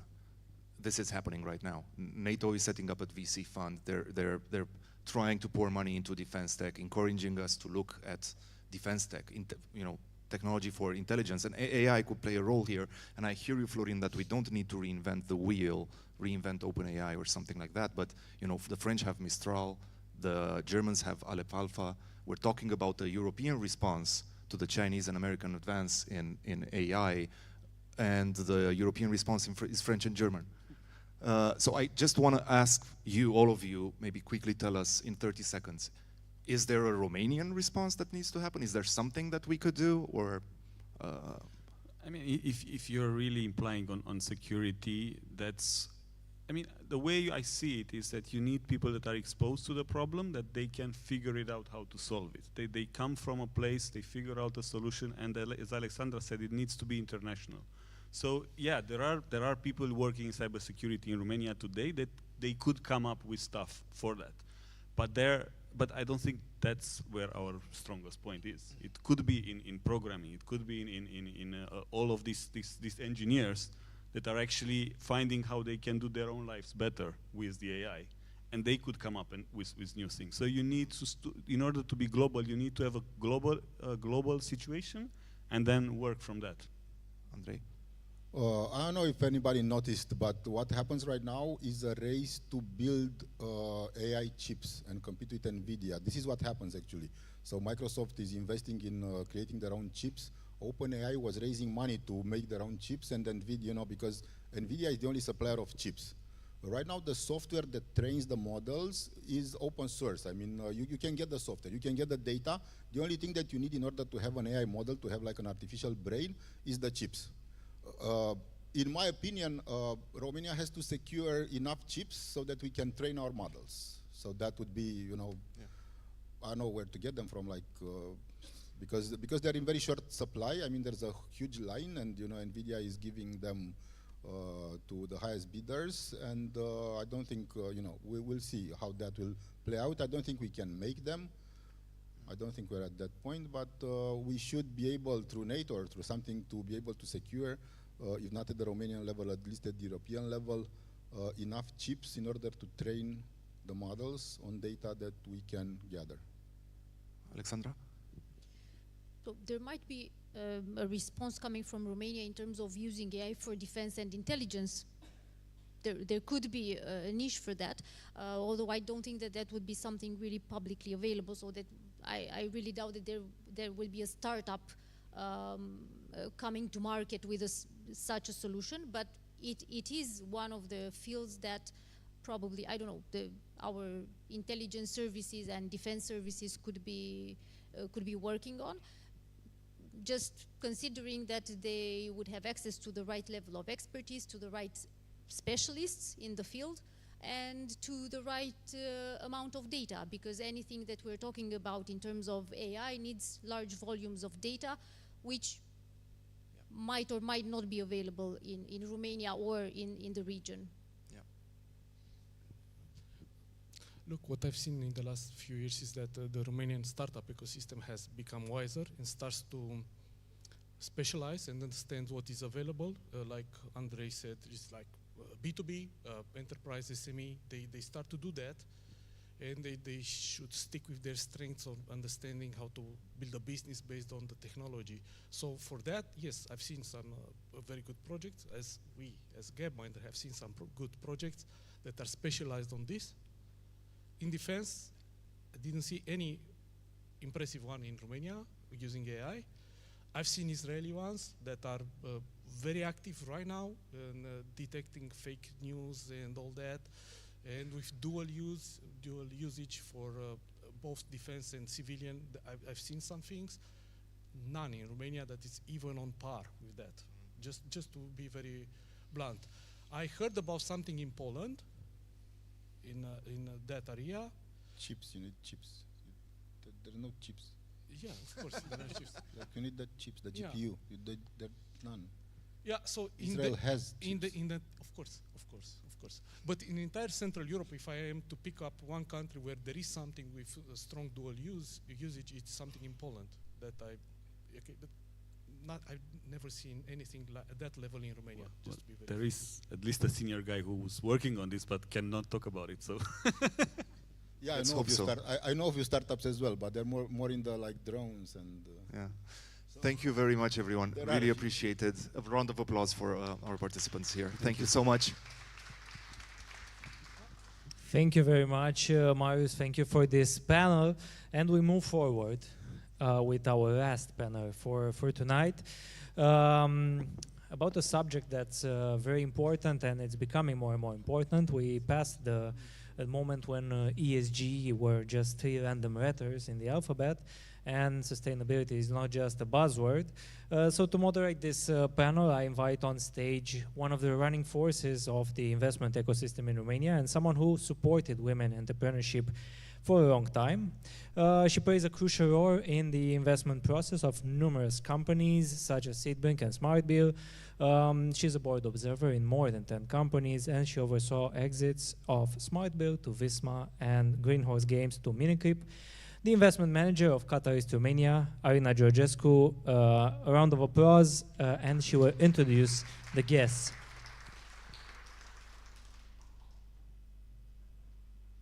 Thank you. I will pass the microphone. I will just. Thank you. Good evening, everyone, also from my side. Good to see such a big attendance still at this pretty late time. So thank you all for still being here. It's my pleasure to moderate this panel, and I'm sure it will be a very interesting discussion. So I will gladly invite my guests. I will start with my first one. He joined OMV Petrom Gas and Power in 2010 to manage the Dorobanțu wind project, successfully completing its construction and initiating its operation. Since 2013, he has been leading the portfolio management department at OMV Petrom, optimizing the entire value chain for electricity and natural gas. Over the years, he has volunteered in education, Antreprenorilor projects, collaborating with Junior Achievement Romania, an innovation lab. I have the pleasure to present you the head of the portfolio management department within the gas and power division of OMV Petrom, Mr. Cătălin Hristescu.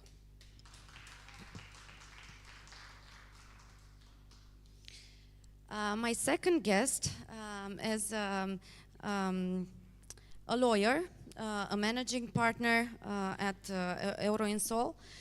She has a huge experience both in legal and she's a leader in the Romanian insolvency market. She founded Kids in Business, so we also have some, again, entrepreneurial background. This is the only entrepreneurial education program for children taught from primary school onwards. She has also been the vice president of CONAF, an ambassador and mentor for women's entrepreneurship, honors that were awarded in 2010 and 2011 by the European Commission. I invite here Mrs. Nicoleta Munteanu.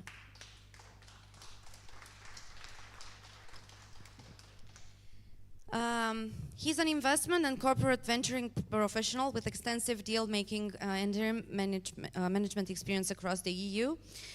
Including Romania. He has successfully executed over 30 transactions at Euromedic International, Burning Issues, Impact Fund, and Raiffeisen PE. He is an international guest, and I want to thank him for taking the time to come here and to join us. He's managing startups in healthcare and leads ESG and responsible investments initiatives at 3TS Capital Partners, a technology-focused fund in the region, which we strongly collaborate with. I now present to you Mr. Zoltan Füzesi. And last but not least, he's an experienced professional accounting with over 15 years of work and strong expertise in change management, strategy development, and financial management. His specializations lies within the energy sector, where he has been involved either as advisor or project manager, currently heading the business controlling team of Delgaz Grid. We invite on stage with us the head of finance and performance management at Delgaz, Mr. Mihnea Zamfir.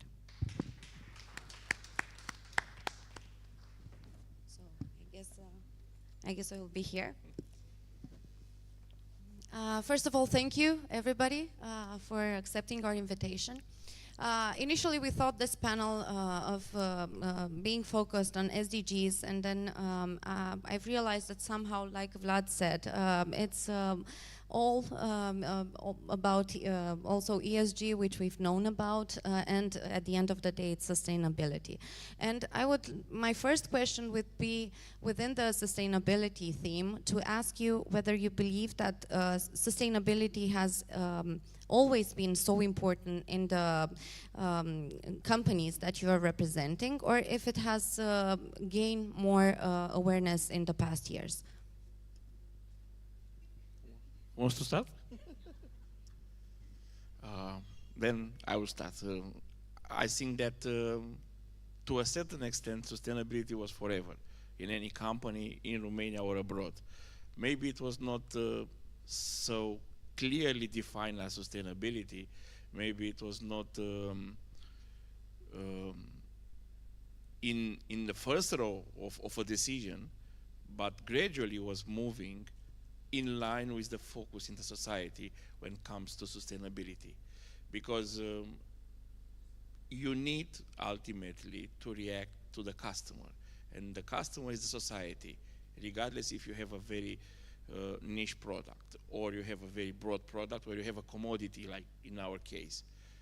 So for us, for example, sustainability was, since I joined the company, I was actually recruited to do the first step, which was a very bold movement at that point in time for the industry, for an oil and gas, to go for gas-fired power plants and to go for renewables. So we started like this. We were developing gradually the projects and ultimately the assets in sync with all our sustainable goals. And they evolve during the time to ESG, to a lot of complex definition, to a lot of new KPIs. And ultimately, I'm very proud to say that we are the first company in Romania that voluntarily decided to adhere to the disclosure on the climate-related financials. And we are right now, based on the latest ranking, a top 3 oil and gas company from the sustainability index. So for us and for the whole team that's working in OMV Petrom, we are very proud, and we take sustainability as a way of working, a way of developing the business, and a way of serving ultimately the customers. And I'm pretty sure that is valid for everybody in the company, even if it's a startup, even if it's not considered on PowerPoints as a sustainability goal. It's somehow in the water cooler discussion that talks about the impact that their idea, innovation is having to society, and that's the fundamental definition of sustainability. Thank you. Does anybody else want to? Just you ask whether, you know, is this a new thing or not a new thing. Actually, if you look at the Bible, the first book of the Bible talks about that man was created to take care of what was created by God. So it means that this is something very inherent and important for us to do. And obviously we had a time when the only measurement was money, and that was the main measurement during the years of capitalism. And actually we are just shifting back towards that we have to take care of our environment or society much more, and this is what comes back now. And it's actually a very big push, very big change in the last years. It's demanded firstly by the people already, so the customers. So if you have a company, it's already demanded by the customers. Investors are pushing extremely, not only like VC investors, but fund of funds or pension funds are also investing only in funds which actually follow and take good care besides money that they are supporting society and environment. And thirdly, actually, we are living in Europe, and Europe is one of the, in the whole world, the strongest in terms of creating legislations, which will not only just asking, but it's a demand that we will need to fulfill. So there are new legislations coming, the Corporate Sustainability Directive, which is now only relates to big companies, so big companies are following. But in a few years, these reporting beside financials, that you need to report what you do for the environment and for the society, it will become mandatory. So if you're a company, a startup, which you are starting now, then probably when you will exit in like 4 or 5 years, it will be a requirement that you follow ESG reporting, and then you do everything in that matter.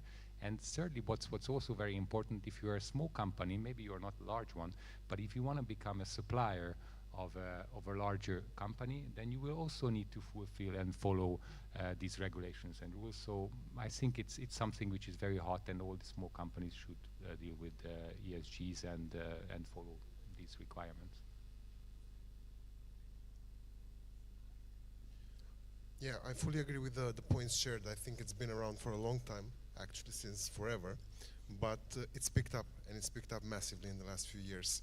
The focus that we see nowadays and the whole energy transition, which is a reality, it's not just a credo, it's not just an idea, it's happening as we speak, because we see the growth that we have, for example, in renewables, PVs being connected. We are a grid operator, and we've seen triple-digit growth in 1 year on that. So it's actually here, it's gathering a lot of tractions, it's there from all the stakeholders, which means it's actually happening and has a lot of buy-in from customers, because there's demand on the market for the products from the suppliers that you mentioned. It doesn't matter if you're a small company, if you're working in this ecosystem, there is a demand and there is a very kind, let's say, ask that you are compliant with this, the ESG principles. So I would say that it's picked up in Romania, it's growing, But the future, what lies ahead, look at Western Europe, for example, where e-trucks are coming along. In Romania, we don't hear anything yet about e-trucks. Heat pumps, the way heat pumps are growing, for example, in Western European countries. So the pace at which it will grow, it will be exponential. And the challenge of the decade for us, and I think for a lot of the participants in the market, will be this transition, which is driven by these ESG principles. So from my point of view, the sustainability is a holistic approach that it's approach to meeting our needs from the present without compromising the new generation vision to meet their own needs. So from this point of view, I think that the education is very important and playing a crucial role, because give us a very important and profound understanding about the sustainability concept. When we are talking about the sustainability in education, it's not only about the environment issue, it's about also the economic and the social environment. So when we will understand that all these three dimensions are connected, we are able to do changes, to change mentality and to create a better world, because all the individuals can create a better world for us. So I'm speaking about education because as a teacher and as educational entrepreneurial education program for kids, I had the possibility to work with them and to be involved in the sustainability programs. And it is very important for us to create a new generation with focus on sustainability. From the other side, from the other point of view, I saw many NGOs which are involved in very responsibility project, and also with the focus on the sustainability, and that create a better community, and we are very happy to do that. Thank you. I will take the advantage of having two representatives from the energy sector, and I will start by asking you, Mr. Hristescu, first. How is in the context of the energy transition, how do you see the role of natural gas in OMV overall strategy? Because you are one of the biggest players. Thank you for the question. I think that gas, it's the, let's say, the bridge that we need to reach our energy transition goals. Because even this evening, we are in a theater. It was not built for conference. It was not built for this, but the flexibility of the design, it's allowing us multiple use. And that's the let's say, the most important aspect of gas. Gas is providing flexibility, which is so needed when it comes to renewables. We love renewables because, as a definition, it's capturing something that exists, a resource that it's regenerated, but has the, let's say, the predictability of a nature event, almost impossible to really predict. And we are a society that it's expecting to operate in almost any condition, and we don't want to degrade from that level of working and to go back to organize our activity based on the sun. So that's why we need to have a flexible solution in our mix, and that's why the gas, which has a lower emission compared to other fuels, is the bridge that we need to go for the transition. And we move ahead. We are focusing on developing our portfolio of products around gas. We are looking for extending our gas sources through explorations, which means ultimately have higher production, but also to origination and trading, in order to be the preferred supplier for our customers and for their journey into the energy transition, as we are able to provide the flexibility that they are looking for. So I would say that gas, it's something that we will need in the mix, and we are ready to support this need of our customer properly. Thank you. And Mihnea? Yeah, no, again, on this one, it's a bridge. So we are in a blessed position as a country. The availability of resources puts us in a position where our approach to this transition should be measured and tailored. We are in the position where we have gas available for the next many decades. It's a still growing business, and we will need to capitalize on this. It will be around. For us personally, what I'd like to add, of course, there will come the transition to hydrogen. We are the first company that did hydrogen testing in Romania. Delgaz did it this year, but in the first instance, this will be a blend. So gas will still be there. It will be gradually blended with hydrogen. The purity of the hydrogen will increase, and of course, at the end of the road, but it's, I would say, a very, very long bridge, like you mentioned, and we should use it wisely, benefit from it, and, like I said, capitalize and tailor this approach to the transition, because we are in, like I said, the highly blessed position to have this around.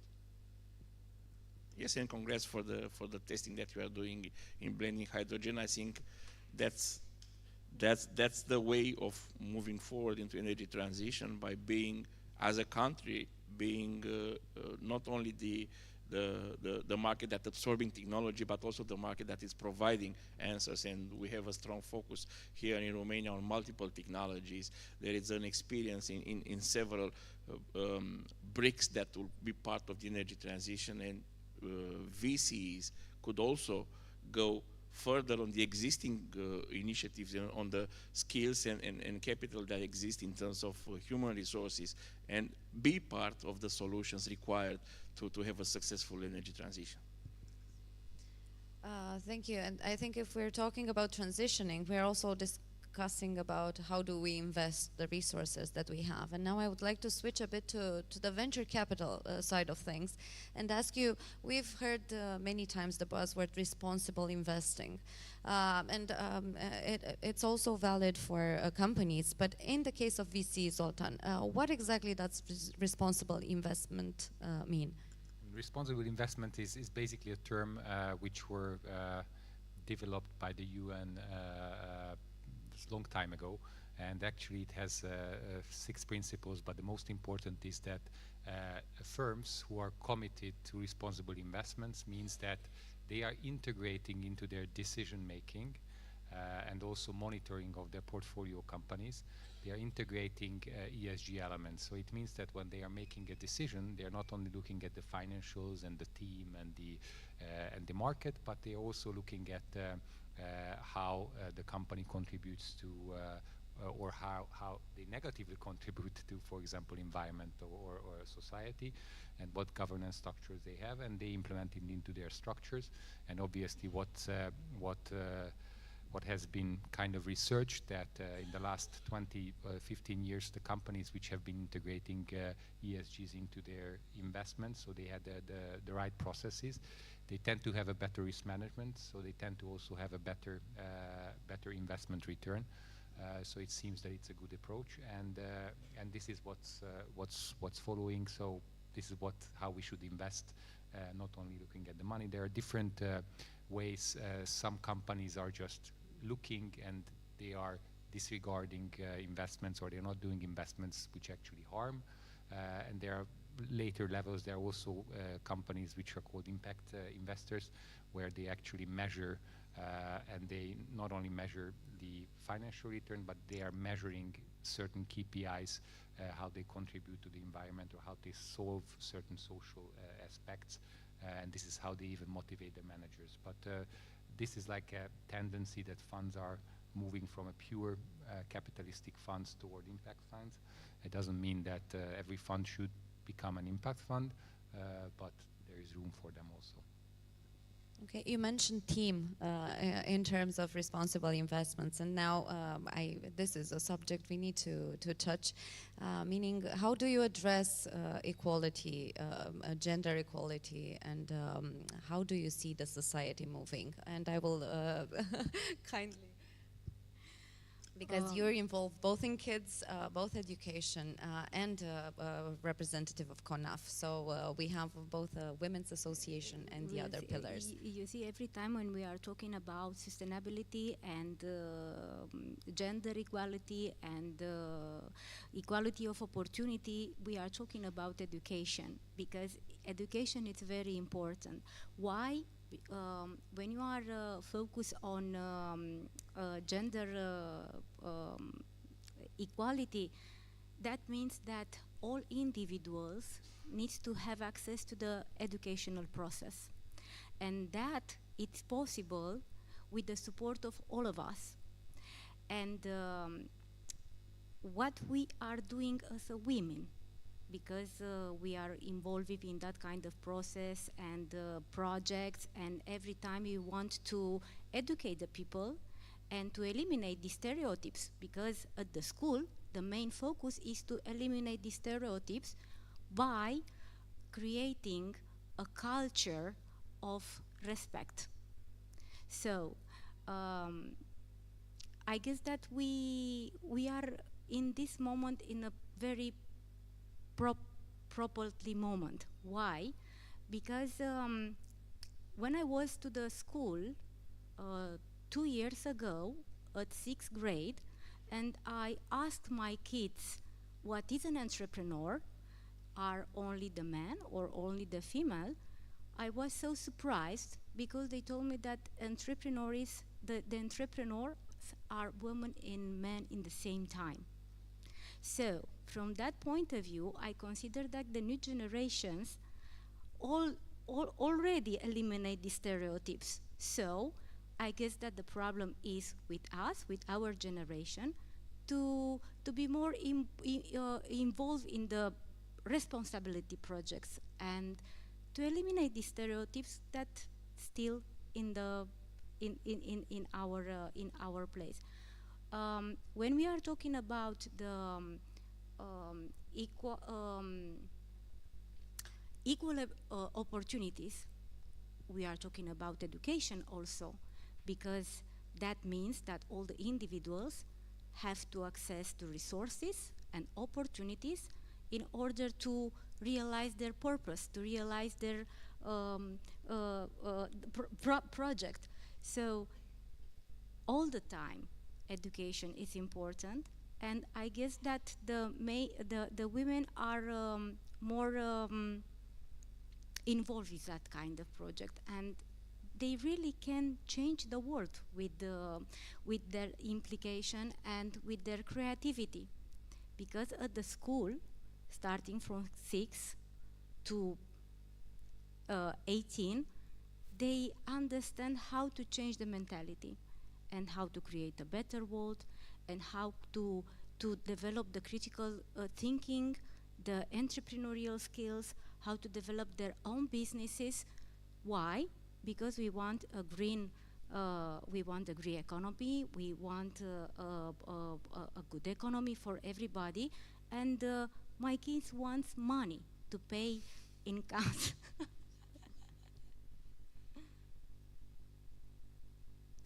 Just maybe a few words. I mean,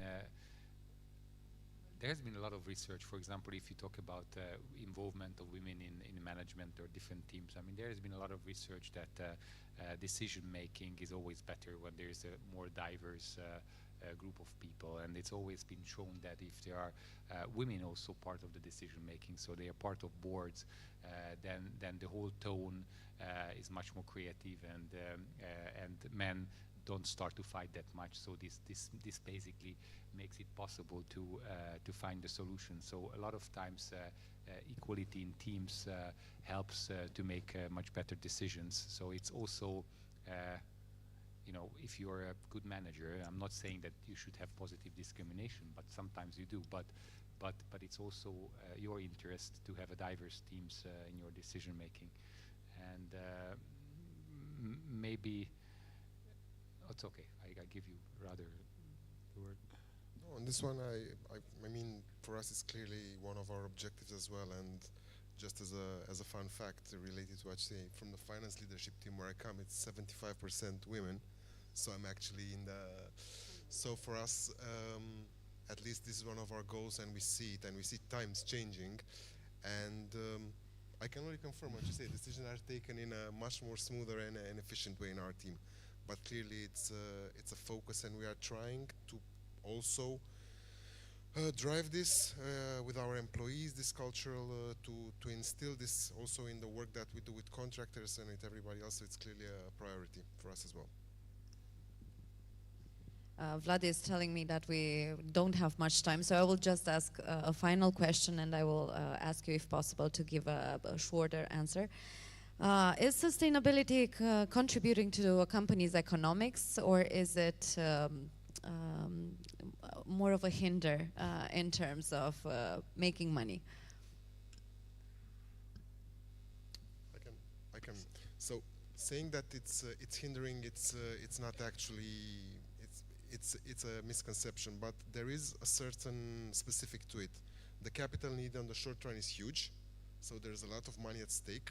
The money around, it's quite limited. The return on doing this kind of assets, especially in the energy industry, it's long term.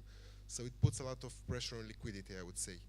And here the solution is a mix, and this is all actually happening. And here all the stakeholders, like the public authorities, we have a mix between our internal, the equity funding, the banks, the loans, and also the grants coming from the European Union.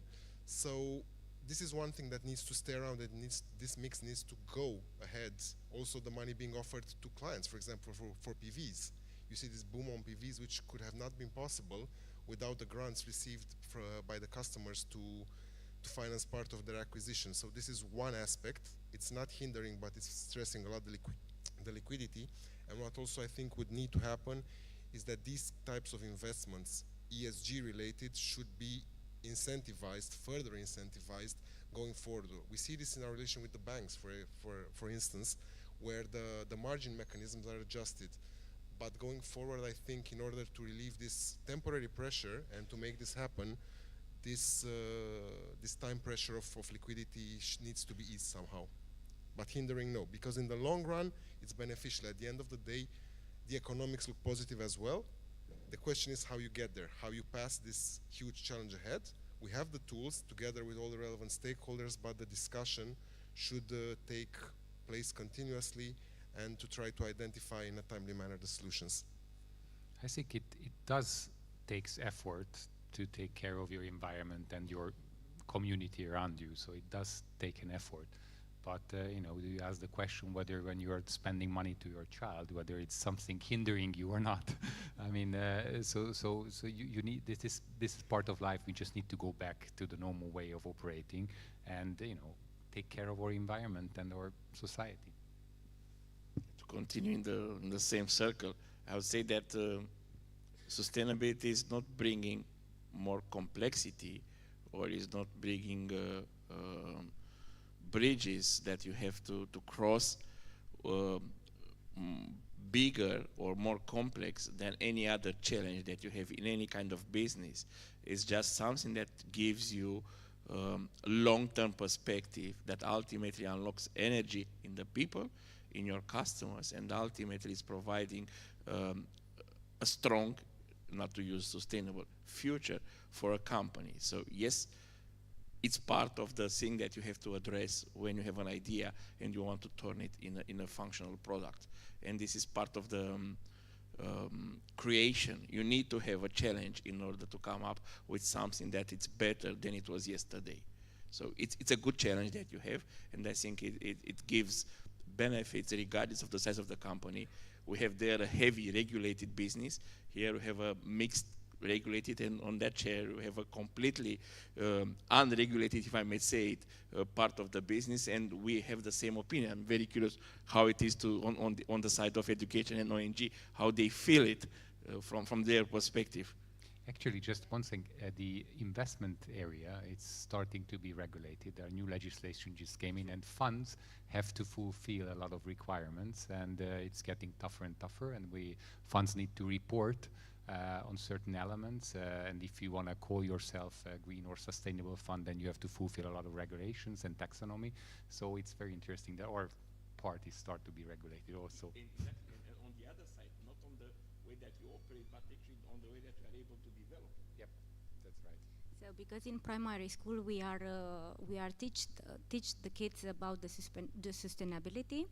We launched last year the Sustain Kids competition, where the kids starting from grade 2, 3, and 4 are to that competition, and they are working to their business plan and develop their sustainable business models, and they are so creative and so innovative. Then I'm very happy that we will change and we will have a great entrepreneurs in a few years. More than that, last year the National Confederation of Entrepreneurs launched the Entrepreneurial Marathon, where the youth, teenagers from high school were in the front of the jury with the business plans and with the business models. And as I was very impressed to find that the many business plans has sustainability component in their businesses. And for that I'm very honored to be member of the CONAF and to be part of the education programs. Thank you very much. I think we could dwell 2 more hours on this topic. I want to thank you for being here and for valuable insights on the topic, and I hope we'll have other chances to discuss. Vlad? Thank you. Thank you. They will remember me as the guy who cuts every panel and keeps the time short. Thank you very much for this conversation. We have 2 more moments here, one of which will be to announce the winning startup from the pitch competition. But right now, for a short speech, I want to invite a guest who spent 18 years in banking, building business science and managing change. She dedicates her career to innovation and entrepreneurship. She is part of With Angels community and as a builder at the Romanian Fintech Association, Iulia Meroșu. And you have a mic over there. Hello, everyone. It's been a very long and very insightful day today, and it is my pleasure to be here in front of you and announce a very dear project of mine that we've been, actually Christina was hinting at the beginning of today's session. So she said that we are finally, after a lot of discussions, a lot of strategy sessions, to announce that we, in collaboration with CONAF and for the CONAF community, we are preparing an accelerator for ladies. So today was a lot about venture capital, a lot about investments, about sustainability. And everybody agreed that there is money in the market to be put into good, solid businesses. So what do we need to do? We need to make more of those good, solid businesses available so that they can get invested by our lovely investors that were here around this stage and that presented their views on the state of venture today. So what we plan with this accelerator for ladies, we plan to tackle 3 topics, and I will tell you a bit about each of them. First is related to one of the very, very dear projects of CONAF that Nicoletta just mentioned, the Marathon for Entrepreneurial Education. This has helped many high school students clarify and build very interesting, and you've seen them all this morning, business plans. Okay, those were great, and we all saw some amazing young people today. But how do you do that? How do you turn this business plan into an actual business? So part of what we are doing is equip these people with the actionable skills and know-how in order for them to build their businesses in the real world and to get investable, to get investment grade in the real world. Another topic that we tackle is the part where CONAF, women entrepreneurs, the 5,000 women that are, and men, which are part of CONAF, can benefit from. What are the challenges of existing businesses? How about scaling? How about going international? What we know is that there are some common challenges into those topics, and what we are going to do is we have a very structured program in which we are analyzing the most common pitfalls of scaling, for example, how to find the best people, where to scale, how to get finance for scaling, which is a very delicate topic, I would say. And finally, we are talking about the seasoned entrepreneurs, the first generation of the people who built businesses in this country. And what we've seen is that some of them also have now children which are at the age where they should start looking to take over the businesses of their parents. How is that made? How is this intergenerational transfer being handled in such a way that it respects the legacy and also prepares the business for future development in this day and age? So this is the three topics that we're going to cover in the accelerator. We are very excited to start and to give you more details about it. So this is the official launch of it, and we'll give more details very soon. Thank you, Julia, and congratulations for launching this this accelerator. We have reached our final destination now. The moment when we will find out the winning startup from the pitching competition.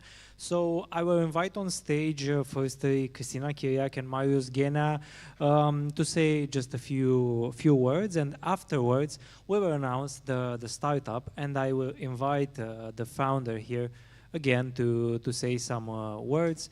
Cristina, Marius, you can have that mic, and I will give you another one if you want to say some words. Do you know the winning startup? No, I don't. Yeah, I know it. You know, of Should be a course you surprise. know. I know it. First of all, congratulate to all of you, because you had the patience and the resilience for staying more than 9 hours with us. So cheer up for you guys. Yeah. And cheer up for Vlad also. Yes, yes, yes. Sorry, Vlad. Should I announce the winning startup? What do yes, you want to please. say? So the winning startup from the pitching competition is Yeah? Blind Spot. And I invite on stage Bogdan Savona, the co-founder of See, Blind Spot. It was good luck that presentation didn't work. You can because you have had the more mic there time. and say a word. Well, thank you very much for inviting us and having us here and the opportunity. Congrats to my fellow pitching guys, and hope more events like this will show up. And also, because we're in Romania, we're Romanian, even though we live far away, we also want to announce that we have a program for Romanian companies promoting Romanian values called 365 Days of Romanians in Times Square. So I memorized your numbers, 2.2, and also New York. So what can we do to have a spot on the building in highlights New York? Just log into portal.cblindspot.com and pick whatever billboard you want from the face of the earth, and there you go. Congratulations again. Thank you very much. Bogdan and team. Thank Long you. time, actually, no talk, but impressed to see the growth and the success that you've had. Thank you very much. Thank you. And Thank you. And there's also kind of Prize? a couple of prizes coming with this. Yeah, appreciate it. One is consultancy, specialized consultancy offered by Deloitte. You have seen them presenting today the state of the private equity and VC market in Romania and the region. And the other prize is also look consultancy on legal matters from the legal advisors of Stratulat Albulescu, attorneys at law. Congratulations. Before leaving the stage, I will kindly ask you to give us a short declaration for putting tomorrow in a press release. My colleagues Madalina and also Alexia will take your declaration. And also, look, this is the good surprise. God keep us with us, because all day was raining, and in the end the sky it's clear, and for the first time for me, I told already in the morning that this theater building is the second theater in Europe with a sliding roof, and okay, we see it now actually working. 112, 113 years after the initial inauguration. And I think the team from Theater Odeon deserve a good round of applauses. Thank you everyone for helping us and having us here. It is an amazing building, and also our thanks goes to the Primăria Capitale who support us this year again. In a few minutes, it will be really cold okay. here, so we need to wrap it up. We need to wrap it up quickly and go to the networking section. Vlad? Yeah, thank you, Marius. Thank you, Christina. Thank you, Bogdan. Thank you all for having me here today and sticking with us. We will have a networking session afterwards. We have some wine there, and we can relax under this blue sky. Another thanks to National Association of Entrepreneurs in Romania, Catalyst Romania, OMV Petrom, CONAF, PROEDUS, and the Gas Grid. And just an invite from me on the 5th of December at the Romanian and American University. We, Startup.ro, my colleagues, Oana Coșman and Florin Cașotă, will present the first documentary movie about the evolution of the Romanian startup ecosystem. So we expect you there. And for more details, you can go to our website, startup.ro. I was Vlad Andriescu. Thank you very much.